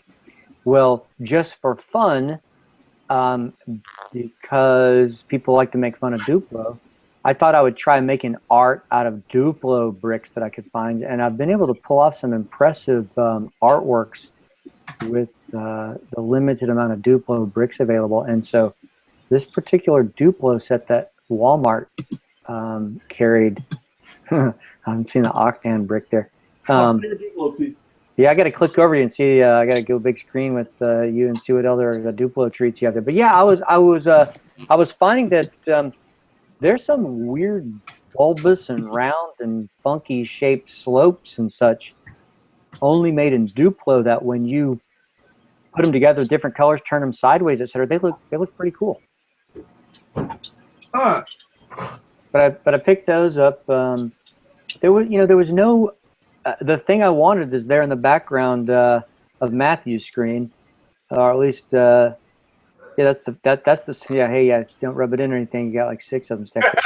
But nonetheless, that was what I saw the most. But mostly, mostly I would say set maybe 30 to 40% off. But I didn't buy many. I mean, I think maybe in total I brought home like 6 or 7 Lego boxes total. But nonetheless, I don't have a ton of time to build. But it made me happy just to get those deals, and I picked up a few, those classic colored smaller Lego buckets.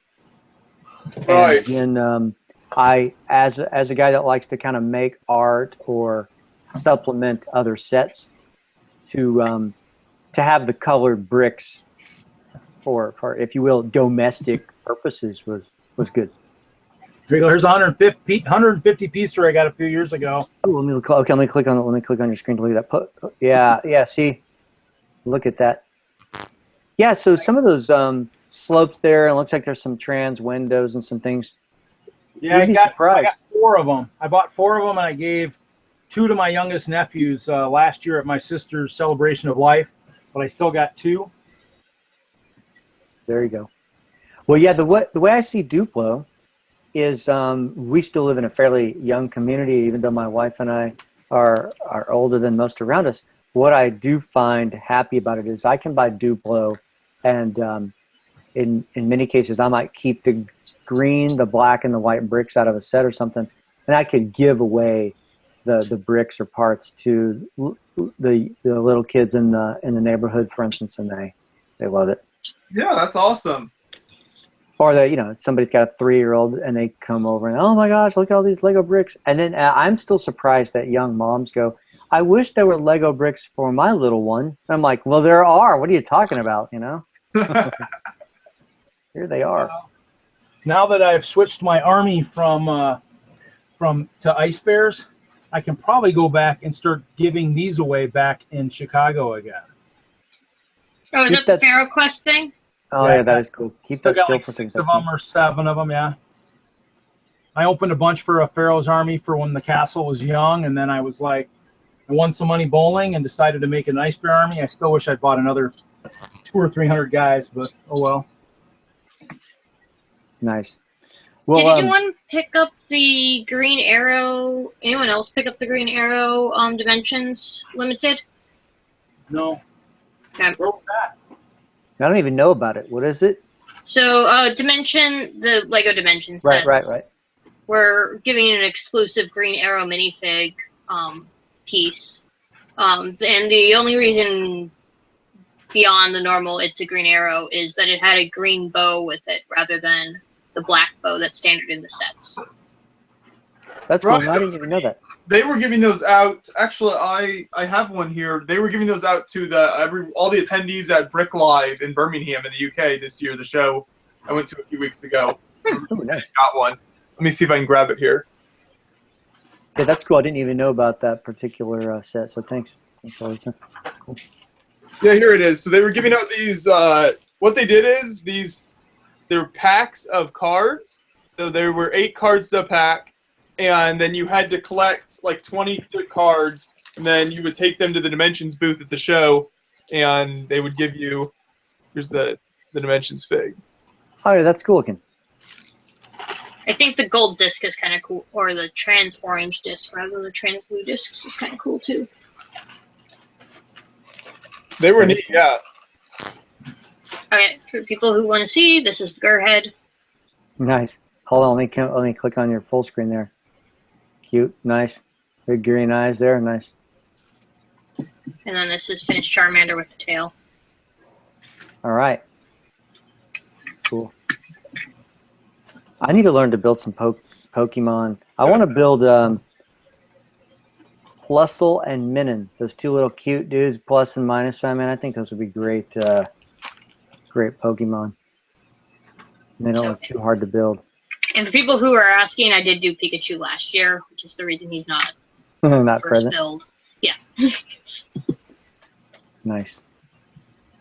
All right, Matthew, Joshua, let me go in the background here, and I'll pick up some books. So back in the in the corner there. Let's see, that'd be to your, I can't remember, right of your screen perhaps. I'll go back there where I have some art. I'll move my head out of the way. You can see right there's a bunch of art.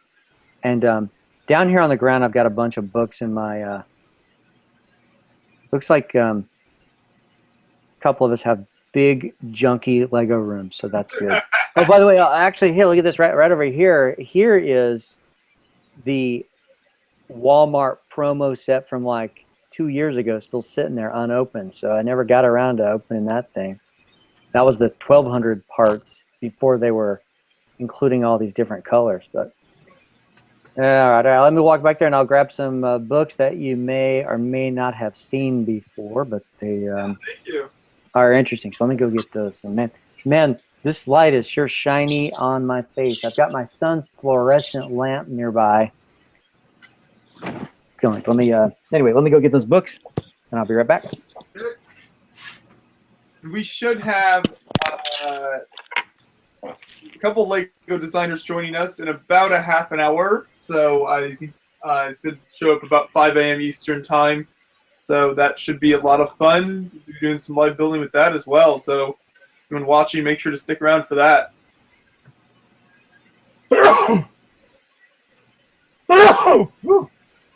Bless you. I must be allergic to Lego. You might have a problem, Reed. Yeah, I might have a problem there. I'm sorry. Oh, where are my windows? Got some trans purple windows, but where the heck did those go? Is anybody's guess.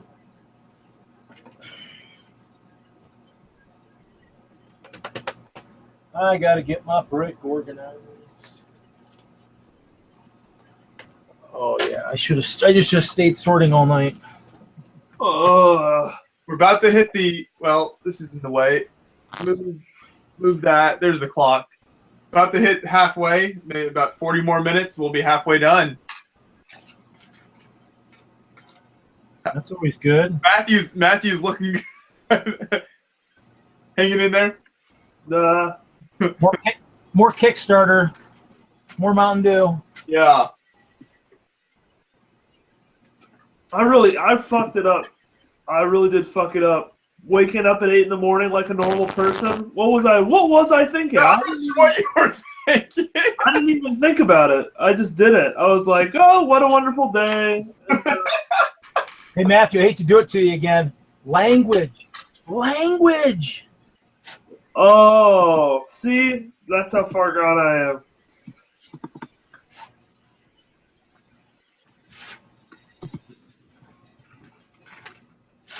Yeah, I should have slept till like 4. Who said that? Was it some kid, like some guy or something? It's me. Did you do that too? Well, so I stayed up till Black Friday and then slept at like, I think I went to bed at 10 and woke up at 4. So. That is amazing.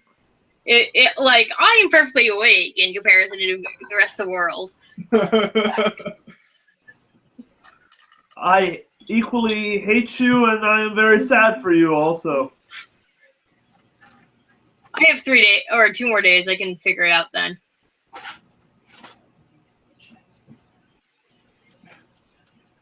I need more suggestions on what to build next for ornaments.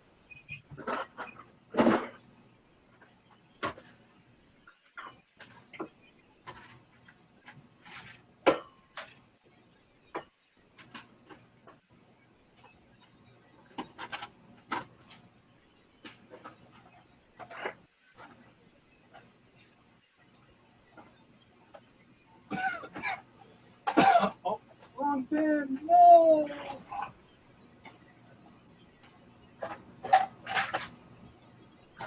Oh, at least I have my collection somewhat organized. I got the purple organized. That's good enough. That's all.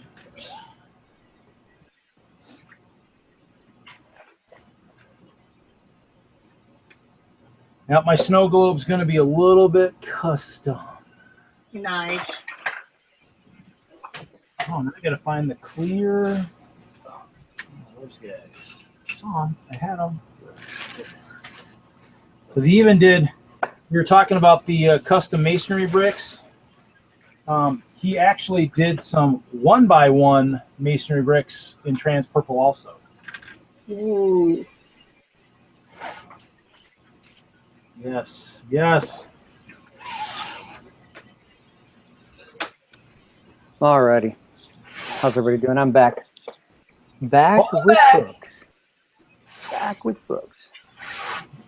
Back with the bros. What's that? Back with the bros. Back with some books. All right. Everybody want to talk about some the topic is random Lego books. As long as they have good pictures. Some of them are sealed, so I have no idea what is inside. We'll start with the sealed ones so we can flip through pages. Okay, so let's see what the year was. 2008, 2009. The Fantasia Group out of Germany decided they wanted to create a catalog of Lego sets, and you may have seen this before. Let me figure out how to make my camera look again. Okay, here we go. Let me get it. Remember this? I'll turn it sideways for aspect ratio.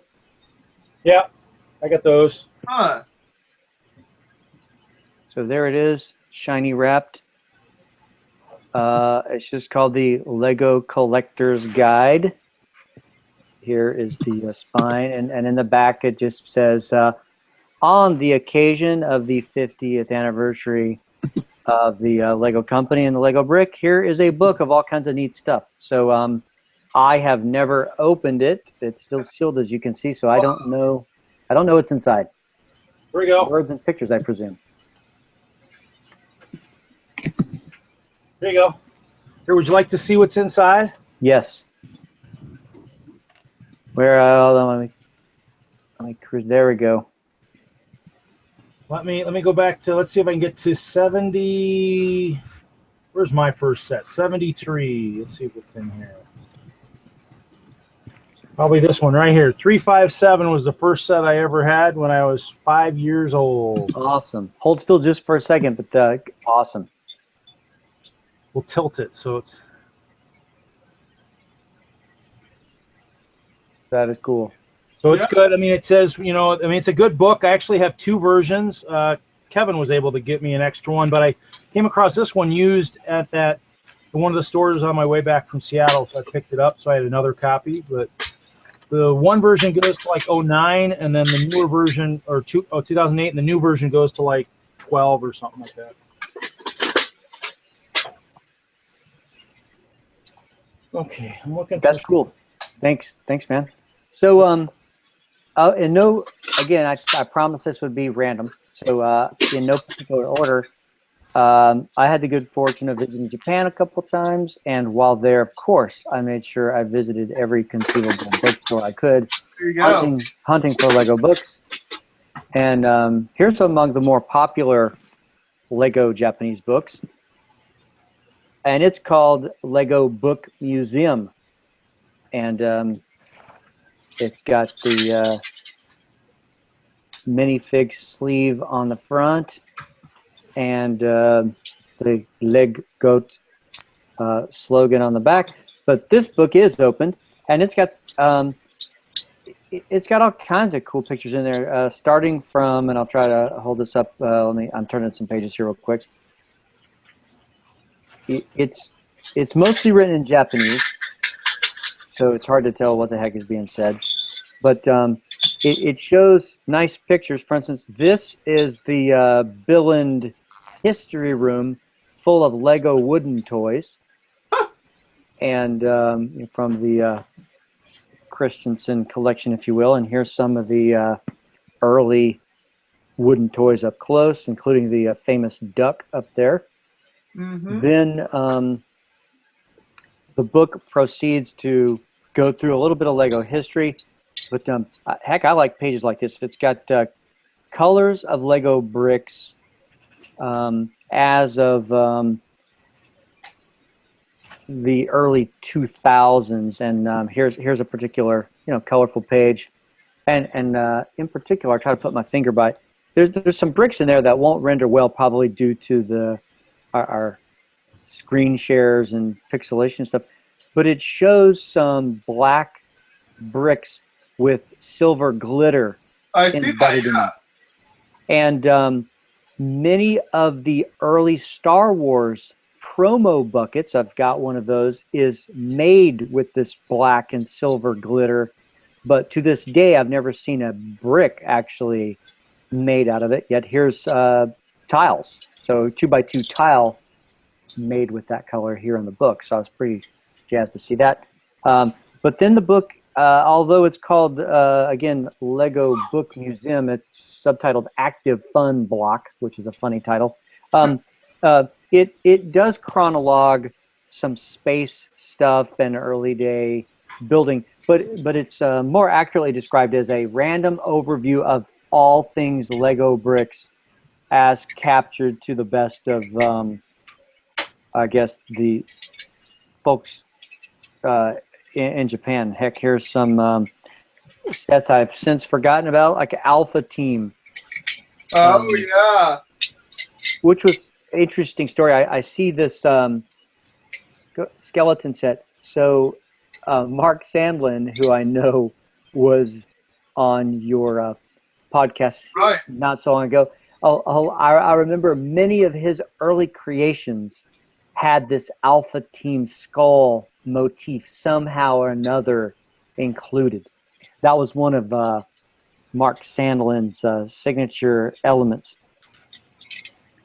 I'm looking through here just to see what else is here. Some nicer Santa Fe train images to kind of put the date on it. But let me go to the very last page or so, and we'll see what sets featured. Oh crap! Here's something I never even knew existed. Check this out. It looks like a Visa card. Heck, I'd get one of these. Again, I don't even remember this from looking at the book in the past. Here on some of these latter pages, Visa cards available to by banks issued in Japan. That's awesome. It's like a Lego credit card. I think everybody on the call here needs one of those. Yeah. Yeah, I had forgotten about that. Let me back up a few pages. So again, what I'm trying to do is see where this book kind of leaves off, and that'll give us some time frame for which this book was created. Looking through it now. Okay, it ends with Harry Potter. Yep, here we go. So the last images on the last pages of the book before the credit card section. Right there, Harry Potter. So there we go. What was that? What is this? Early 2000s. Right. There we go. Anyway, so if you care about any of these books, you can send me a chat. I pretty much, in the past for a Brick Journal, I've written down a bunch of the ISBN numbers and written an article or two on my foreign book collection. But okay, that's book number 2. Heck, and I learned something this evening. I did not know that credit card picture was in there. Yeah, that's crazy. Let's see. And I had this title translated, but I have no idea what that says. Obviously, we all recognize the familiar Lego logo, but whatever that is. I actually had a Capital One card a few years ago where I actually took a picture of my Lego money tree and put that on the front of the credit card, which is actually quite interesting.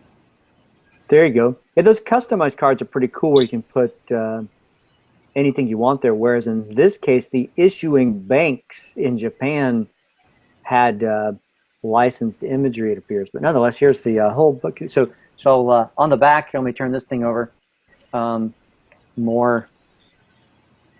More crazy kanji characters here.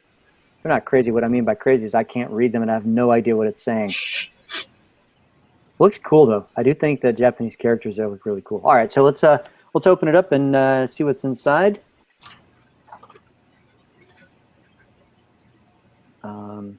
Let's see what the book. Copyright 1987.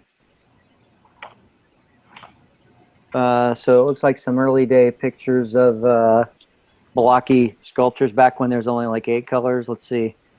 I'm just skimming real quick.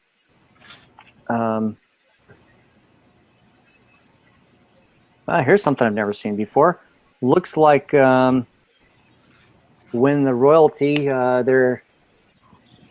looks like Prince William. When Prince William was an infant, it looks like somebody made him a big Lego quilted mosaic and sent it to him because it says something like "Good luck, baby William." And then there was one of the, I'm sure, well-shattered numerous tower height attempts. Since this thing is from '87, I think that record's been shattered by now. Let's see what else is in here. A bunch of pictures, it looks like, from the '70s. Some more wooden Lego bricks, pictures, wheels. Oh, here's something kind of cool. I don't see this kind of imagery very much. Here's a picture of a Lego mold. Oh yeah.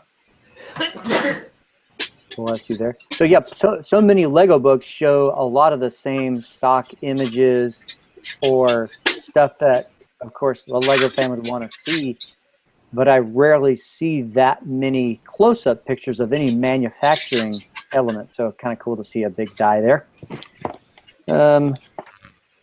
Let's see what else is in here. Yeah, a whole chapter on manufacturing.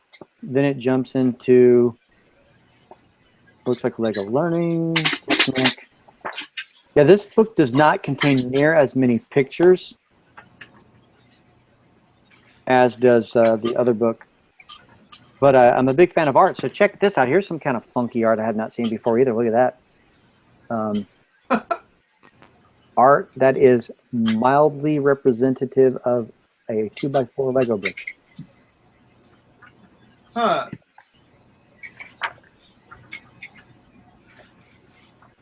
And then some pictures I've seen before in other books.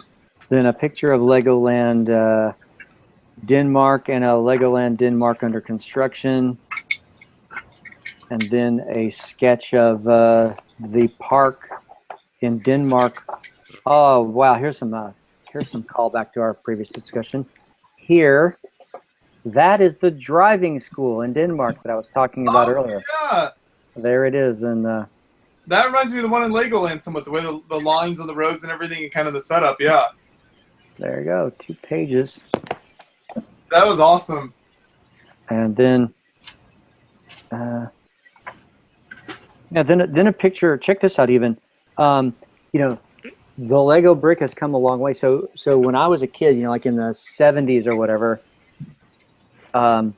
we would go to Lego exhibits at big department stores, and it's going to be too hard to see from a resolution perspective, but here's a spaceman and 2 people in a spaceship and a little girl looking at this exhibit.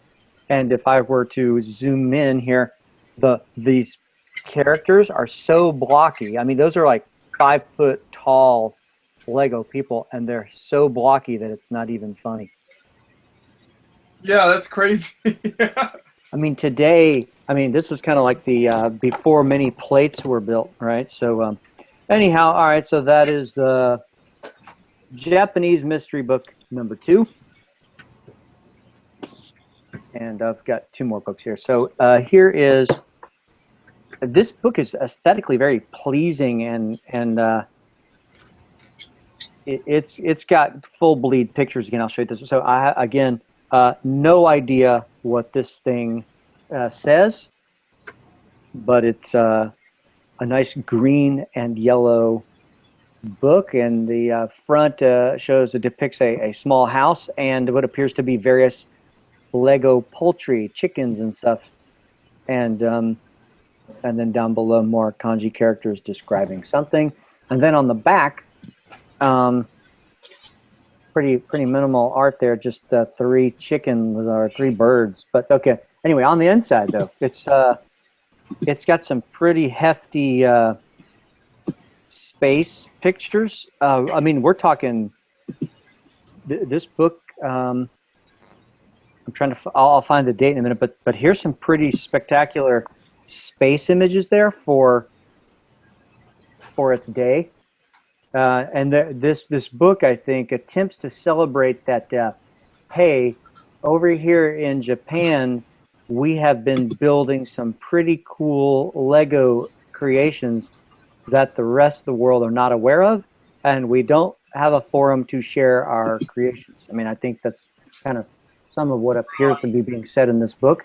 And no doubt about it, as you go through these pages, you're like, oh my gosh, these guys over in Japan were dusting us before pop culture really caught on big in the U.S. Because again, I picked up these books a long way back, and oh yeah, I like making bonsai trees, and here's some examples in this book of them. Probably built 10 years before I even thought of the idea. And let's see what else is in here. Celebration of Castle. Oh, it looks like an Epcot, a variation of the Epcot globe, but instead rendered in color instead of the Epcot Disney-esque kind of Spaceship of Tomorrow look. It's more of a real Earth that is Asia-centric, you'll note. All right, let's see what else is in here. And now for something completely random, a train, an alligator train where people ride in the alligator's mouth. Nice. Totally wacky fun. I like that. They taste good. I know, and it's a cute alligator too. All right, I'll kind of cruise to the end to see what it says. There's a parts inventory at the end, kind of defining all the parts. It's in black and white, kind of like a parts inventory in black and white. Interesting. Good. It's in black and white. And yeah, then the last pages of the book, pretty cool. It ends, not a big surprise since it's a Japanese culture book. It ends with page after page of mecha. Wow. And some pretty awesome. So, heck, thanks to you guys, I'm gonna have to like slow down and look at this book again. It's been like many years. Oh yeah, there's some crud.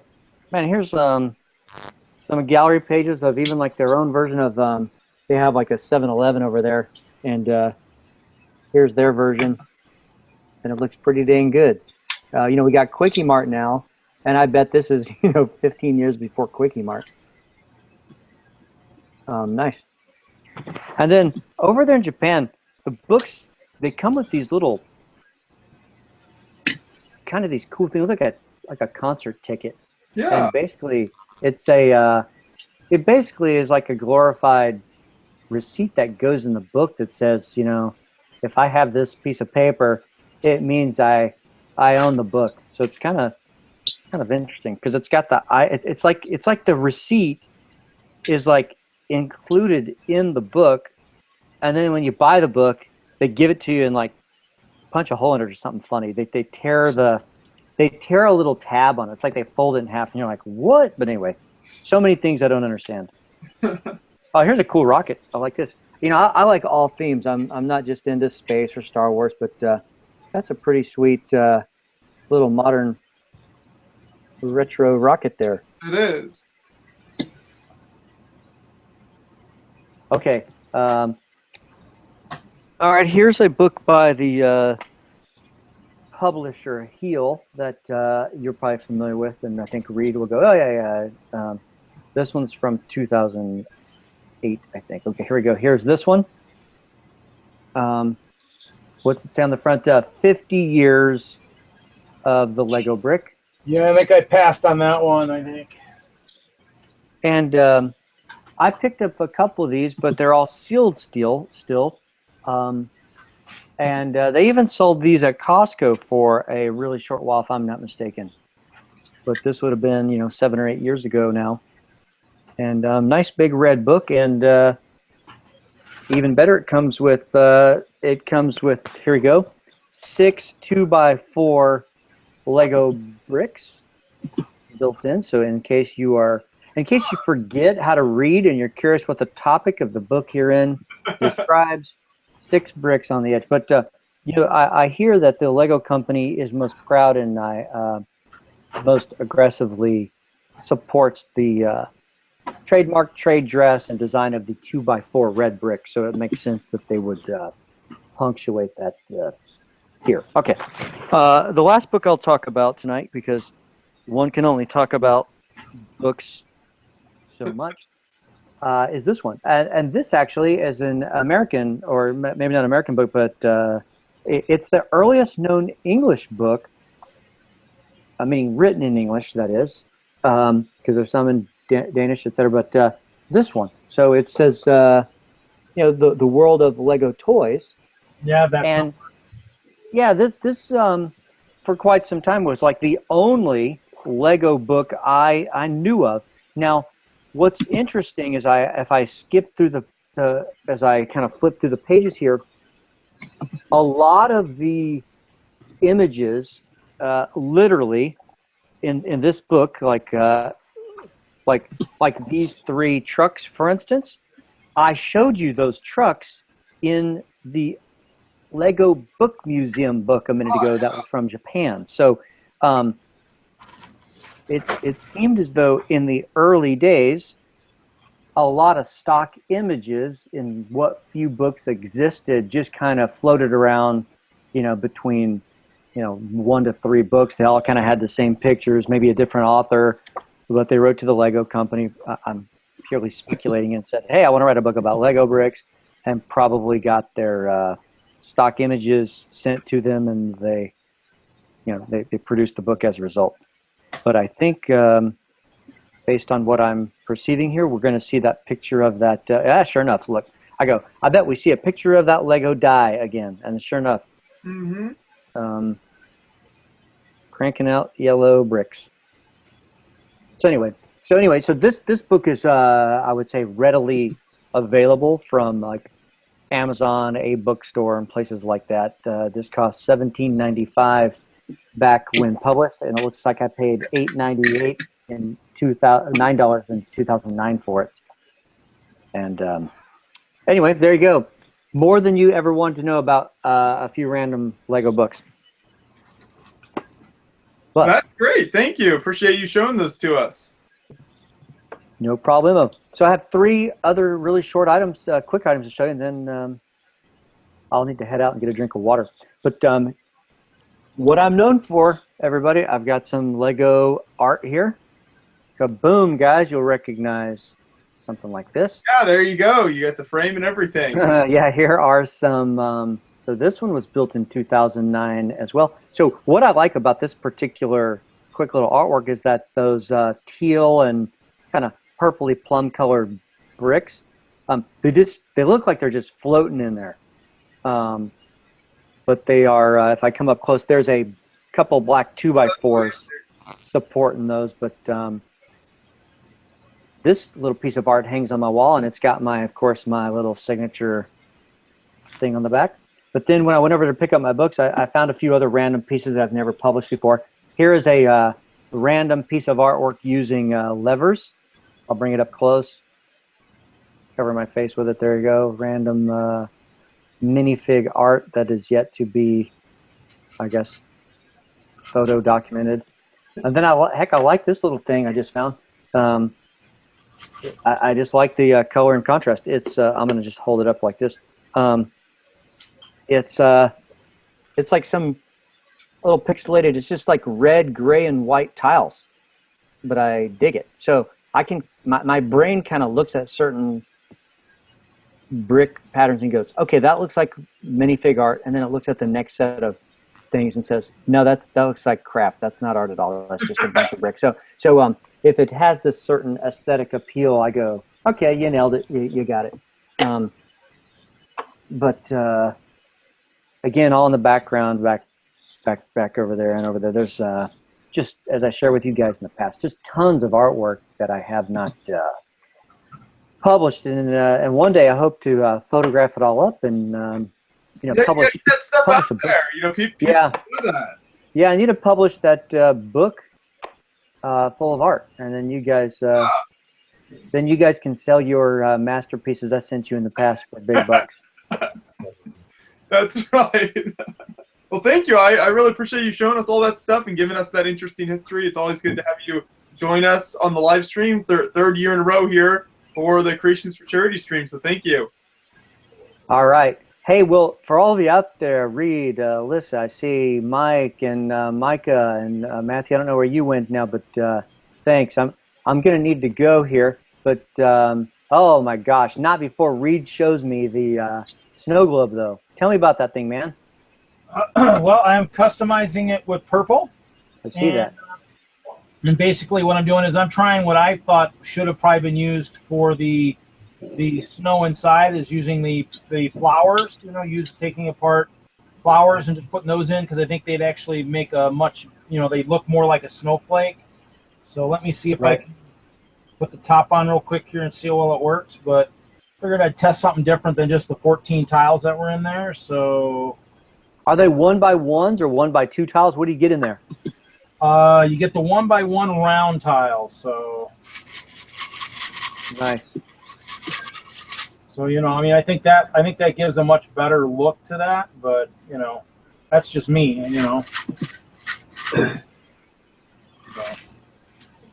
That's cool. Gotta hold it still for a minute though. So I did a purple tree in there too. Nice. So a little customization, Very cool. Yeah, it looks like you get quite a few bricks there, and you get so you get 1x1 round tiles without eyes on them, right? Just a 1x1 round, yeah. Nice. Yeah. Yep, little guy. I have a bunch of those with the swirlies I got a couple years ago in Lug Bulk. They make my lollipop forest, so. Yeah, see now there you go. A bunch of those arranged make some cool little minifig art, I bet. Cool. Right on. Okay, well, hey folks, thanks for having me here again, and it's fun talking. I talked my share, I can tell, that's for dang sure. And, absolutely. I appreciate it. You guys are doing a good thing, and to keep it up. And hope to talk to you, of course, between now and then, but at the very least, I will talk to you guys next year, I hope.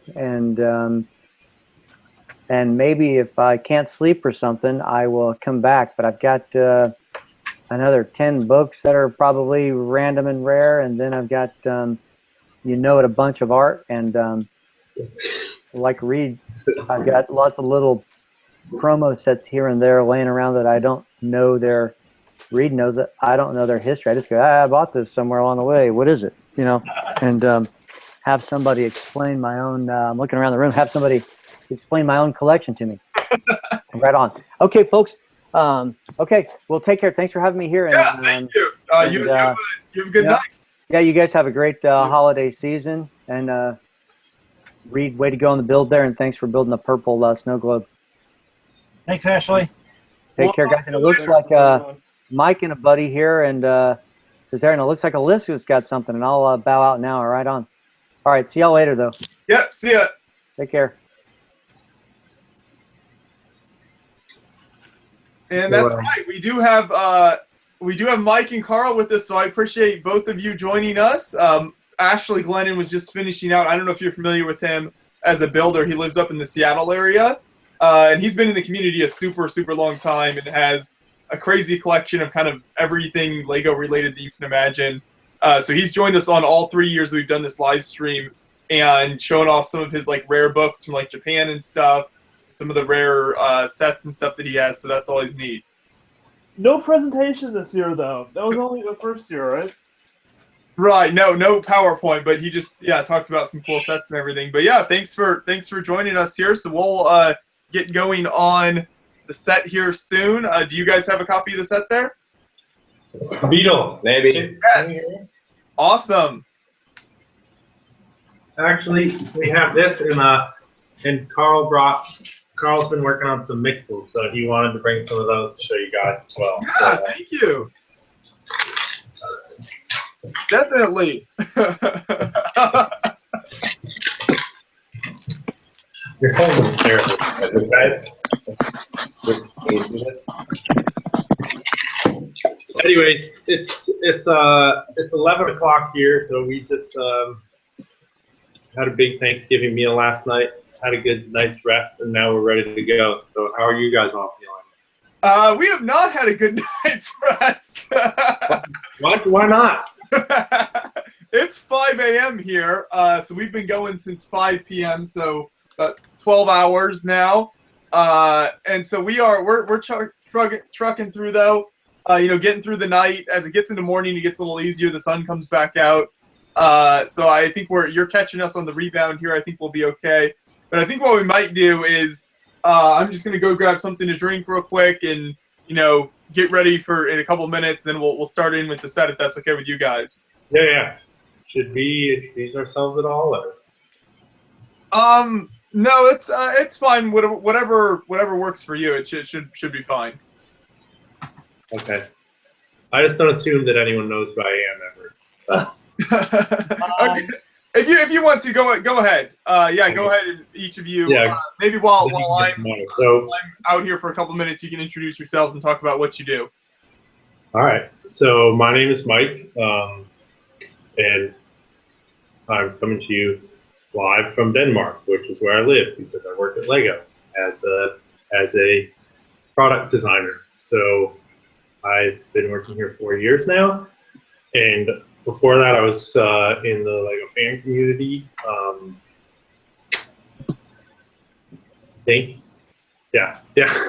was in. Before that I was in the Lego fan community, and so I've been working here now 4 years, and I've been designing products on Creator 3-in-1 and then Creator Expert as well, and then every now and then doing a little bit here and there on the side. So I'm here today to build through my latest expert set, which is the Volkswagen Beetle. So I guess we're all gonna build through that and see what it's like, which should be fun. And maybe I have one of my good friends here. Hi. Carl Murray. That was a great introduction. Hi, I'm Carl. I also live in Denmark. This is actually live from my living room because I'm also a product designer at Lego. And not quite as experienced as Mike. I've been working at Lego for about 2.5 years now. And some of the stuff that I worked on is out some of the second wave of Minecraft sets, and also some of the Series 8 and 9 of mixing. Yeah, sounds good. Thank you. So are you guys just finishing up the Bat Cave there, or did you build that a while ago? I am just finishing up. It's actually so obviously throughout the live stream we've been talking a lot. So I've been working on this build forever. It's taking me way longer than it should. I'm almost done, but I'll put it on hold, and then we'll do your build, and I'll finish it later in the live stream because we'll still have a lot of hours left once we finish here. So I'll have time to finish it. Because I want to make sure we have plenty of time with you guys. So just give me a second here. Then Matthew, do you have the set ready there? I will in a second. But I have enjoyed doing this build. It's a great set. I haven't ever built that one, but it looks sweet. I really like the 1x4 bricks with the wallpaper printed on. Yes, the wallpaper printing. That's awesome.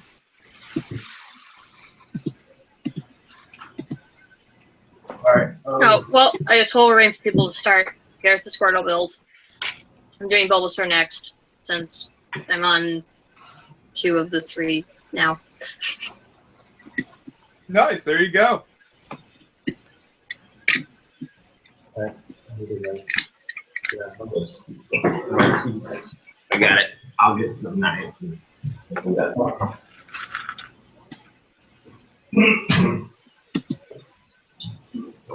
So, I guess I'm going to try to open this box here. I don't have a knife, but rip it in half. Just rip it. Okay, yourself. Got it? Yeah.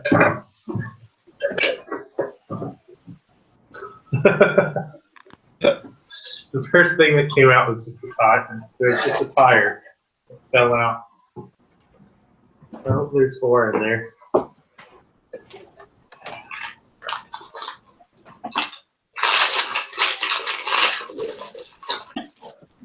This is gonna sound really good, isn't it? Yeah. Bring it sound all the way up for the crinkling.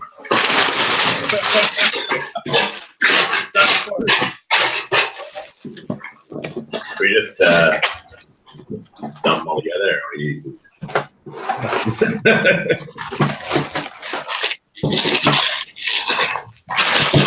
Yeah, I have a question. I have a question right off the bat. Yeah. Okay. How do you guys feel about when we do these number bag prepacks? So you mean when you put the numbers on it, so you like have the different steps and they're numbered? Yep. I've always liked it. I think it's good. It helps keep track of what step you're on and everything, especially, you know, like this isn't that huge of a set, but you know, the even bigger sets like the Disney Castle or something like that, when you've got so many of the different pieces you have to keep track of, I think it's helpful. I don't know. What do you think, Matthew?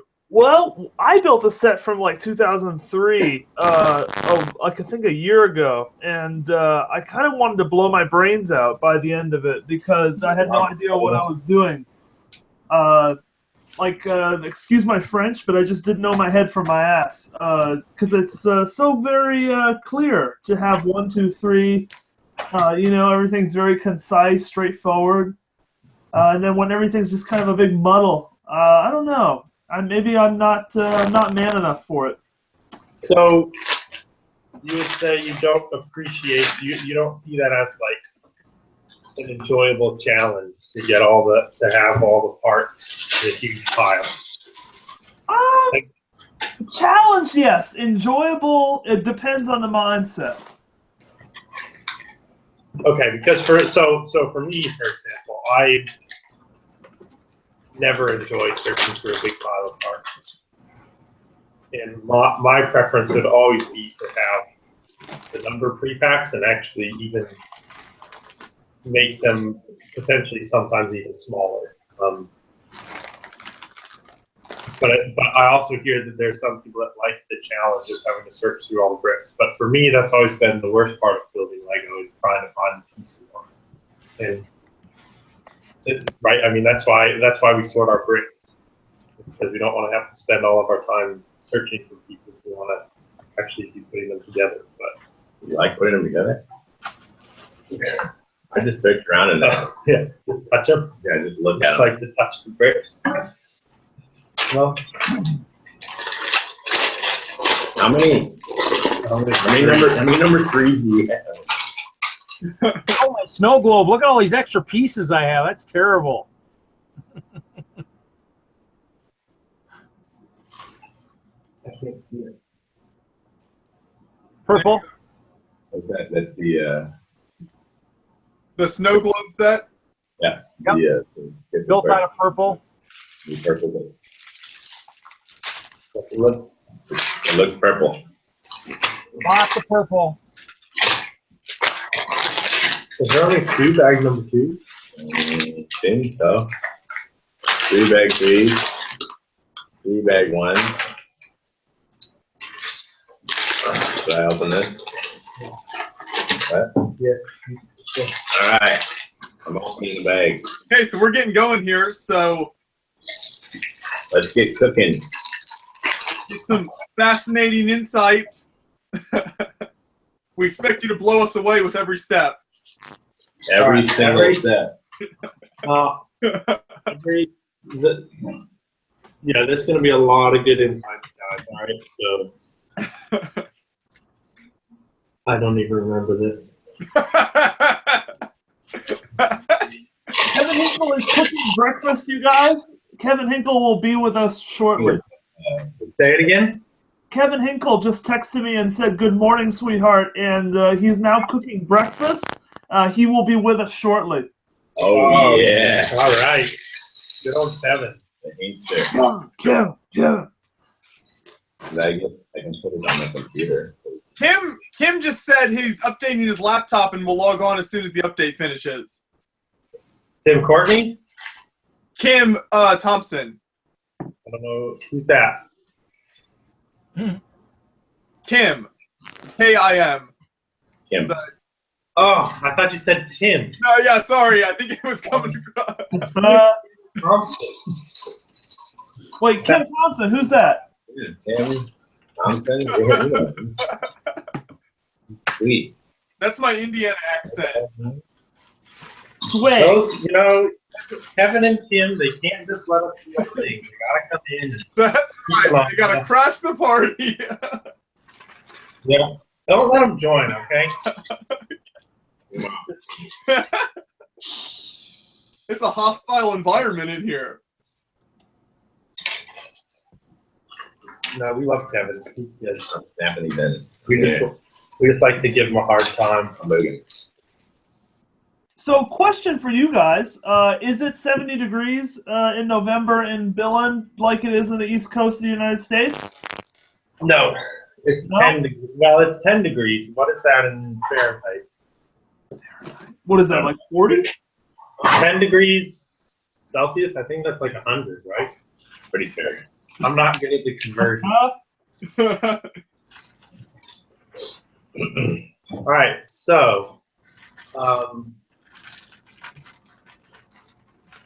trying to think of what I wanted to say. So it's been a long time, but if you remember when we were building that Ferrari back last year, and you were looking at thinking about the way that the frame was built on that car. On this one, there's like, it's just a totally different. Oh, thanks. You're really helping. On this car, the thing with the Ferrari is that the goal was to get it so low to the ground, and so you have to have the frame really low and then building everything around it.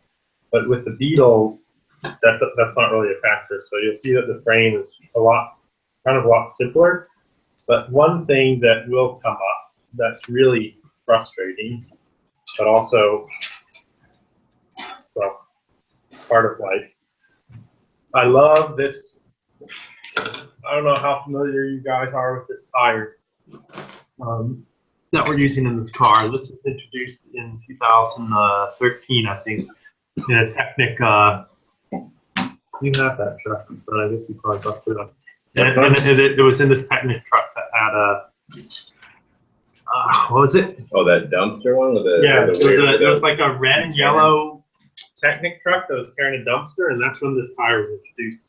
And so that was right around the time that I started working at Lego, and I first got my hands on that tire in 2000 and, oh, you know what I should have brought with me? With all of that box of concept models for this.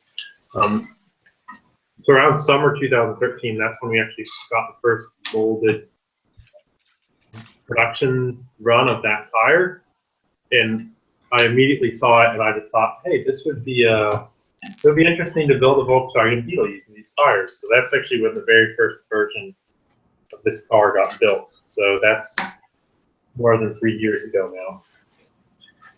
But anyways, the point is that this tire, while really cool and a really cool size, is it fits into an odd wheel well.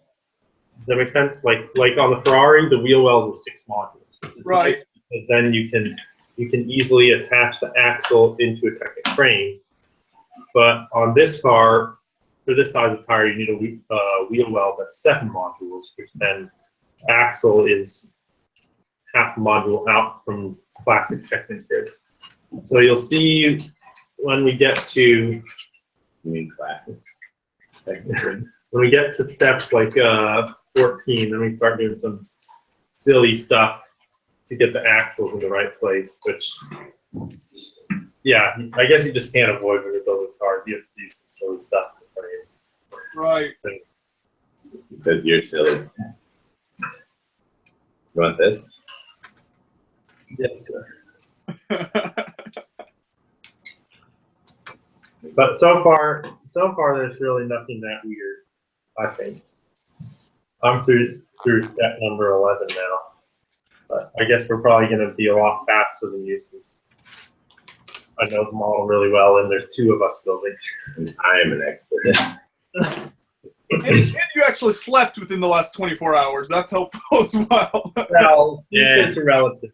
Well, yeah, put down. And I'll dip them up on one side. You dip them like this. Oh, yeah. Teamwork. No, no. I'm gonna stop building and just watch both of you build the whole kit, because I feel like that's gonna be more entertaining. Yeah, maybe if we each build only one side, that could be kind of funny. Like, I'm not allowed to put a part that crosses over here. So if there's a part that crosses, we have to put it on together. We each can only touch the side that's on our side. Yeah, yeah. Okay, this is an event now. All right.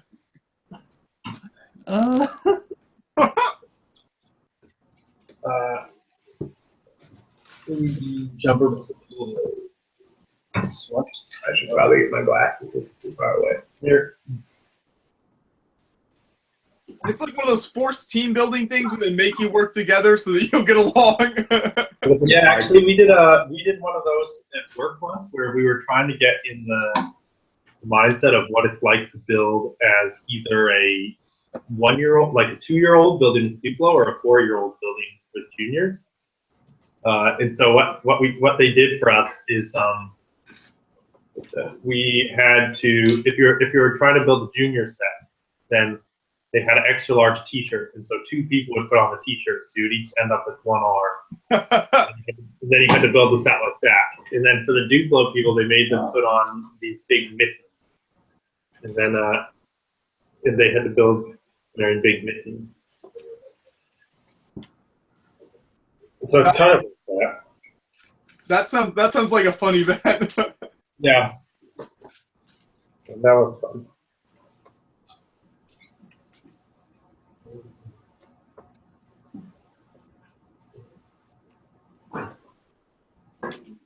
Do they ever make you stay up for like 18 hours building Lego in front of a camera and then tell you to build a Lego set to see what it would feel like? No, they didn't actually. That's I guess that's not like a common thing that our consumers are doing. I don't know. Typical customer segment, if you ask me. Yeah, it's a cool segment, but a small one. You'll be All right, fine, well, Matthew.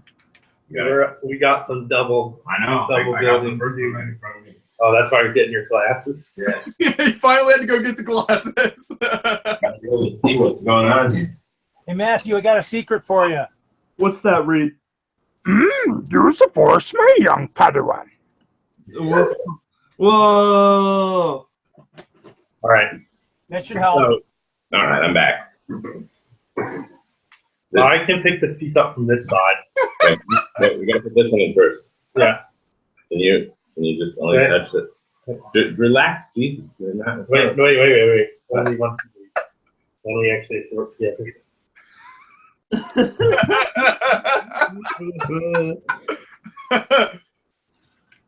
All right. No. Push. Yes, we did it. Okay.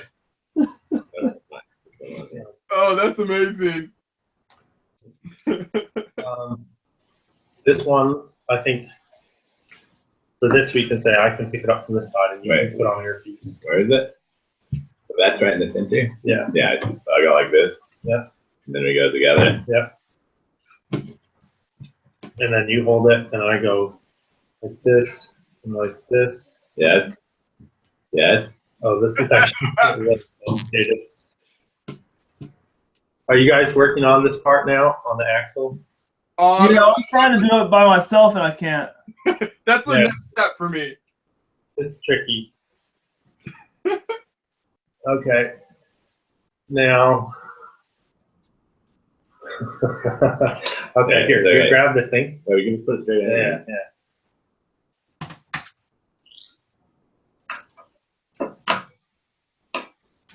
Yes. Okay. I did this challenge.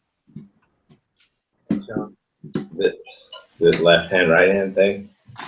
Remember? I said it was with B&H Teamworks. I did this at the Bricks by the Bay. Oh yeah. Oh. All right, let's go. Let's go. This is not gonna last the whole time.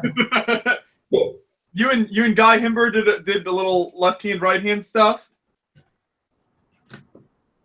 What? Sorry, I was concentrating. You and Guy Himber did some of the left hand, right hand stuff. Oh yeah, it was pretty funny. It was a little bit sad though because it was mostly just little kids trying to do it, and we were just clowns. Okay, the music we'll put on ourselves. Okay. It's overdose. Yeah, it's overdose. Drop it. Let it go. Let it go. On the floor. Where do you need it? You don't need it. You never know. You may drop another one. Oh, great. We drop another one. When we drop another one. So how did you decide to do the car in this color, the blue? What is the official name of this blue? 3, 2, 1. I think the name of it is Dark Azure. Okay. How It's not did you decide teal. to do it in this color? That was hey, what are you doing? Yeah, we're really gonna do that the whole way. How I can build the sub build when we put it all together.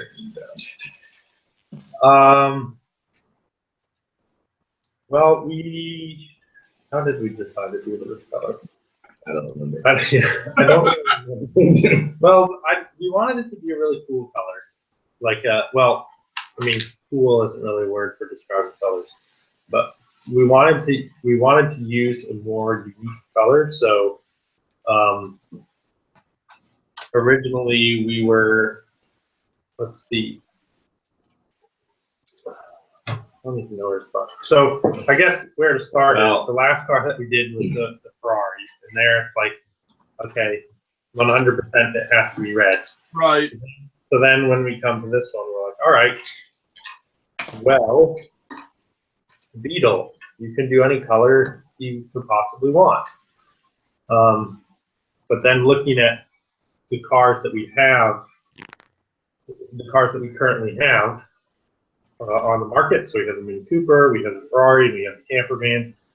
So that's 2 red cars and a dark green car. So we thought immediately we're not going to do it in red. So that was, so essentially it was like a process of elimination. So to start off, we know we're not going to do it in red.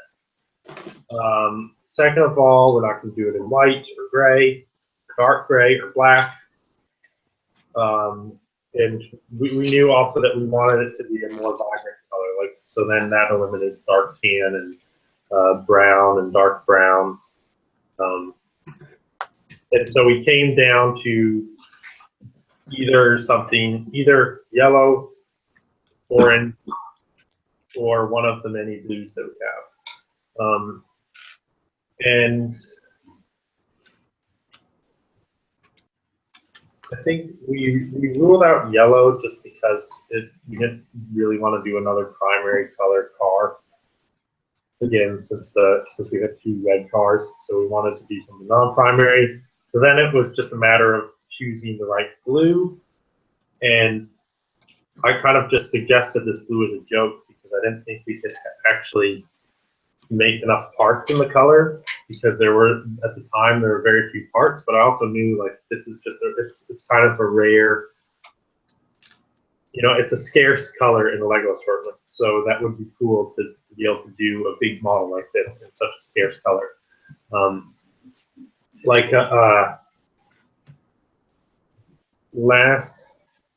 Last year, or whenever that was, I made this model that, actually I think we built it at the live stream last year, that blue jet. And so the blue power jet, the greatest building experience of all time. So for me, like, I remember when dark blue as a color kind of first came into prominence, and so in my mind that was still a really like rare and cool color. And then I made that blue power jet, and I was thinking, oh, this is so neat. This thing's it's got so much of this dark blue in it. People are gonna go crazy for it. And then I realized, like, oh no, we've already done hundreds and hundreds of products in dark blue. You can pretty much get any piece you want. So I wanted to do a color for this that was something that hadn't become as mainstream as like dark blue or dark green. whatever. So that was why we ended up with this color. We just thought it looked really, really nice, and it was. We just managed to be able to introduce enough parts in this color to make the model work. So that was really cool. Is that a satisfactory explanation? That's a much more in-depth answer than I thought it would be, and not just like, oh, I like this color, so we chose it. But I like. There are many discussions on what the color should be. So a lot of people involved in making a choice like that. I appreciate the line of thinking. I have to say, it was much easier with the Ferrari. It was just okay. It's gonna be red. That's it. What are you building? Make it clear. How many actual VW bugs of this period were produced in this color? Oh man, you're really testing me. I have no idea. You don't know the exact model numbers? Come on. I'm sorry. I failed. Were you a baby? Actually, that was they're like the production colors of Volkswagen Beetles, but then there's all sorts of aftermarket stuff that would get done to them. So yeah, you can't really say how many there were in what color, because people would buy them in white and then paint them whatever they want.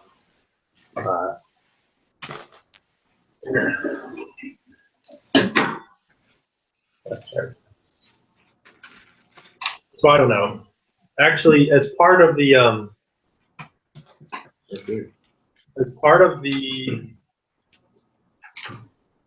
research that we did when we were making this car, we got to go down and see the Volkswagen has a museum down in Wolfsburg where they have like probably 30 or 40 different VW Beetles. And so we got to go there and look at them. And I learned something really interesting while I was there, is that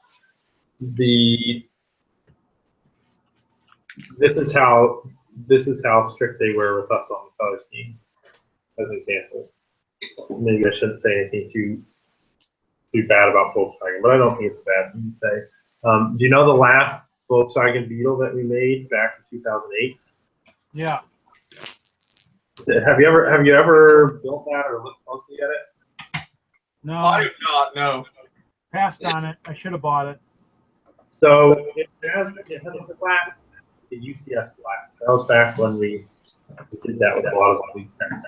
But on the plaque, you have the name Charlotta or Charlotte. I guess you would pronounce it. But here they would say Charlotta. And I never understood what that was. And then we went to that museum and they're like, yeah, here's the car. So I guess it was a car that was, it was like the 5 millionth production vehicle or something that was given to the guy that was running Volkswagen at the time. It was given as a gift to his wife, named Charlotte. And so the Beetle that we did in 2008 was an exact replica of that car. That was the idea. That's why it said Charlotte on that thing. But that car wasn't the two-tone blue Volkswagen Beetle, which is the car that we made. What? Yeah. I don't understand. I don't know. It didn't make any sense. So when we were testing colors with Volkswagen, they pretty much said, yeah, you know, you can do whatever color you want. How about purple with pink polka dots? Okay, we didn't guess that. I guess they didn't expect us to do something that crazy. This is kind of fun because I don't know what you've done. Yeah, you gotta check it. I just put some random parts in there. You should get some mix of parts and just start mixing. Would that be funny? Yes.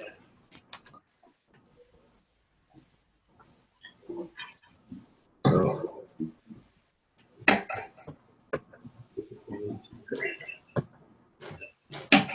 You little people.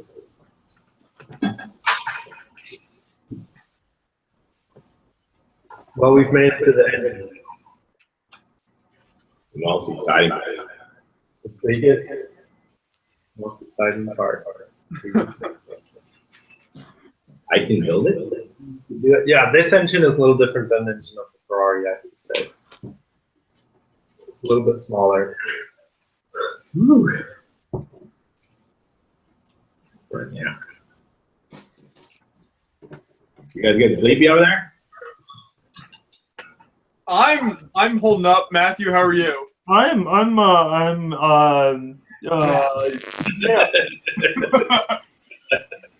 We're hanging in there. So what sets have you built so far? All I've done is the Batman set. Like I said, I've been mostly like talking and checking the chat and running the live stream, so I haven't actually been building that much. So I've just done the Batman set. That's what it is.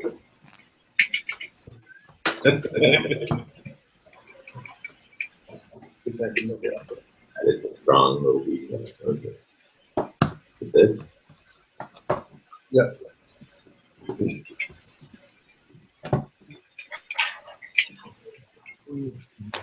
Oh yeah, this way.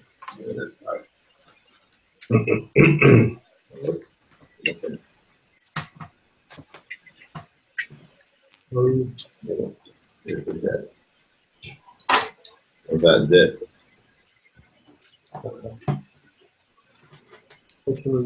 So you have the brick already. Yeah.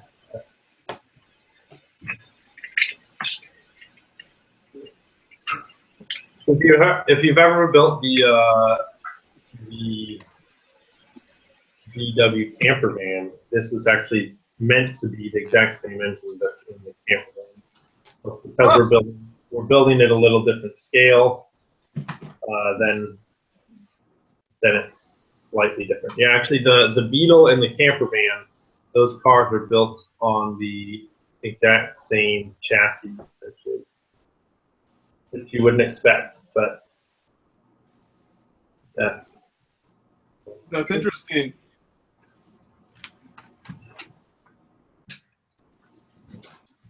Yeah, so this one is a bit out of scale with the camper van. Down there. Can I get that fan belt or whatever this is? Fan belt? You don't know. He doesn't know what this belt is for. Whoa. It's an important belt. You definitely needed it. Here, okay. You definitely needed You it. know this? All right. Where are the pistons on this engine? Does anyone know? In here?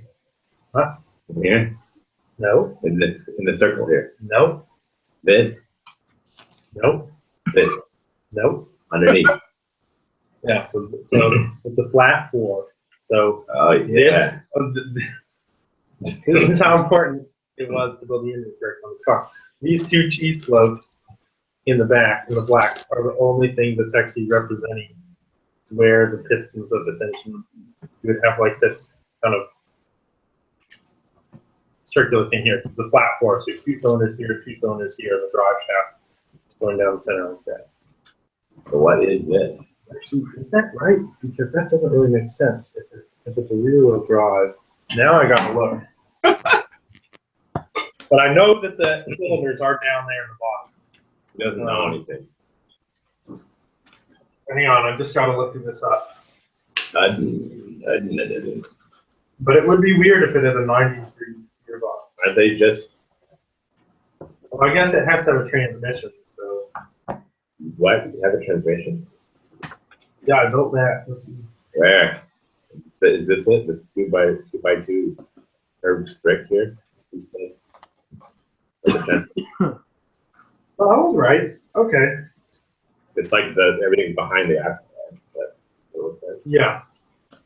That way you can just lift the motor right out of the back and dump it on the ground. Yeah, look it. Look it. Oh, So yeah. those are the cylinders right there. Yep. It's hanging out.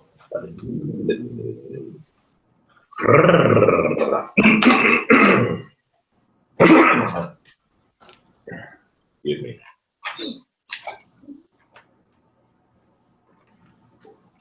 Oh yeah, these little pipes. I remember. Exhaust. The pipes for water, right? Well, one for water and one for gas. So you fill the car up. Yeah. Pretty fair.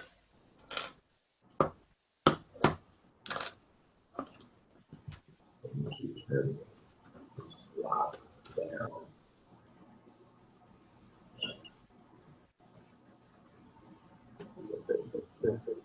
We can do it now. Oh, we can't. We cannot do it now because it says to turn the slot up. Yeah, that's true. That's true. So everything's ruined.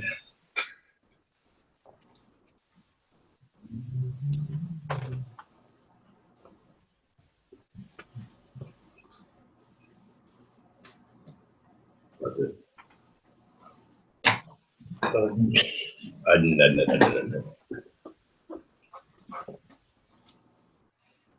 Gotta get these on your side.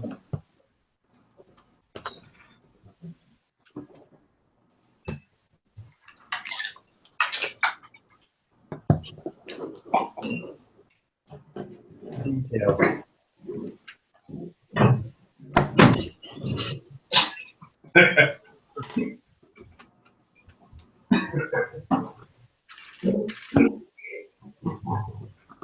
So I'm looking at the sticker sheet here. How do you decide as you're designing it what stickers to include, or how does that work?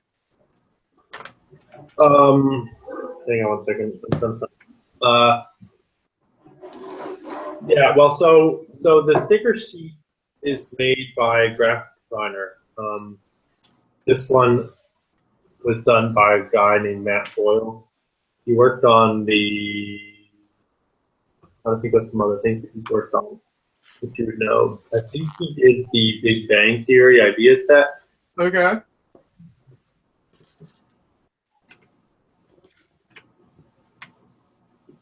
And he's worked on some stuff for Dimensions. And he's also collecting minifigures. So, yeah. He's done some good stuff. But, so, early on in the design of the model, I got together with him and then we kind of started to talk about what kind of decorations or stickers or whatever we want to put in the model. And then he started working on that. So actually, Al's boards is I guess he has an uncle named Al, and he thought it would be really funny to have his name in there. Although you will notice that there's Al shows up in a lot of Creator Expert sets. There's where else is he? Al's is the barber in the detective's office. It is. Just look at that set right here. It is, isn't it?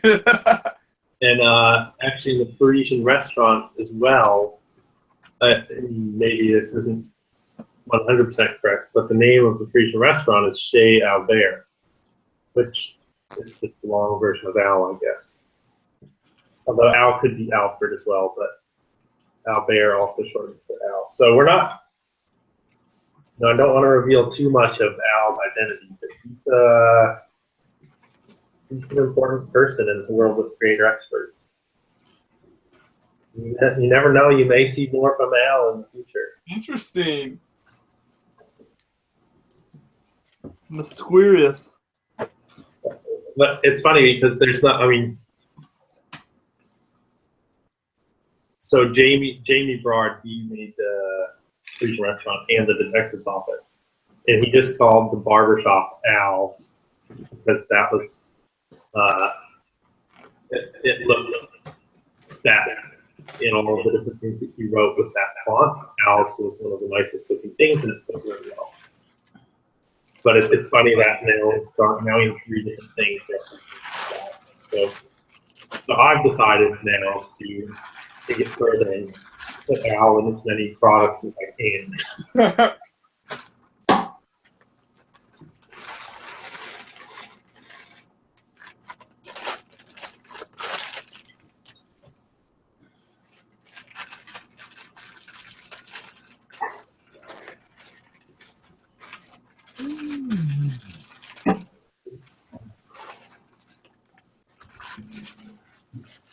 It's back. All right. Doing it. There we go. Did you make up another story to tell them again? I told them about Al on the sticker sheet. Oh. No, he was just telling stories about a friend named Al. Yeah. Related to the set. Hey, remember my friend Al? Yeah. No? Let me tell you about him. I worked with a guy named Al at my job before here, and he's cool. Maybe it's him. Maybe it is. I'm building that because I read this way.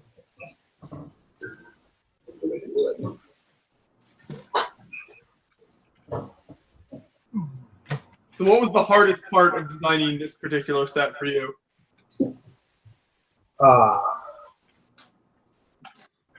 Trying to build, not always building something else. Huh?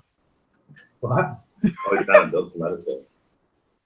The hardest part of this one was actually, I think, trying to sort out like the thing that we spent the most time on was sorting out the colors.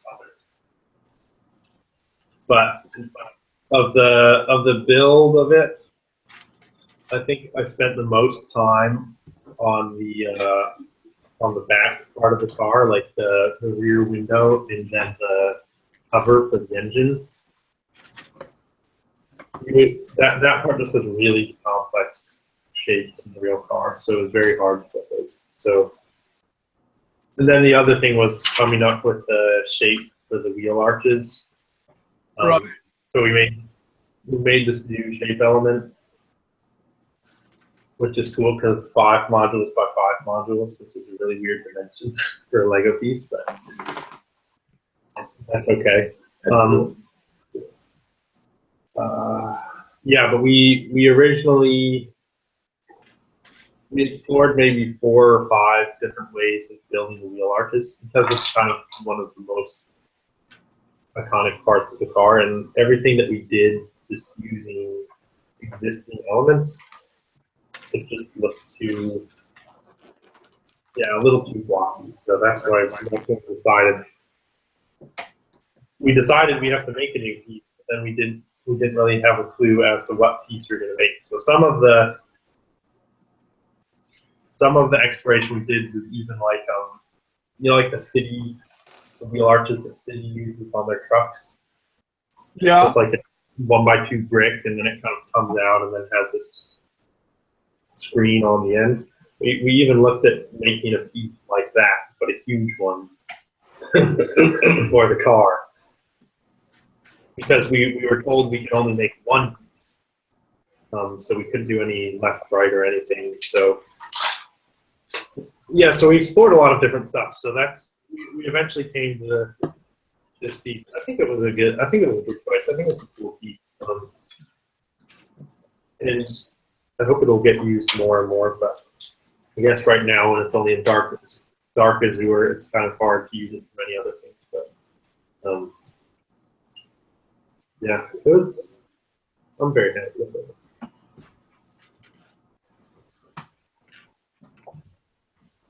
There we go. That's the first time.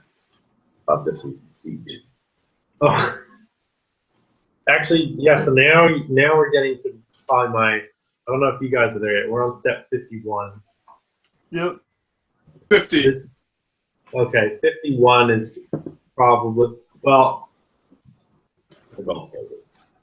51 is like the step that is my most favorite because this is what allows everything else to connect. The Ultra adapter. Yeah, this is kind of like showing the way that Lego system fits together a bit. So like this car is a bit different from the Ferrari in that there's a lot of kind of regular stacking in it, whereas the Ferrari didn't really have that much of that. But this part here is, you forgot something. Yeah, this part here is neat. Forgot what. What is this one? Right. What kind of budget cut is that? It's on the bottom here. Oh, okay. Where does it go here? Put it in. Can I catch it? You're gonna build it sideways. Just don't. You know, sideways. Let's. Oh yeah. Yeah. So that part in and of itself is that neat, but it allows us to connect other things much later on, which is really cool. So, now I'm done. That was my favorite part. Yeah. Let's move on to the next thing. The best is behind us. The rest of it's just mediocre. Alright, where are we now? Now you're building the seat. Oh no, actually, it's still not. yeah, I know. That's what I was saying. On step 52, the first time I built this on step 52, I'm like, is this a seat? This is pretty cool and pretty small. What's going on? Yeah. Are there clips on the floor? There's so many clips all over it. Mike, take a break with a clip. I need to go get some water. Yeah. I'll be right back. Sorry. Just I've been building for almost an hour. You guys would never know what that's like. Yeah, it's a long time. Yeah. It's a long time to sit and build.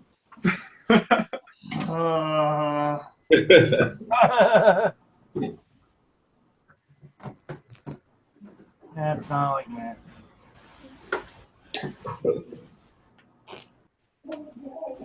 Button clip in here. Hi, Oliver. What are you doing? Are you making a car? We're building Mike's car. You want to say hi to everybody on the TV? Here, come here. Hi. Hi. What's your name? Oliver. Oliver. Oliver. How are you?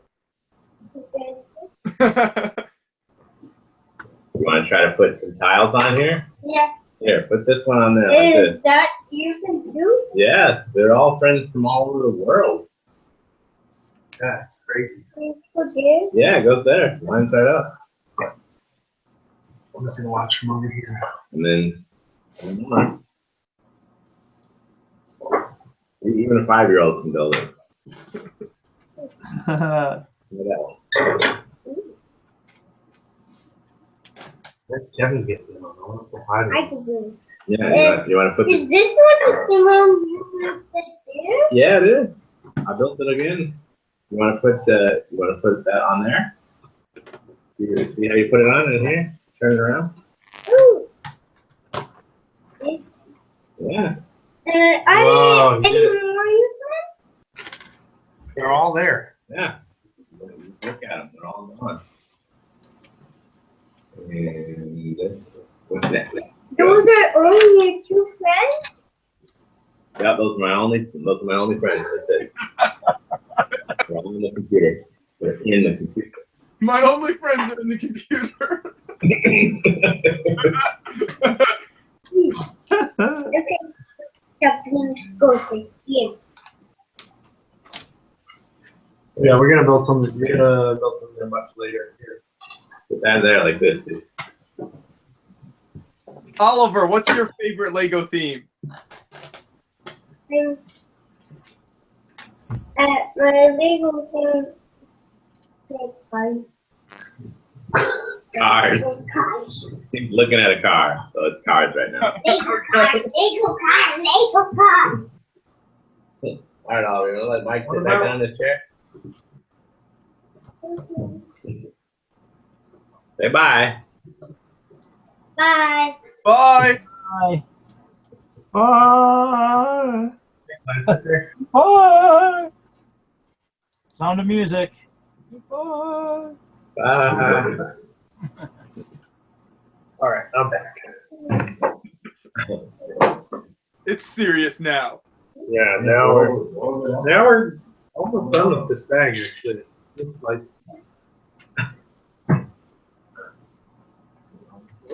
We need something on these bricks.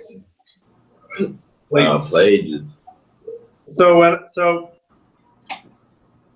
think it's funny that Carl is here building this with me because I'm here.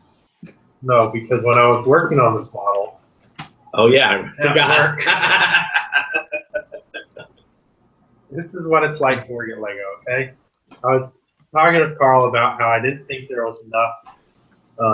There weren't enough hijinks going on at work. People were taking things too seriously. And he said, "Okay, you want hijinks?" And then the next day at work, anytime I would get up from my desk to go do something, I would come back and there would just be parts of the car missing from my desk. Oh my goodness. I just come and take the door off and take it to my desk, which wasn't even in the same area. And then he would forget that he'd done it. Yeah, so he had to build another door. I still haven't found all those doors. I think I still have But one. anyways, I understand why everyone's so serious at work now. I don't want any more hijinks. No more hijinks. Is that a problem? Like If the hijinks are good. for Americans who go and work in Denmark like that, is that a problem? Like, is a different sense of humor a problem? Like do you notice that you have a very different sense of humor than like a lot of the Danes? They're definitely different sets of humor. Yeah. Actually, I've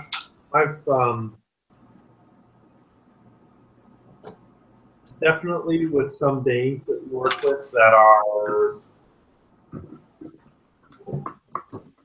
like, you'll work with people that have been at Lego for 25 years or whatever, and then I'll be in a meeting and I'll try to make some sarcastic joke and no one gets it. And then the problem is that, like, they think that I'm serious, and then I get myself in trouble. So you do have to be careful what kind of jokes you make. But I still make jokes all the time. Yeah. Well, you should. Sorry, you should be careful. I don't do as good of a job as I should have. I get myself into trouble every now and then because I'm joking. I'm making what I think is an obvious joke, and then not everyone else agrees with it's an obvious joke. Know your audience. Yeah, I'm working on that. One of these days.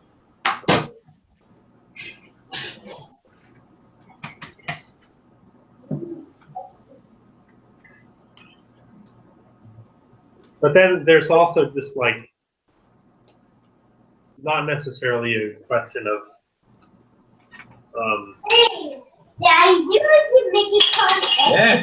like understanding humor, but also some people just take work very, very seriously, and some people move around a little more, so that can be a problem too. Right.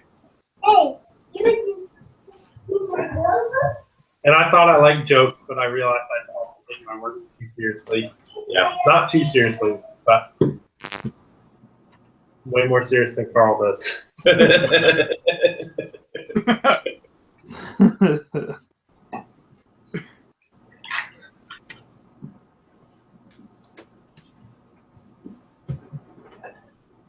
All right. Is it funny? All these Why are brackets. those ones? I don't know. All these brackets going in and out everywhere.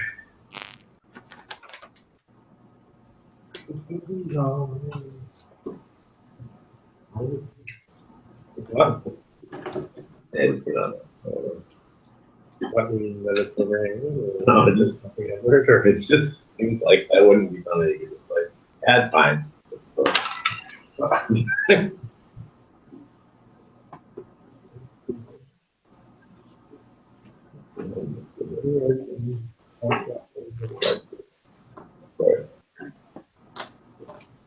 That's fine. Okay.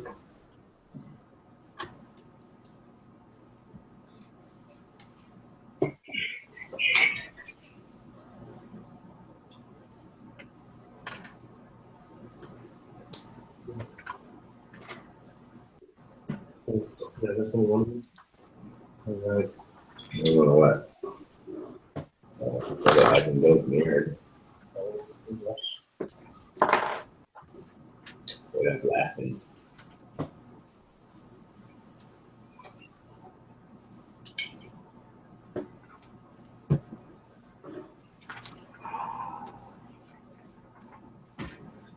They're all asleep.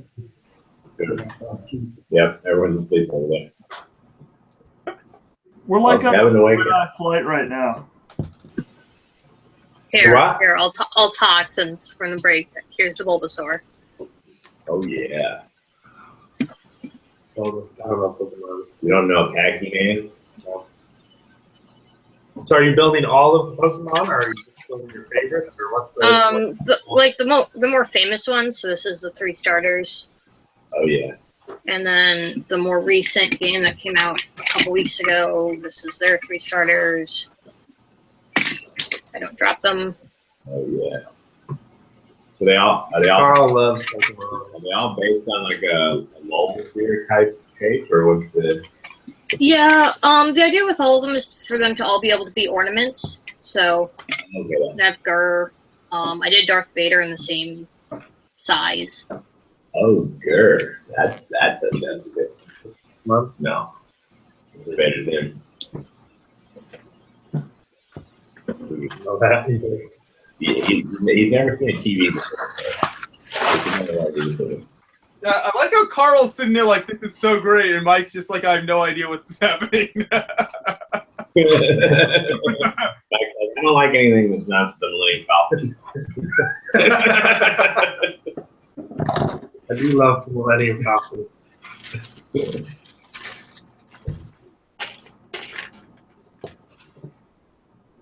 All right. Yep. When you dip it in, how's that? Okay. That's exactly what I want.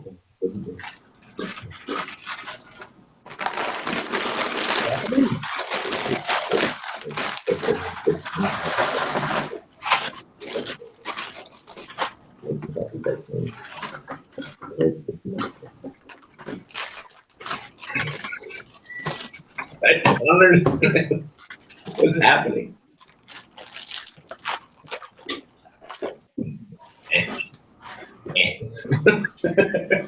All right, we're almost finished with bag one here. Should I just go ahead and put this on? No, we gotta go.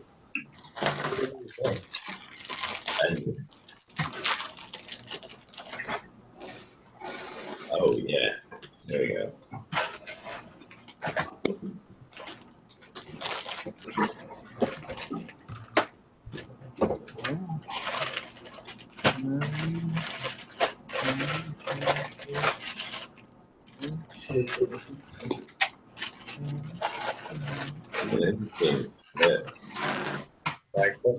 No, I mean, I have a question. For who? For you. Okay. I think, if I remember correctly, in Mini Cooper, when you build it, you build the whole thing, and chassis slowly grows from the top. Yeah. But this one kind of goes like this and then up over here, and also doesn't have the front part of the chassis. So, is there a reason why you build all this first and then build the front part? Remember? Remember?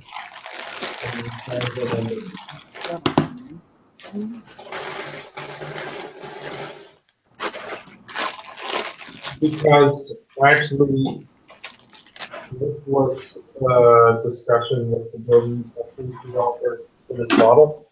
So I think we've talked about this before, but there's a model designer, then there's graphic designer, and then there's also someone, the building instructions developer that's making building instructions. So like for the bag split for the model, so like we have bag one here. Yeah. Yeah, we did that. Yeah. So we have bag one here. So when I was making the bag splits, sometimes as designers just kind of do that on our own. But I just talked to the building instructions developer and just said, how do you want it? Where does it make sense to split it this way or what? And I guess Henry preferred it to be done like this. So that was why we did it this way, because that way you're just focused on building this, and then you focus here. Whereas if you're, I don't know, I find it frustrating when you're building a model and you're like, at one point put a piece on here, the next point put a piece on here. You can kind of focus on one area and just build that up. Yeah. So that was why. This is like too big of a piece to be extra. Are you guys done with bag 1? Yeah. I just finished. Do you have an extra 1x8 plate? No. Okay. Well, we're just gonna take time. Carl has a ton of Lego here at his house, so it may have just jumped up. Oh, there it is. Right. Oh yeah, yeah. If I gave those piles to Oliver, Oh, sure. it was Oliver's fault. He built it wrong. So. Blame it on the 5-year-old. What? Broke up pretty bad. Blame it on your 5-year-old. Blame it on the father. That makes sense.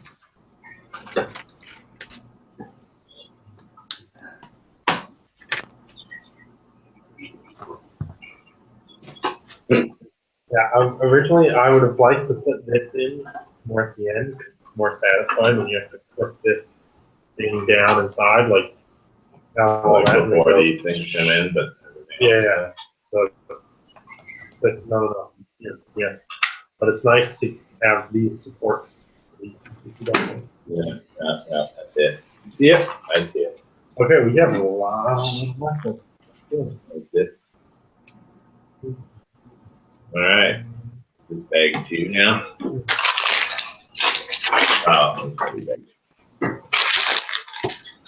All right.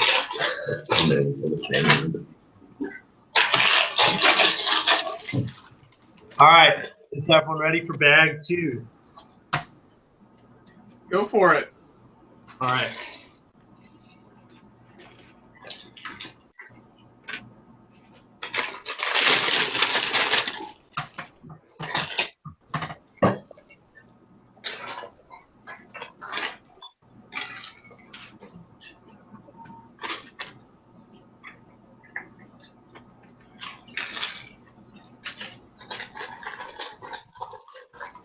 Well, what fun awaits us in bag number 2? We got this arch brick. That's always good.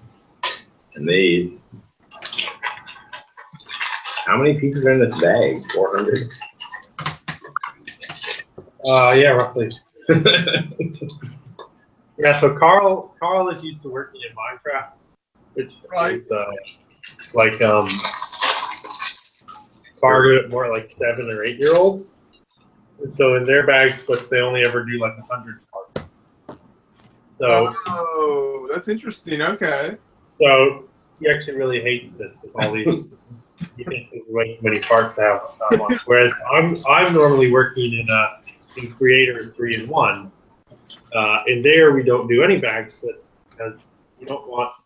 The idea is that you can build any of the 3 models, so we don't want to encourage you to start on any one. You should feel equally encouraged to build any of the 3.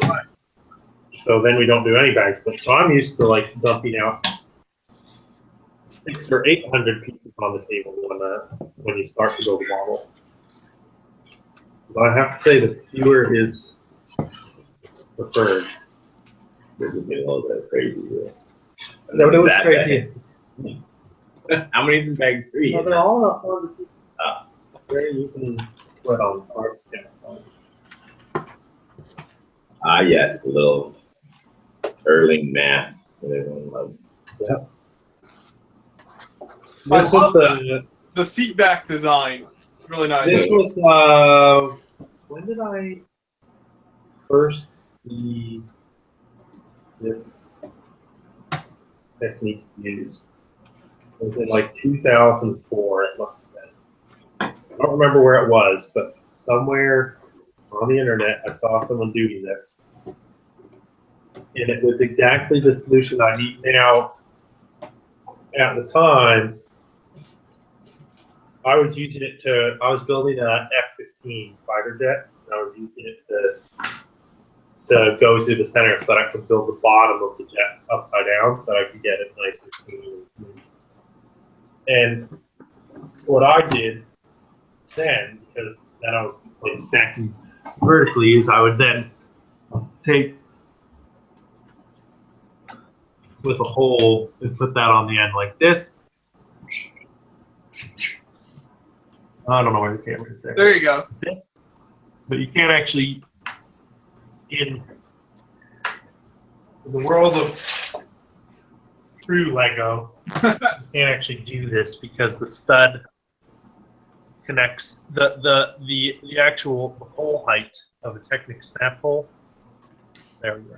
Is actually a little bit different height than the hole height of just a regular brick, regular sideways brick. So when you do this,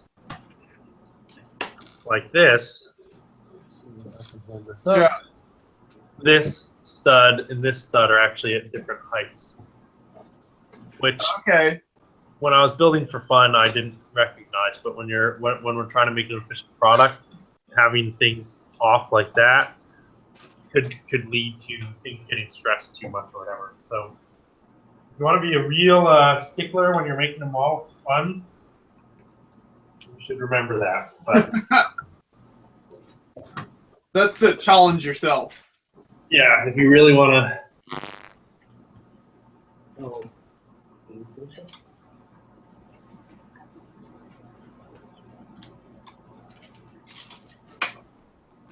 So what's your favorite piece in the model in this build? That's tough.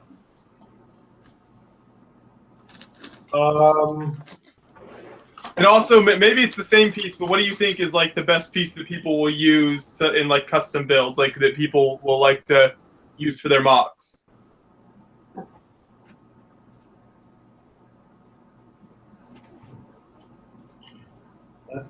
That's okay. I haven't opened all the bags yet, so I can't even think. I think so. Let's look at this in a few different ways. In terms of the hi, hey Kim. Hello. Kim.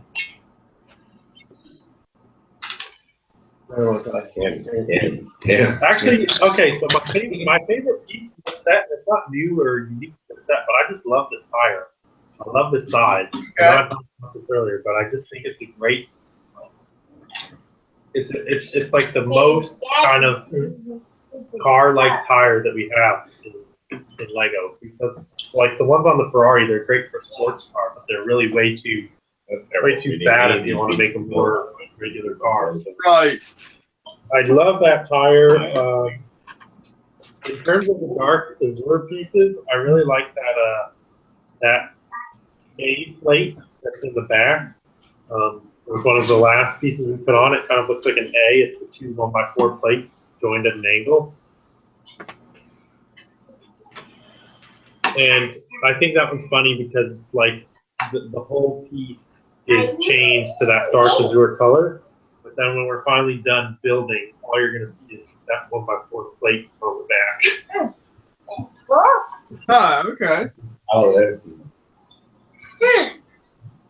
Oh, then I also really love, you'll see in bag 3, there's a 1x2 plate with it's a fairly new piece. It's a 1x2 plate, and then it has a clip that flips in the center. And that's a dark azure, which I think is cool. I think overall, I'm just happy that there's so many different shapes being introduced here in that dark azure color. I hope people will use them all. I love them all equally.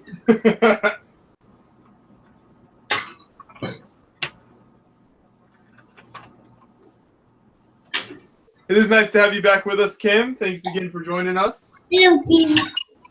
Well, my pleasure. I promised I'll be back, and I moved into my my Lego room, the room my wife expected to be the spare bedroom for visitors when we bought the house. And I guess I promised to, since I was in the other room last night. Sadly, the other room that I was in yesterday has my computer in it, so I had to dig out the old laptop, and it's taking me about an hour and a half or so to update it. Oh, that's what all the updates were for. Yeah.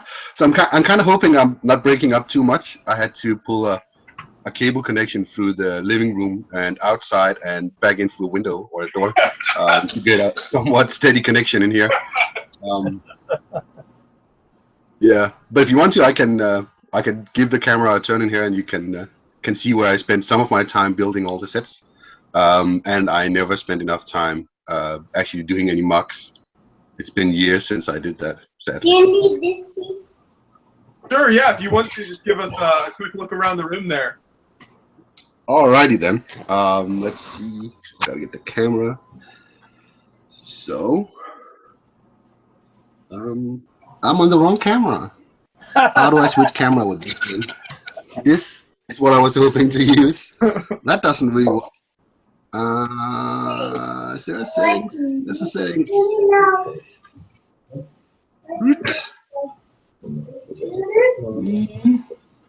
It refuses using anything else.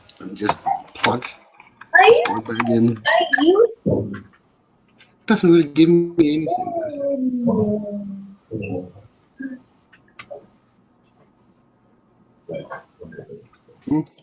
It claims to be on the USB camera, but it's clearly on the display camera, the screen camera. Yeah, I like to do that.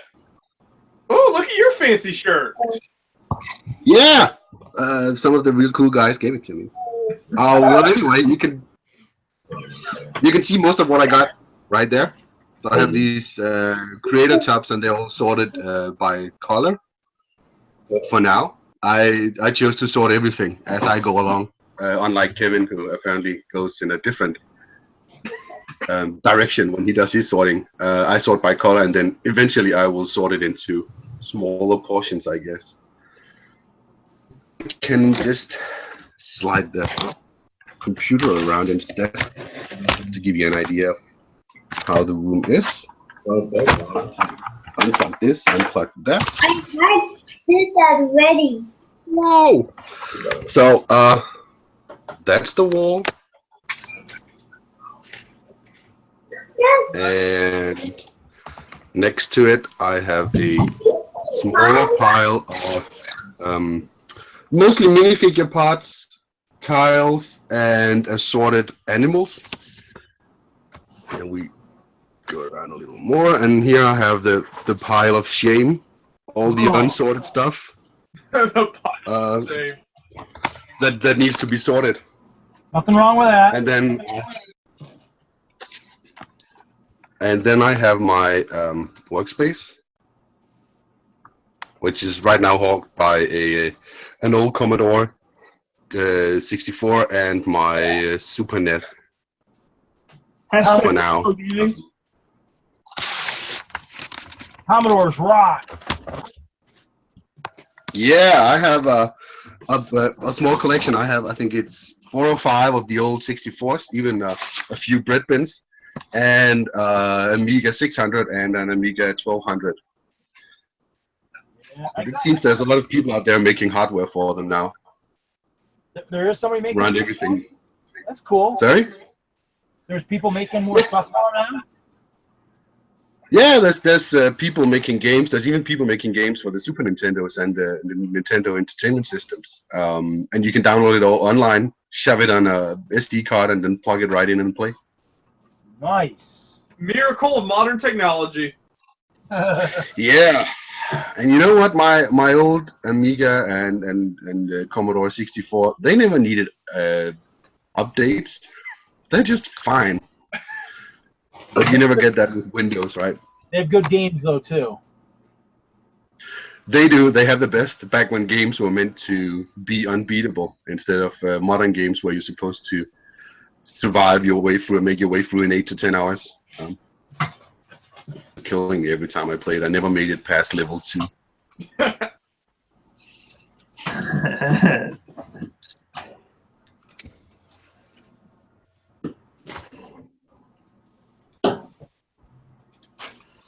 Oh, as I said, I never built anything, but for the past year or so, I think, I've been working on building a castle wall. I can show you if you want to. This has never been shown before. Oh, another exclusive? We had some of those earlier, yes. Yeah. But I wanted to challenge myself a bit, and try to avoid making it too blocky. To build it out of 1x2 plates, and it's still an experiment. And this is I've done a few iterations, and this is how it looks right now. 1x2 plates. Yeah, go for that. Yeah. There you go. They're not clear though. I think the what? They're not clear.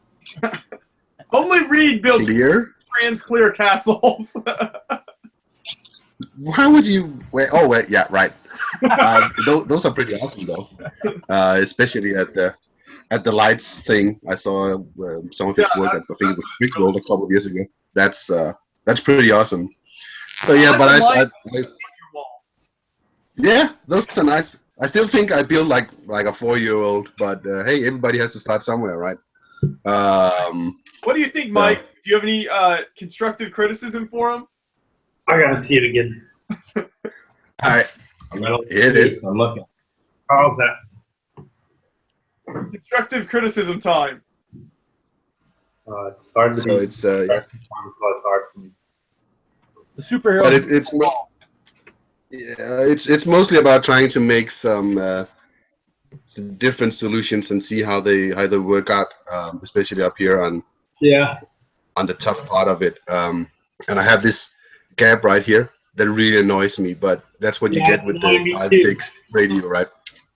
Come on, we can get rid of that. Can we fix that live on air? Can we do it? Yes. Oh yes, it's a live workshop. Well. You direct him on how to do it. Let us fix it live on air. Yeah, I wouldn't really. Hang on. Jim.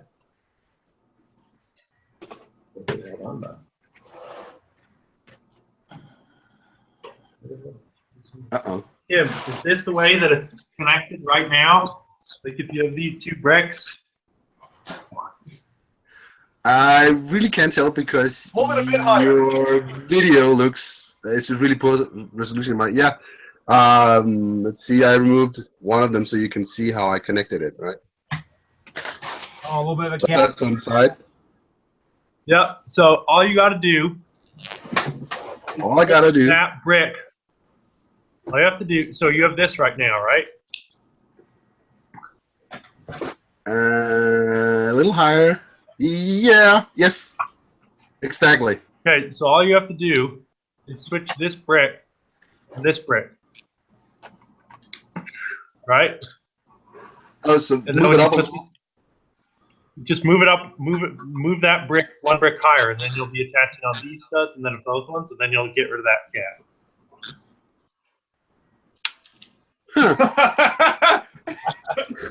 Wow, I guess that's amazing. I guess that's why you're a designer and I am community engagement and marketing instead, right? I like the look on your face, Cam. We did it together.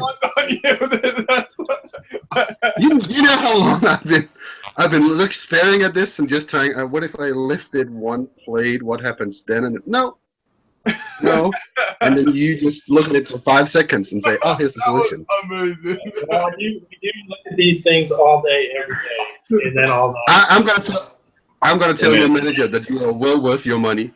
And then we just dream about it too. Yeah. So, just in our dreams. my dreams. Somebody deserves a raise. Yeah, I'm gonna tell everybody. Yeah, go tell James. Go Not tell sure James. points much though. All right, I'm gonna kill the mic and try to see if I can shuffle that around and fix it. Thanks. Go for it. Yeah. Kevin, back with us? You made breakfast? Mr. Hinkle. I did. Good morning. Oh yeah. Now it's a party. Kevin. What are we eating, Kevin? I like the wall behind him. That makes it a party behind Kevin. Yeah. What What did you make? What did you make? What did you make? What? Why? What? For breakfast. Oh, eggs. What? Mine were not scrambled though. They were boiled. Boiled eggs? What? Boiled eggs. It's the breakfast of champions. Why are you eating it, Kevin? Did you see that amazing on-air workshop that Mike? What? The amazing on-air workshop that Mike just gave Kim on how to improve his castle. No, he started the tour and he picked up his castle and then I shut everything down so I could come downstairs and log in. So it was beautiful. You'll have to go back and watch it on the recording. That's good. On-air workshop. That's a service. It is. Yeah, but the transmission is up here. Hey, that's how long. Yeah, it was pretty funny. Last night I logged off and I shut everything down. Went back upstairs and I asked my wife, I was like, so could you hear me down there? She's like, oh yeah, I heard all the stupid things you were saying down there. And I was like, all right, good. Did she hear all the smart things you were saying too? No, apparently those weren't picked up. Oh, You and your stupid little internet friends. I heard it all. yeah. Well, I heard that also earlier when Carl was like, these are my friends on the internet. So it's a common trait.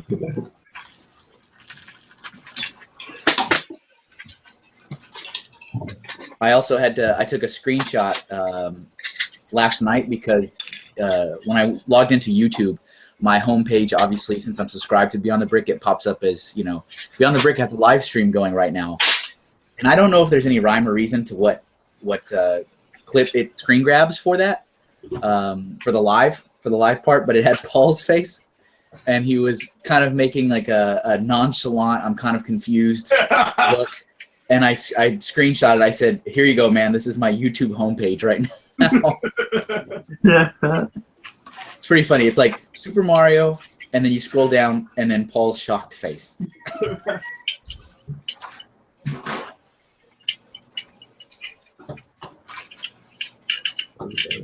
Have you guys had a lively evening into the wee hours? Yes. It has been pretty lively. Yeah, we had Ashley Glennon join us for a bit, and he talked about random, interesting, weird books and sets, and the opening of Legoland California. He and Larry P were at the opening of Legoland California together. Was he on also, or was he just talking about it? No, was Larry on? No, Larry was not on. Ashley was just talking about how they first met there. Very good.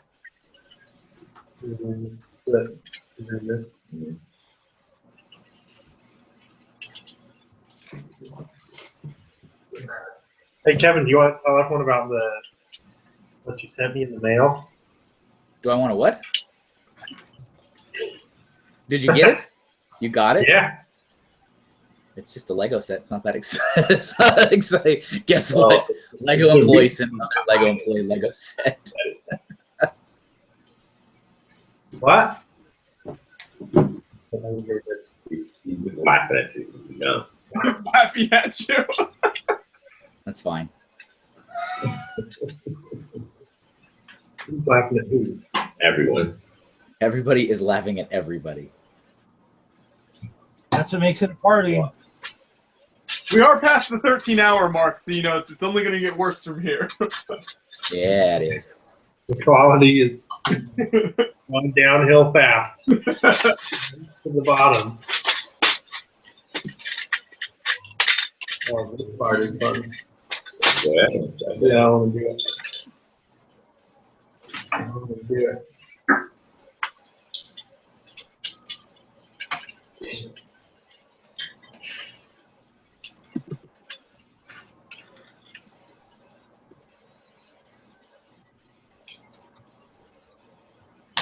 So how's the chat room looking, Kevin? Kevin is our designated chat room moderator / monitor. That's right. I take my role very seriously, which is why I'm posting the social media first before I begin. Oh, that's all part of your duties. That's part of the duties. If you take it that seriously, why didn't you react to that guy who said to everybody, in here was old, and why would you want to watch a bunch of old people build Lego sets? Did somebody say that? I missed that. I kind of saw it. It ran by so fast. I was like, wait a minute.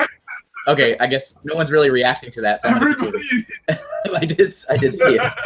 Hey, we should have this chat room open. It sounds good. I want to get in on that. Can you just start reading, Kevin? Kevin, I before wouldn't you get decide in. whether or not to moderate, just read out the comments to us so we can decide with you. Yeah. It's all everything's by committee. Yeah. Yeah, that's the way to do it. Come on. By the time you decide anything, the comment is so far gone, everyone's forgotten about it. Yeah. Perfect. It's like attention committee. BTB fan 96 says, "Lol. Shall I delete it or shall I keep it in the chat?" It's all very bureaucratic. Hey, where's this chat? Is that just on YouTube? Yeah. The Kevin, the first one. launch page. Oh yeah. So I gotta wait a private message. Kevin, sweet. Oh boy. I get out some more computers. Let's spam. Kevin, what did they say? Kevin, what did they say? Kevin, What they say, Kevin? What they say? Kevin, Kevin, what did they say? I haven't been able to finish this one post yet. Hey, look, there's us. What did it say, Kevin? Can we watch ourselves? Yeah, that's gonna really. Watching ourselves, is that cool? Gonna really eat it. Ah, we started up another stream. We've gone back in time to the earlier hours of the live stream. It's gonna eat up the internet real fast. I don't have the best internet, all right? Only the best was too expensive. I'm gonna write that one down. I'm building this. I'm moving it.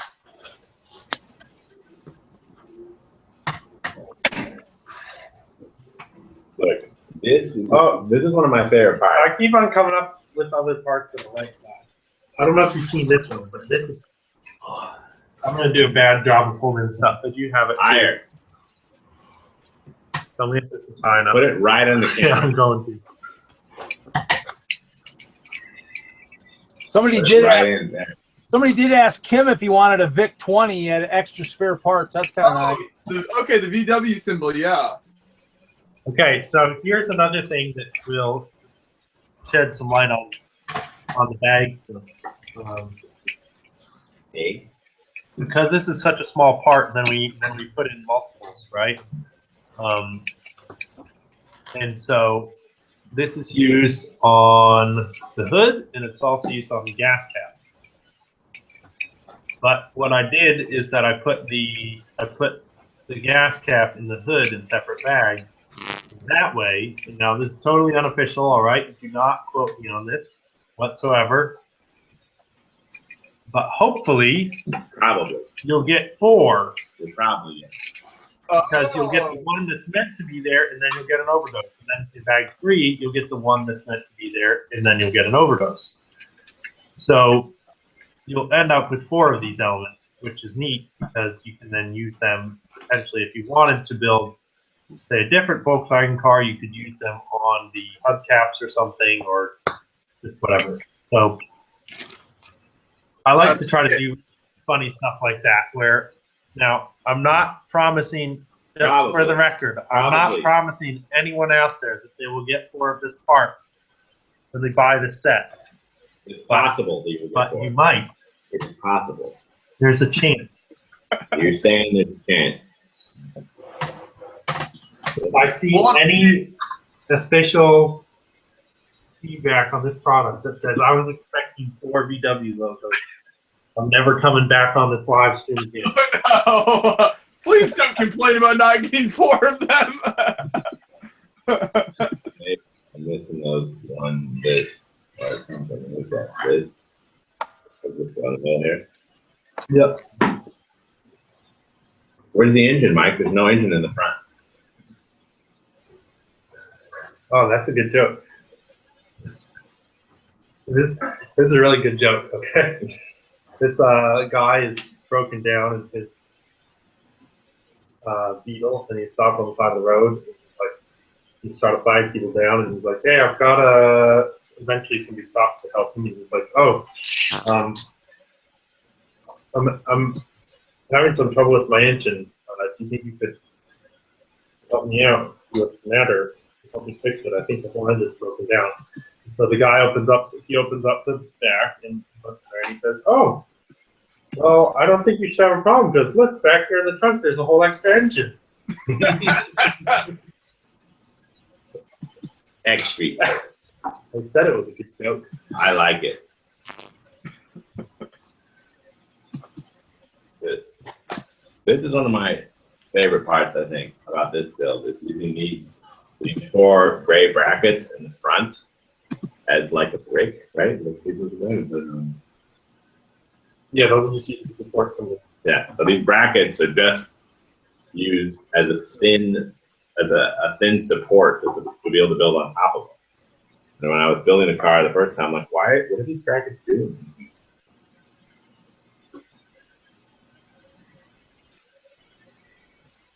It may not be the same part since we're going so fast.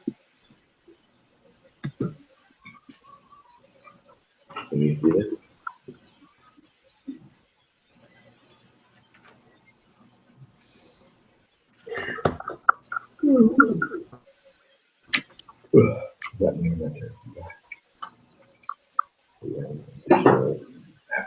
Thanks, turkey too. Thanks, lunging. The turkey. Yeah, last night we celebrated Thanksgiving because my son was sick on Thursday, so it ruined the whole event. Oh man. So we decided to celebrate on Black Friday instead of on Thanksgiving, which I thought was even more appropriate. Like Black Friday, as Americans, Black Friday is the day we truly should celebrate, right? Celebrate our true Americanness. So, yeah, so we had a big feast, and I cooked the turkey, but I didn't use any stuffing. I just stuffed it full of mushrooms and cheese. It turns out it's way better that way. Yeah. Oh, that's interesting. Stuffing's a little overrated, I guess. Stuffing is overrated. I will agree with you there.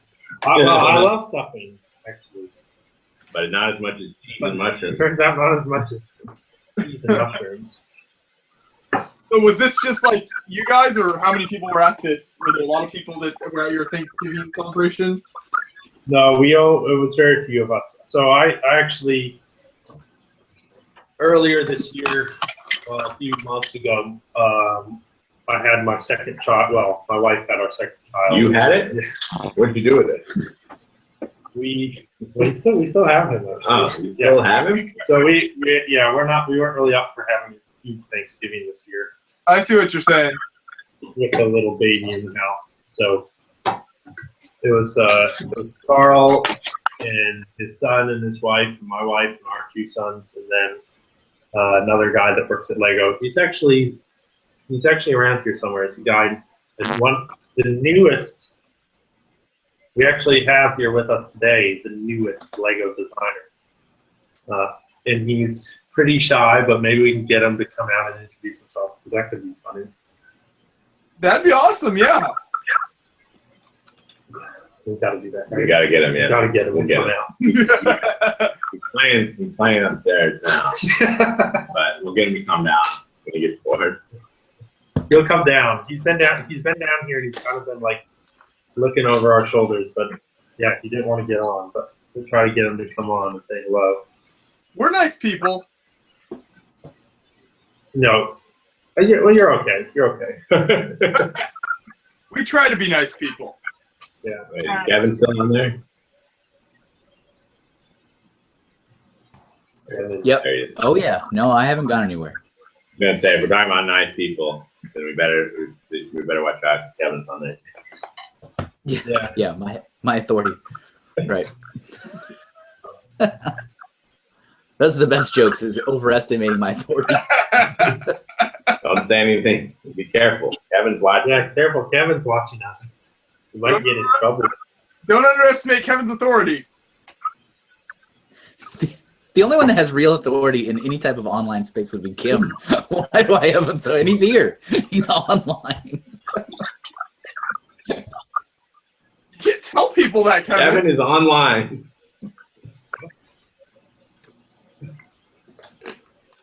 It doesn't matter if the authority's real, it just matters if people think you have authority. Perceived authority. Yeah. No, the real authority is this wrench in this live chat. With who? The wrench. My wrench powers. Oh. Someone from Iceland is watching now. Crazy Sweet. stuff. Did they comment on anything? It just says good morning from Iceland. Read the comments.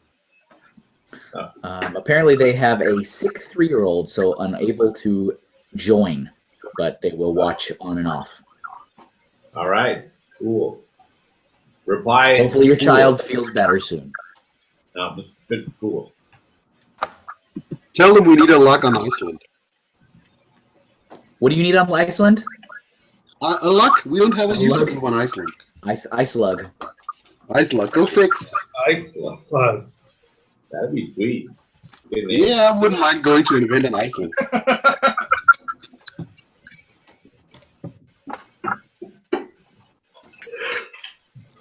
All right, we're cruising. No, I'm gonna head off for the Alright. night, guys. Okay, thanks for joining us. Thank you, guys. Bye. Yeah. All right, we're coming to another part of this that I think is really fun and clever. Oh, I gotta say 2 things.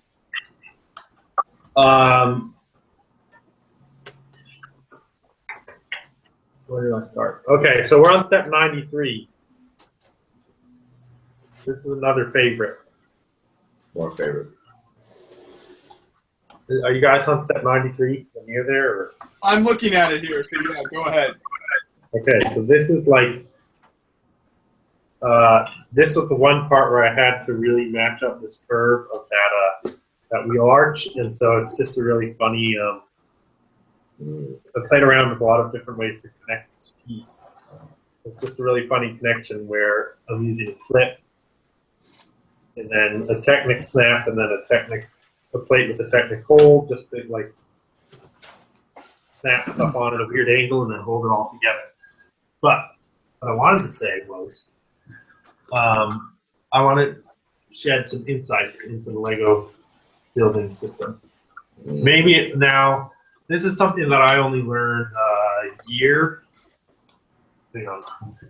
Oh, I got to redo all the math too, but I'll do that another time, or you can do the math. But this is something I only learned a year ago, and I guess we can do this with a quiz.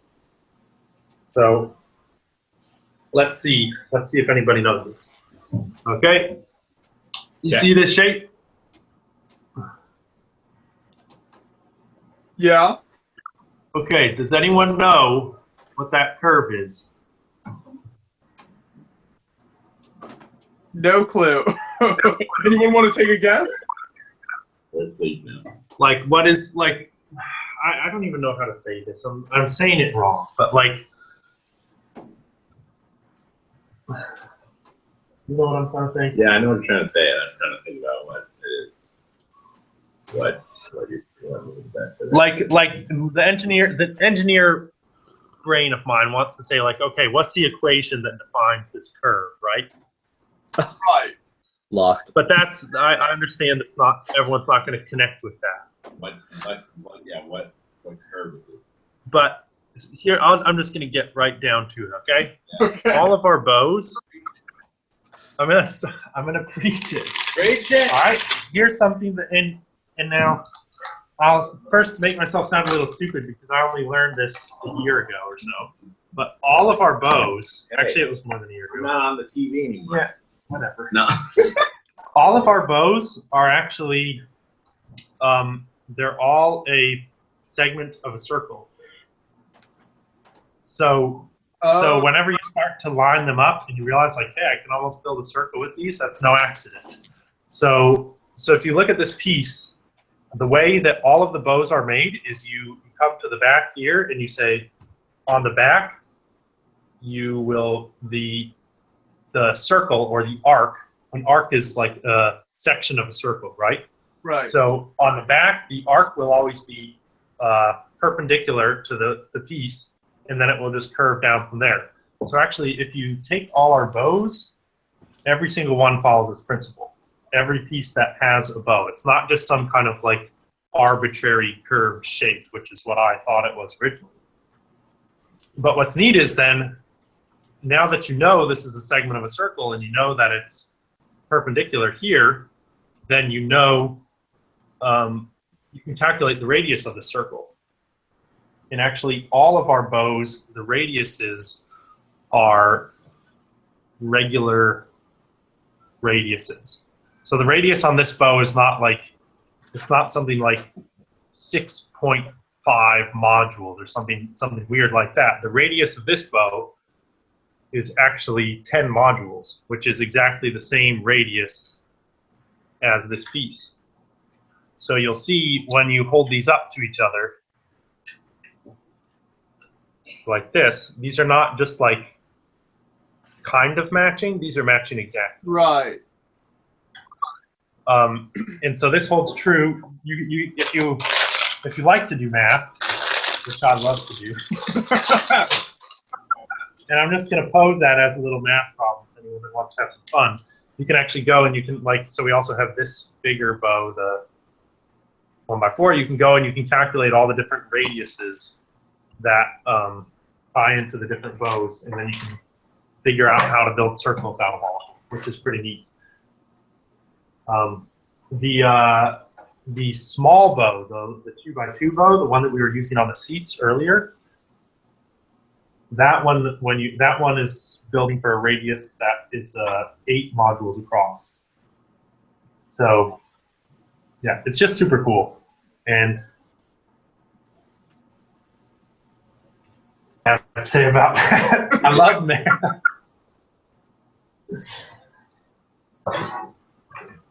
Maybe that will enlighten some people. Maybe it will just confuse everyone. But when I first found that out, it was like a revelation. It was a revelation. Like my eyes were finally opened, and I started to build in ways that I never knew I could build before.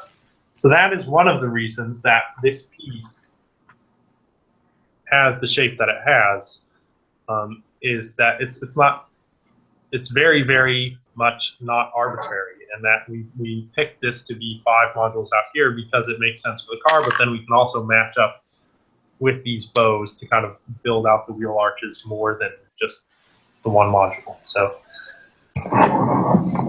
yeah, anyways. I did not realize that. Thank you. Good luck applying that. You may never, but it's good to know, though. I don't know what's going on. Oliver wants to come see you, I think. Oh. My. All right, where are we? I'm building this. Should I go get Neek and Oliver can distract him? Right. One more. No. Yes. Yes. Oh, Matthew just left. He's so amazed. He melted. The brain's melted. Yeah, he might have had too much. Couldn't take it anymore. Too much truth. That's it. Is this steering wheel piece, is this based on any kind of a mathematical shape in any way? Like maybe looks like there's some triangles inside of it. I see a circle, a small circle in the middle, but the outside, is in fact a circle. The outer diameter, I don't know what shape would that be, Mike? All right, you know what, Mr. Genius. What about this piece? This little some kind of a tray, a shield thing. Well, at least I didn't put these parts on wall. What are you talking about? That was perfect. I was lining it up to the edge.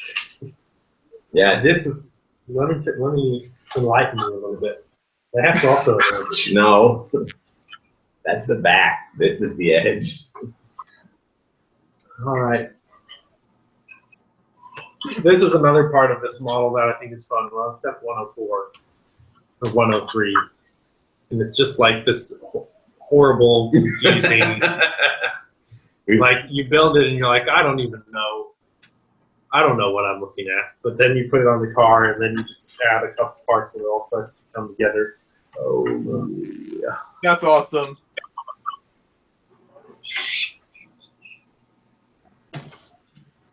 Did it. I did it. Did it.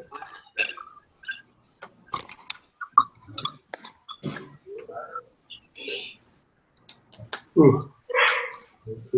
See, Mike, fix applied. Thank you very much. Yeah. Sweet. Thank you again. Hey, thanks for being willing to listen to us. But the wall. So much enlightenment. Just like to use that lion piece. That's a great piece. Yeah, the old lion face.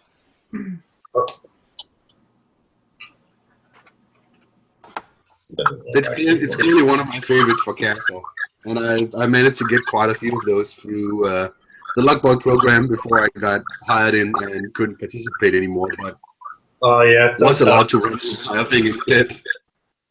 Oh.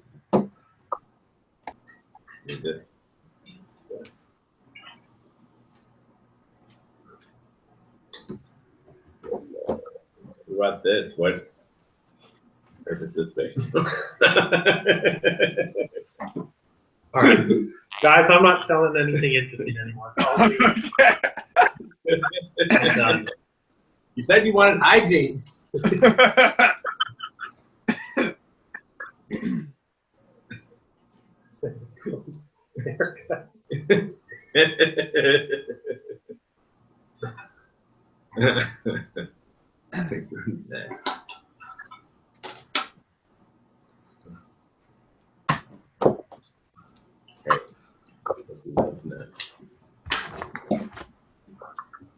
Did a quick roll call in the live chat. We've got people in from Georgia, Massachusetts, Amsterdam, and Germany this morning. Nice. Man, Georgia. Sweet. That might be my brother. I don't think it's your brother. You go out on a limb and say it's not your brother. Sorry to break it to you. Oh. And Chris Giddens has joined us in the live chat. Oh, nice. Good to have you with us, Chris. I guess he's probably the one from Georgia. Yes. Not my brother.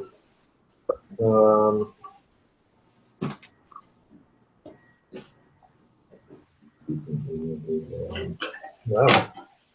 That, right? Yeah. Who cares? And you'll see I'm done. Who cares? That's sweet. Oh, yeah. All right, we're cruising. Wait a minute. What? Well, I guess I should I do that step? What step? Before I do this step? No. So we're on step 115 right now. Yeah. And if you would like to make your Beetle right-hand drive versus left-hand drive, all you have to do here is swap around parts, those 3 parts that are on the dashboard. That's the only thing that really differentiates it. I see what you're saying, yeah. But, of course, you should always make it left-hand drive, either way. Of course. Of course.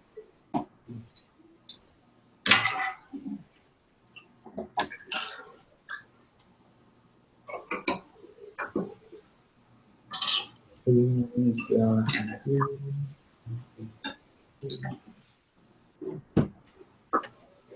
We're gonna stop that little slope of it. The originally on Volkswagen Beetles, let's see, there was no radio antenna, and so it would actually, people would install them aftermarket, and what they would do is they would drill a hole on this gray part here. What they would want to, well, what they were trying to do is go from in. This is terrible to see, I'm sorry. But kind of go up underneath and come out in under the hood, drill a hole so they could run a wire there, and then they could attach a wire that goes up to an antenna. Yeah. And it was a common problem that they would, the problem is the gas tank is here in the front. So it was a common problem. It was something I learned at Volkswagen. People would just drill a hole into the gas tank on accident. We don't do that. We don't do those kind of modifications with our cars anymore. Like, just get a drill, put a hole in it there. I'm sure we can get it somewhere. We're really living. This thing is getting heavy. Yeah. It's dense. We have an antenna alert. Oh, dude. That's good. Tina has rejoined us in the live chat. Who? I didn't hear her. Honorary Beyond the Brick member, Aunt Tina. And Auntie M. Aunt. I got it. It's that American pronunciation is just throwing me for a loop. Says the American to the American. Yeah. We're not used to it anymore. Yeah. Things are different now. They're sophisticated now. They went to Europe and got sophisticated. Yeah, Yes, we're over here in Europe. Sophisticated. We speak So real, very good. we speak real English now. We go to the cinema now. We go to the cinema to watch films. We attend the cinema. Okay. Point taken. Remember that. I'm just building some memory. Just going. You've got skills. Look at this. Look at me go. Such building skills. Look at the dashboard. I'm watching it develop before my very eyes. Wow. And she's supposed to put like a like some junk on it. The dashboard is in the real box.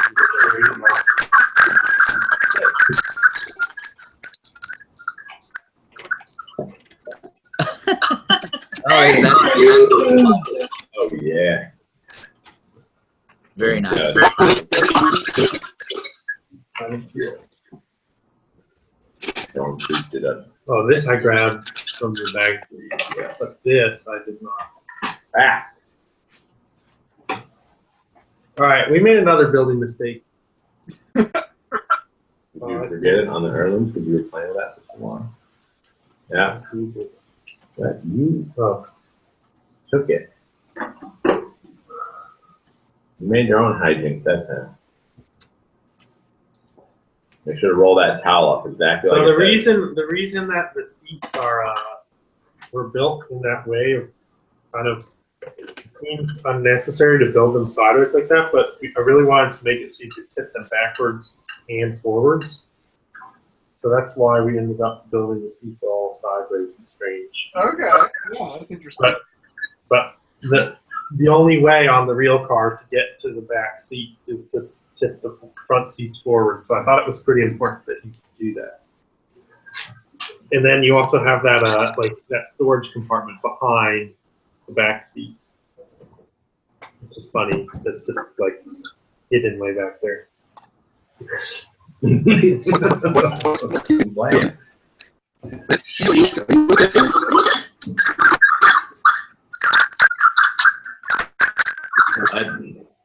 What is happening? Sound quality.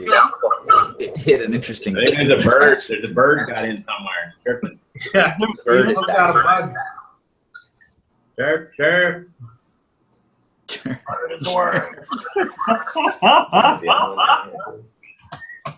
Oh, there we go, man. There we go. I didn't have a ticket on. I was actually just, I was going to say earlier when I hopped on to watch what you guys were doing during breakfast, I was going to say, I believe that the first 2 years, I remember logging on in the morning and you and Joshua were already fully sweatered up, jacketed up, scarves, gloves, mittens, just from sitting still all night and just being frozen to death. And I was like, wow, they're really hanging tough. They're just still hanging the t-shirts and everything. It's true. It's kind of really warm winter so far, and so it's not nearly as cold outside as it usually is.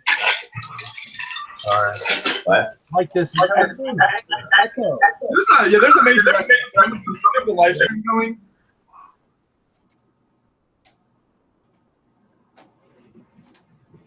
Yes. Now there's no echo. No, yeah, there's nothing. It's because it's been deleted. Everyone's been removed. Is that coming from Mike? Yeah, when you have the live stream going, You're having issues. Oh boy, I believe he's saying words. That's sorry, buddy. Your microphone is like it sounds like you spoke and then a lawnmower ran over it. It did. It did. Big lawnmower too.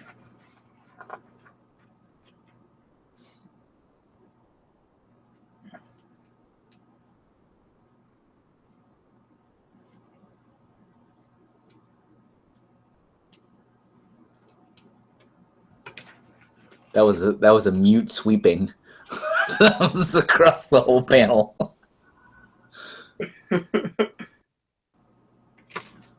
Purple.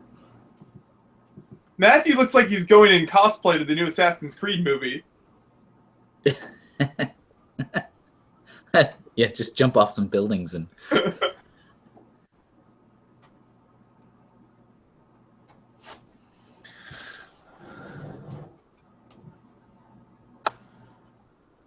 Well, there you go. Now my camera works. Thank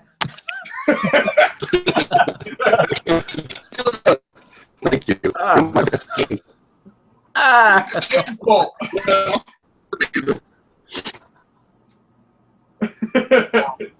That's like major ouch. Something happened. You were fine before. I don't know what I don't know what happened. Where did Mike go? He turned into a chair. Oh, there he is. He's still muted though. I figured out how it works. Yeah, they were the original echo causers. Yeah, well, as Matthew was muting me, I was trying to say that you had the YouTube channel running while being in the Hangouts. You just mute it. Matthew's now just punching violently in the corner. That's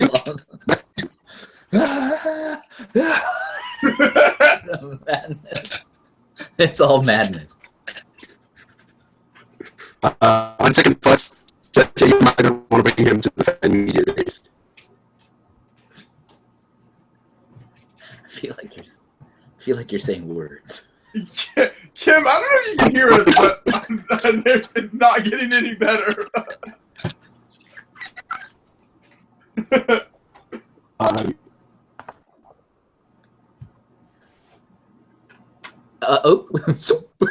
And he's gone. The more he tries, the sadder it gets. Yeah, it was a little painful. It's just like, put him out of his misery. Yeah, in the live chat. This is painful to listen to.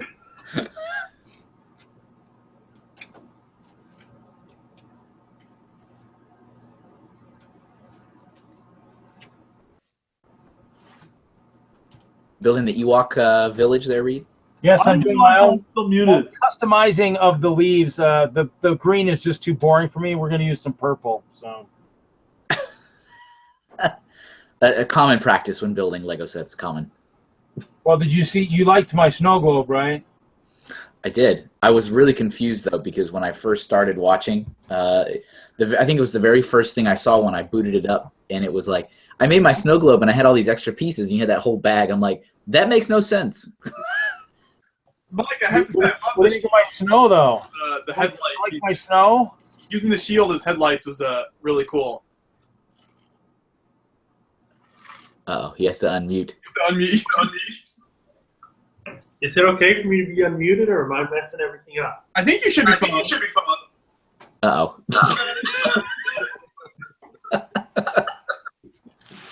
Everything sounds great to me, guys. Yep, it's us. For some reason, when you are unmuted and everybody else speaks, the echo is pretty intense. So you want me to get some headphones? I have some headphones. I don't know. Sure. I'm live chat. Let's try that and see how it works. You go. It's Kevin's fault. I got some. Let's see what happens here. I Carl just can't hear anything. That's fine. That's. I'll just go eat some cinnamon rolls.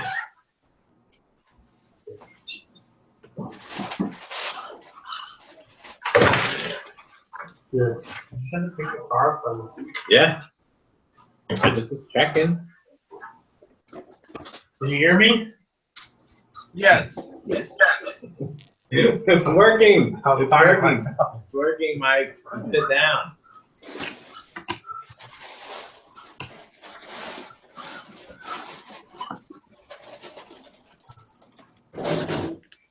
Just do it. With the microphone only, can you say?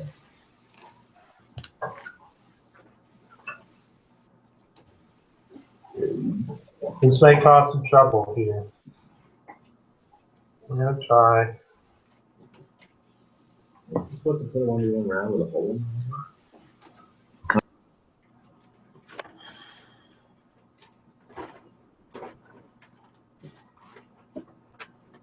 Kevin, I even brought you to the party. Hold still. Motion blur. You're in there somewhere. I see myself now. I got it. Kim's in there. Kim's in there. Paul's in there. Tim's in there. I'm in there. And of course, Elsa's in there. Very good. Thank you for allowing me to participate in that march. Yeah, just don't get hit by. Hey, can you guys hear us now? Is this okay? It sounds fine. Very sexy. That should work. All right. Tell me if this makes an echo. Makes an echo for us. Yeah, it does.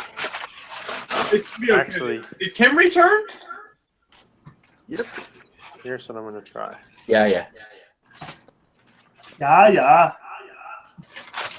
Oh, man. The echo is awesome. I feel like are we all spelunking in a cave? You do a lot of cave spelunking, Kevin.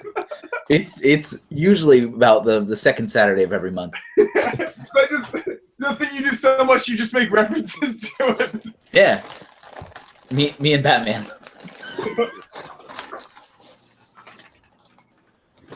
Okay, are we making an echo now? No, you guys never make an echo. It's when we speak and for some reason you omit us speaking. So I don't hear one now. So I think we're good. Yeah, now it's good. So you're perfect. All right, so I called in on my phone as well, but that's getting confusing. The phone is not providing the video stream. The computer's providing the video, and the phone is providing the audio. Oh, goodness. I feel like I'm at work and this is a meeting now. Well, when we have this many technical difficulties, it's real. Is this how every meeting at Lego goes? Yes. Yes, it does. We're very successful right now, I would say, Kevin. Whenever we're talking, we just see a picture of Mike's face. Yeah, can we make that not happen? I think they have to do it. Whoever's running the stream has to. But now we have the microphone right here by the bricks, so you can really hear that. Oh yeah, this is like almost 3D. Yeah. Are you in there? I can't see this. There's so many bricks in this bag. I can't see the building instructions so far away. Did you post anything yet? No. Oh. I was waiting for you to futz. So now if I talk and I hold up a piece to show people, it won't show anyone that. No. So never talk about a piece again. Okay, good. I like this one. Our It's a camera good piece. Oh, isn't it? What does it look like? Oh, It's a little small from that far away from the camera.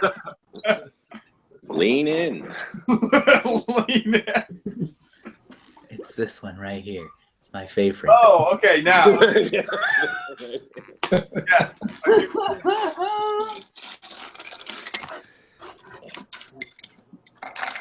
You ever seen when they null the entire all pieces before they start building? Why the hell would you ever know all your Lego pieces? I don't understand that. That just seems what? Yeah, it seems like just you're wasting time. Right. You take every piece and line it up at right angles to each other before you start building. What? Yeah. Every time I make rice, I always like to take all the rice out and like lay it horizontally to itself on the counter, and then I can make rice. Mike is just Wait, is someone doing that? No. Where was the first place that you guys ever even heard of such a thing? Because I remember watching that in that Adam Savage video. Yeah. Tested. Was that the first place you guys heard that before? I heard Yes, it from I think Adam so, yeah. Savage because he said he nulled his like personal belongings every time he got to a new hotel room. Oh boy. I think it makes some sense to do with tools and stuff that you're taking around with you it's going to be individual, but with a Lego set you're going to put it all together into one chunk anyway. So why do you need it? You don't need to re-reference where the stuff is. Is it just trying to make someone feel smart? Probably. They just like doing it. People really like to do it. You're not doing it right. Well, it's just That's like when an you edgy fully lined up hipster, at like right rebellious nerd thing to do. What do you do when you have a piece like this that doesn't sit flat, though? Yeah, I think you just do that. So you go through and do this with every piece before you start building? That's what they did on Tested. When you were on there with them? No, they didn't build anything when I was on there. Oh, I thought you built one of your Minecrafts. Did I build one? Right, Yeah, they built along with me. I don't remember. I mean, obviously it wasn't as good as this. You weren't giving live workshops or anything, but you know, it was a live build. Was that live? One of the things. Some was kind of live, build, but that recorded was- build. That wasn't a build. I don't think. Okay. Are you boogieing? Did I boog one of these? Oh, no rush, no rush. Look at Kevin's Lego room. Yeah, moving on up. What are you doing there, Kevin? What am I doing? What do you do with all that Lego? I just look at it and null it. I just want to make sure it's properly nulled. Yeah. All your drawers, you open them, they're just like a map drawer, perfectly nulled. Everything is absolutely perfectly nulled. That's perfect. Yeah, right. For Christmas, I want right angles. You just null it. Yeah, I'm not a builder. I'm actually a knoller. I'm not a builder. I just knoll. Yeah. I like Lego is a great knolling medium. Oh my god, that sounds like a real conversation. I'm getting annoyed though because Lego's making so many shapes that aren't square anymore, so those are a lot more difficult to decide how to properly null. I'm waiting to meet like a post-ironic Abner Finley at like a Lego convention who tells me I don't like build with Lego and I don't like collect Lego. I just buy Lego to sort it because I enjoy sorting and nulling my Lego. I say like, oh my gosh, how post-ironic are you? It looks, it's like you just look at a big Lego set and you're like, wow, that looks like it'd be a really big challenge to sort and then properly null.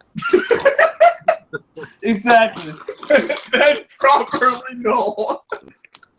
You can't just do a little bit. You got to do it exactly the right way. We're going all in. Well, now that I know people are into that, I'm going to pick the weirdest elements I can get. That can't. We got to find an element that can't be nulled, right? There's got. Oh yeah, sphere. Just a perfect sphere because it just rolls around all the time. Yeah. Oh, we got him.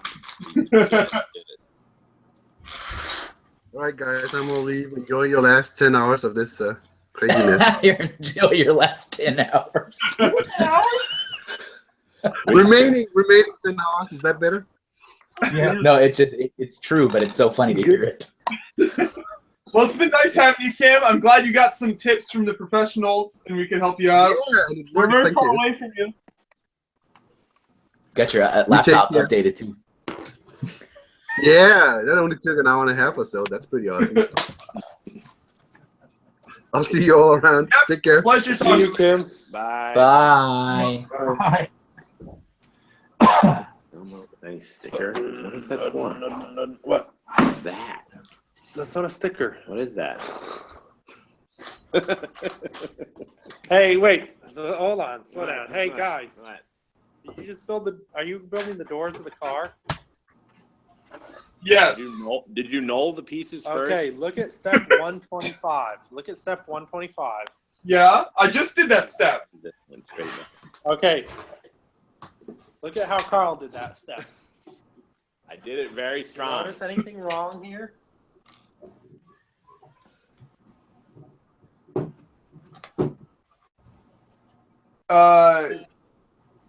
And then he did this for step 125, and then he's looking at step 126. And he goes, what is that, a stupid little sticker? Why'd you put that on there? There's no gray. Yeah, that's an issue. Look, I improved it by putting a brick instead of plates. As we all know. Yeah, you got rid of the need for that stupid little sticker. Why do you need a brick? Why do you need plates when you can brick in? What is it, a dumb sticker in there? You need Carl to come along and approve all your designs after you finish up. Yeah. just put bricks in everywhere. Anytime. Like, why isn't this a brick? Yeah, tell him. Tell him. Did I tell you guys Tell that? him about your Did I tell you guys that story about that I worked with this old school designer, Jan Christian Thompson, and he started working as a Lego designer in Space Police and Imtron. Wow. So he's been doing Lego sets forever, and I started working with him, and I made a few different sketch models of stuff, and I showed it to him, and he was like looking at it, and he's just very confused. He's like, Carl, why are there so many plates in this? Stone is better. Because in Danish, a brick is called a steen. So a lot of times the old Danish guys will just call them a stone instead of a brick. Okay. It's like, stone is better, Carl. This isn't Mixels anymore. He loves that stuff. He loves stones. He loves stones. Stacking He needs stones. the other phone. Yeah. But he's made all kinds of great elements. He made the magnet element for Imtron. He made that Jackstone jet engine that we still use for a net launcher with the Technic-Hulls in it. Nice. He made the first chassis plate that's kind of like a 2x3 plate, and then drops down a brick, and then it goes back up. What? I don't have so many games in my iPad. Nick, we've been talking about you. Yeah, you want to come in and say hi? Say hi. Sure. We'll swap in. I'm gonna send my boy Neek in here now. Okay. Tag out. Go. It's hot. It's hot. Everybody your name. Hello. Hello. Look at his face. Look at that boy's face. Look at that. All right, so this is confusing. We have our audio on there. Audio's on Our here. video on there. Video's on there. I see. Because otherwise, we get too much feedback. Right. Just just imagine it's like any other Lego meeting. I see. Imagine you're at work and you're trying to do a Skype call, and this is what's going on. Kevin's his computer running again. Exactly. Also, that's why your face is in there too. I see. Struggle is real. Yeah, because when we talk, that's great. Here, it pulls up our face on it. So Neek is one of the newest Lego designers in existence. He actually technically doesn't start working at Lego until January 1st. Full time, that is. I've been working for about a year and a half now as an intern. And January 1st is my first official day as a full-time. So this is it. This is the future of Lego right here. Wow, awesome! Congrats! It'll be cool. So where are you from? I'm from the Netherlands, Eindhoven. It's not too far away from here, about 800 kilometers. However many miles it is, I don't know. Okay. Yeah, I've been working as a colleague of Carl's for about a year, and then I've been working on another team for about half a year. So that's how I know these guys. Cool. So what kind of sets have you worked on then? I guess with Carl, was it like Minecraft stuff or? Well, Carl has been. Can't say any more about. I can't say anything technically. Yeah. But Carl has been moved to another team to work on something, and I was working on him on that same thing with them together. He was working on something with. Not talk about that. And now I'm working on something that's even more further off in the future. So I definitely cannot talk about that. But one day he'll tell you all about it. All about all of my concepts that never made it through. All the ideas they shot down. Yep. That's how it goes. Well, it's good to meet you. Best of luck with your future endeavors at Lego. Maybe you can join us for a live build of one of the sets that you've designed eventually. Yeah, that'd be awesome. If they ever let me design a set. Yeah. Now there's something in the pipeline. I just cannot talk about it. So, did you were you a big Lego fan as a kid? Like growing up, did you play with Lego? Yeah, no, I basically I'm a Lego. I come from the fan community. I just never really posted much. I was more of a lurker. I only recently posted some of my first mocks online, basically. Since I was about 3-ish, I wanted to be a Lego designer, which is why I studied industrial design, which is how I got here. So I never really took my eyes off the prize, which is why I'm here now. Gotcha. So you gave up on tandem building, I see. I'm just doing it. You're just pushing this one out as quick as possible. Bang it out. I'm not even following the instructions. I actually worked on some models which Mark Stafford put online for the Christians for Charity Bricklink shop. Okay. The models that are on there, you can buy them. Those I built together with Mark at the Inside Tour. Yes, I remember seeing those on Creations for Charity. So yeah, this is a good time to remind people. You look in the description of this video. There's a link to the Bricklink store where you can see builds like that. Yes. And buy There's a lot of cool stuff there. Yeah, there's a lot of cool stuff. So one of our creations already sold, I think. It was the Banana Tank versus Blender Bots. That was good. It was the story of the tribe of sentient blenders with their shaman who picked a champion to be upscaled to fight the fight against the Banana Tank. It was quite the epic battle.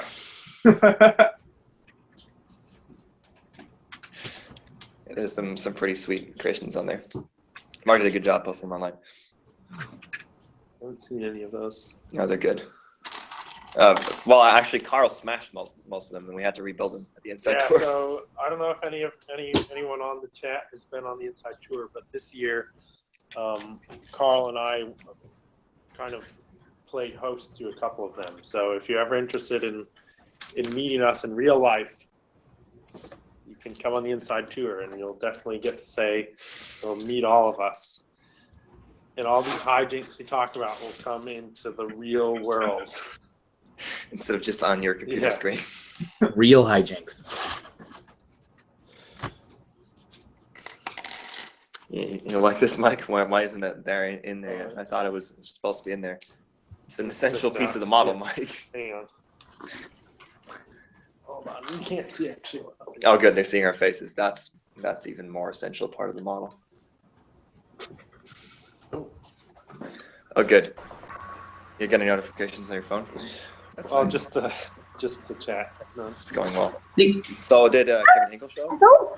Yeah, he's in. Ah. Is he in it? Ja, jag tror. Titta där. Kevin, we did it.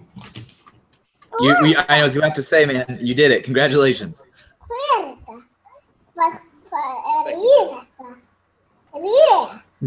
Welcome officially to the family. I'm no longer just an intern. Yeah. An intrepid intern, no more. Well, while I was in my workshop for getting hired, Kevin was actually in Billund. So yeah, he was there while I was awaiting the answer of my recruitment. So that was Okay, cool. We went to Billund and we saw all the sites. We went to Billund Steakhouse. all the sites. That's it. Exactly. I mean, that's truer words have never been spoken. Well, so this summer, the Lego Brand House is actually opening in Billund, and we've been watching them build that up these past couple of years, and it's starting to look pretty sweet. So one day you'll all have to come visit. Yeah, preferably in the summer. I guess it will be open all year round, though. I think so. Yeah. Makes sense, right? Like a big building can just have open like half the year. Yeah.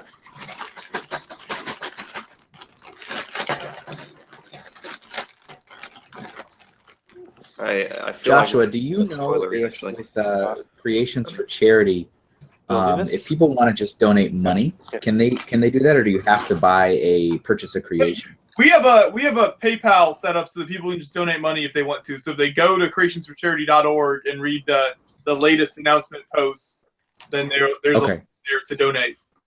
Okay, cool. There over the chat, there's been a few people asking. So thank you. Do you see another 1x4 ball? Got it. What are you building there, Kevin? Very exciting. Oh yeah, those are more panels. More panels. We need more panels for this. This is a what is this for? This is a replica of Super Mario Brothers: The First World. It just keeps on going. It's like that. It keeps on going. Yeah, I'm debating whether or not I want to build the entire first level, but it's up in the headquarters or what? This is for my own enjoyment. We've got bushes, which would go. So this is a 1-to-1 replica of the original Super Mario Brothers on the Nintendo Entertainment System. You mean it's a 1 pixel to 1 module representation? 1 pixel to 1, and I'm building it studs out versus studs up, so it is an exact 1-to-1. That's cool. I didn't know the pixels in Super Mario all had circles on top of them. Yeah, they all have a little stud on there. Yeah, well, you gotta magnify. It says Lego. Oh, and they all said you gotta magnify. See, I wouldn't expect you to know that. You're aligning all your Lego logos, Kevin. Make sure. On this I have been actually. Impressive. It's just first it kills me when you take these when you're building smaller things and you do the high res photography and then you look at it and it just you're looking at it, you're like, well, that's stupid. I should have lined those up. Yeah. Maybe that's just me. Maybe that's the Nolan kicking in. Did you know what to find out? Yeah, I do. I didn't. Never heard of that. Don't you watch Tested? No, what's Come on, man. Here we go. Here we do this again. I feel like we're rehashing a lot of stuff. I'm just surprised you guys I don't understand how you can build with this, Mike. You have to know it all. They all have to. Oh, I got it over here. See. Oh, good. Oh, yeah, I see. Well done. Hello, Carl. You gotta know it. Otherwise, how do you know what you're doing, Mike? You're such a mess. It's just bricks all over the place. There's plates bricks. mixed in with the bricks. Plates, whatever this thing is mixed in. How can you find the piece? I don't understand. All right angles. It's not like we optimize these bags to make them really easy to find. Hey, everything's at a right angle to something. They're all individual. Actually, I individually nulled every single one of these. It's very creative its knowledge. own unique coordinate That was actually a pretty deep statement. What'd you say? Everything is at a right angle to something. That was pretty deep. Anything. Yeah. Somewhere in this universe. You could etch that on a stone or maybe cross hatch that. I thought of an even better saying nothing's at a right angle to it. I would get a prison tat of that phrase. Prison tat.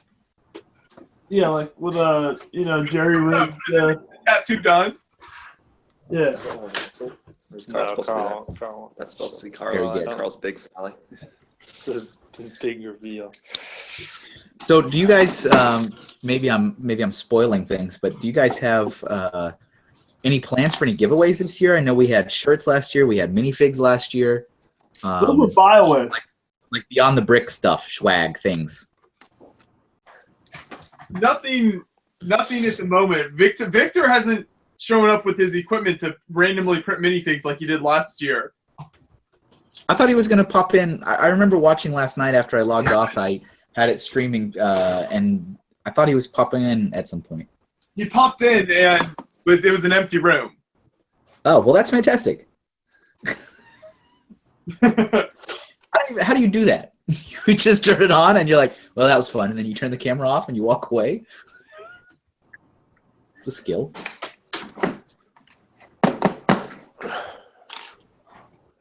So I have a question for the Lego designer. So which one? Either of you, I guess, both. So what is the most questionable connection in a set that's been in like the design model that's made it to the final product? Oh, very, very good question. What is the question? Well, that's a tough one to just answer because there's two. Well, I don't even know where to begin. So we can talk about this from, I think, just two different ways. Maybe a third will reveal itself to me. Oh boy! In one sense, you could talk about this how strong things are held together, and then you could say like, then you're just going to be able to find some one stud connection, like this somewhere that someone did because they weren't paying attention. And this, I would call that super questionable, but that's not really that funny, right? Then you could also talk about connections where you're doing something like jamming, like taking a tile and jamming it in between two plates, and now it's like, wait a minute, is that really allowed? So now you're starting, because this one where we just stack something up, we all know this is a totally legal connection, but it's pretty weak. So I would call that questionable. This one is even more fun because this is weak and we're not 100% sure of the legality of this connection. So this is even more fun. Then there's some things that every now, actually, I shouldn't incriminate Lego too much here. This is a bad question. But then there's some things good mix of piles where I don't know if you can see this well enough, but you could use a sideways stud. Oh yeah. And then next to it, you could have a Technic brick with one of these snaps in it. And then if you built a cross between those studs, that wouldn't really be in system. And every now and then someone tries to sneak that into a set, and every now and then it gets through. But that's also not that fun, I would say. So the most questionable, if we go, for me, I would go on what's the most borderline illegal thing that someone's ever done in a set. And that's tough to know every Lego set ever. So I'm just going to go in recent history. A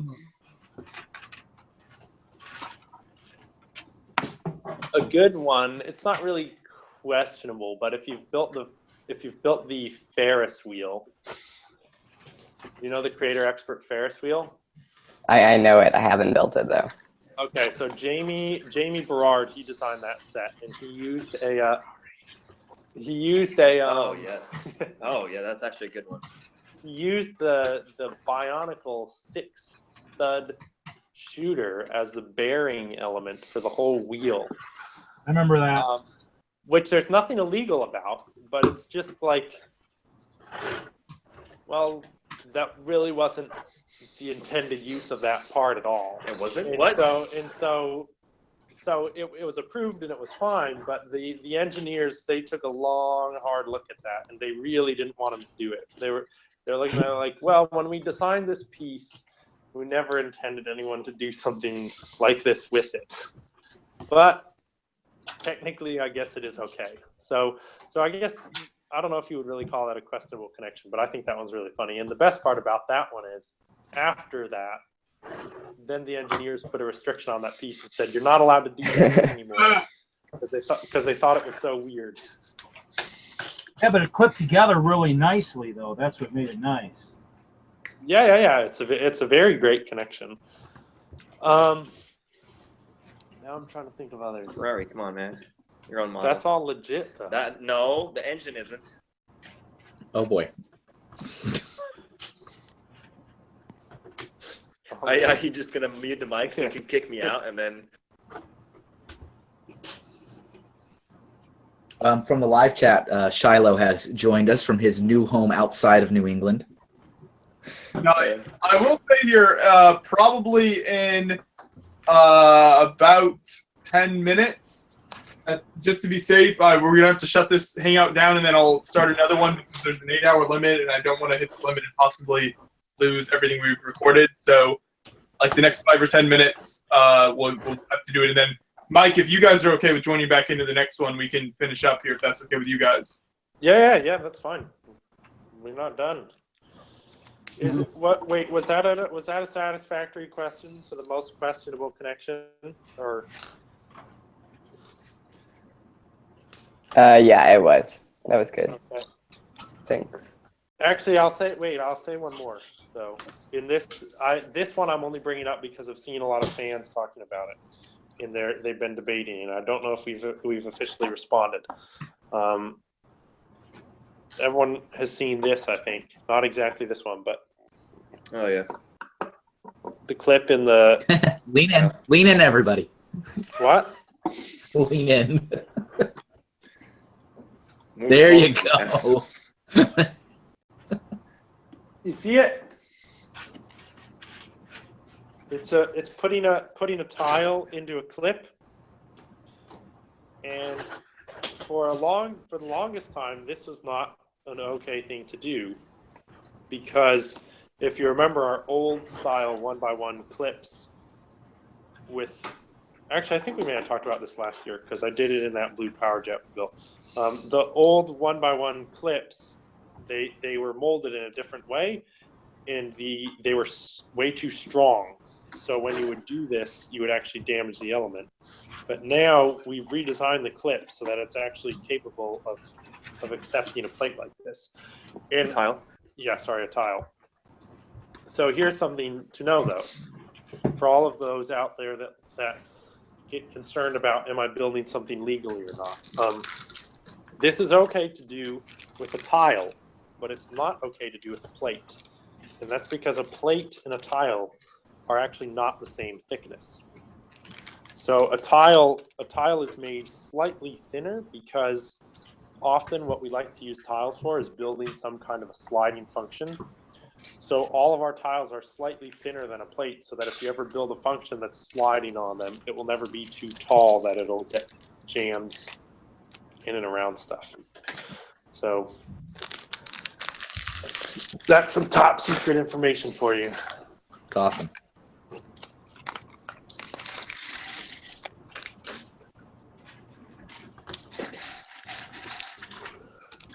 Okay, with that great answer, I think I'm going to close down the second part of the hangout here. So thank you to everyone who has joined us live and everyone watching. I'm going to close this hangout in a minute, and then I'll start another one up and invite you guys all back in so we can get going right away and move on. So we're about, look at the clock, we're about 14 and a half hours in. So I think we're trucking pretty well. Matthew, are you holding up there? Yeah, baby. Let's do this shit. Okay. Language. So Thank you, everyone, for watching. Join us back in a couple of minutes for part 3 of our 24-hour live stream.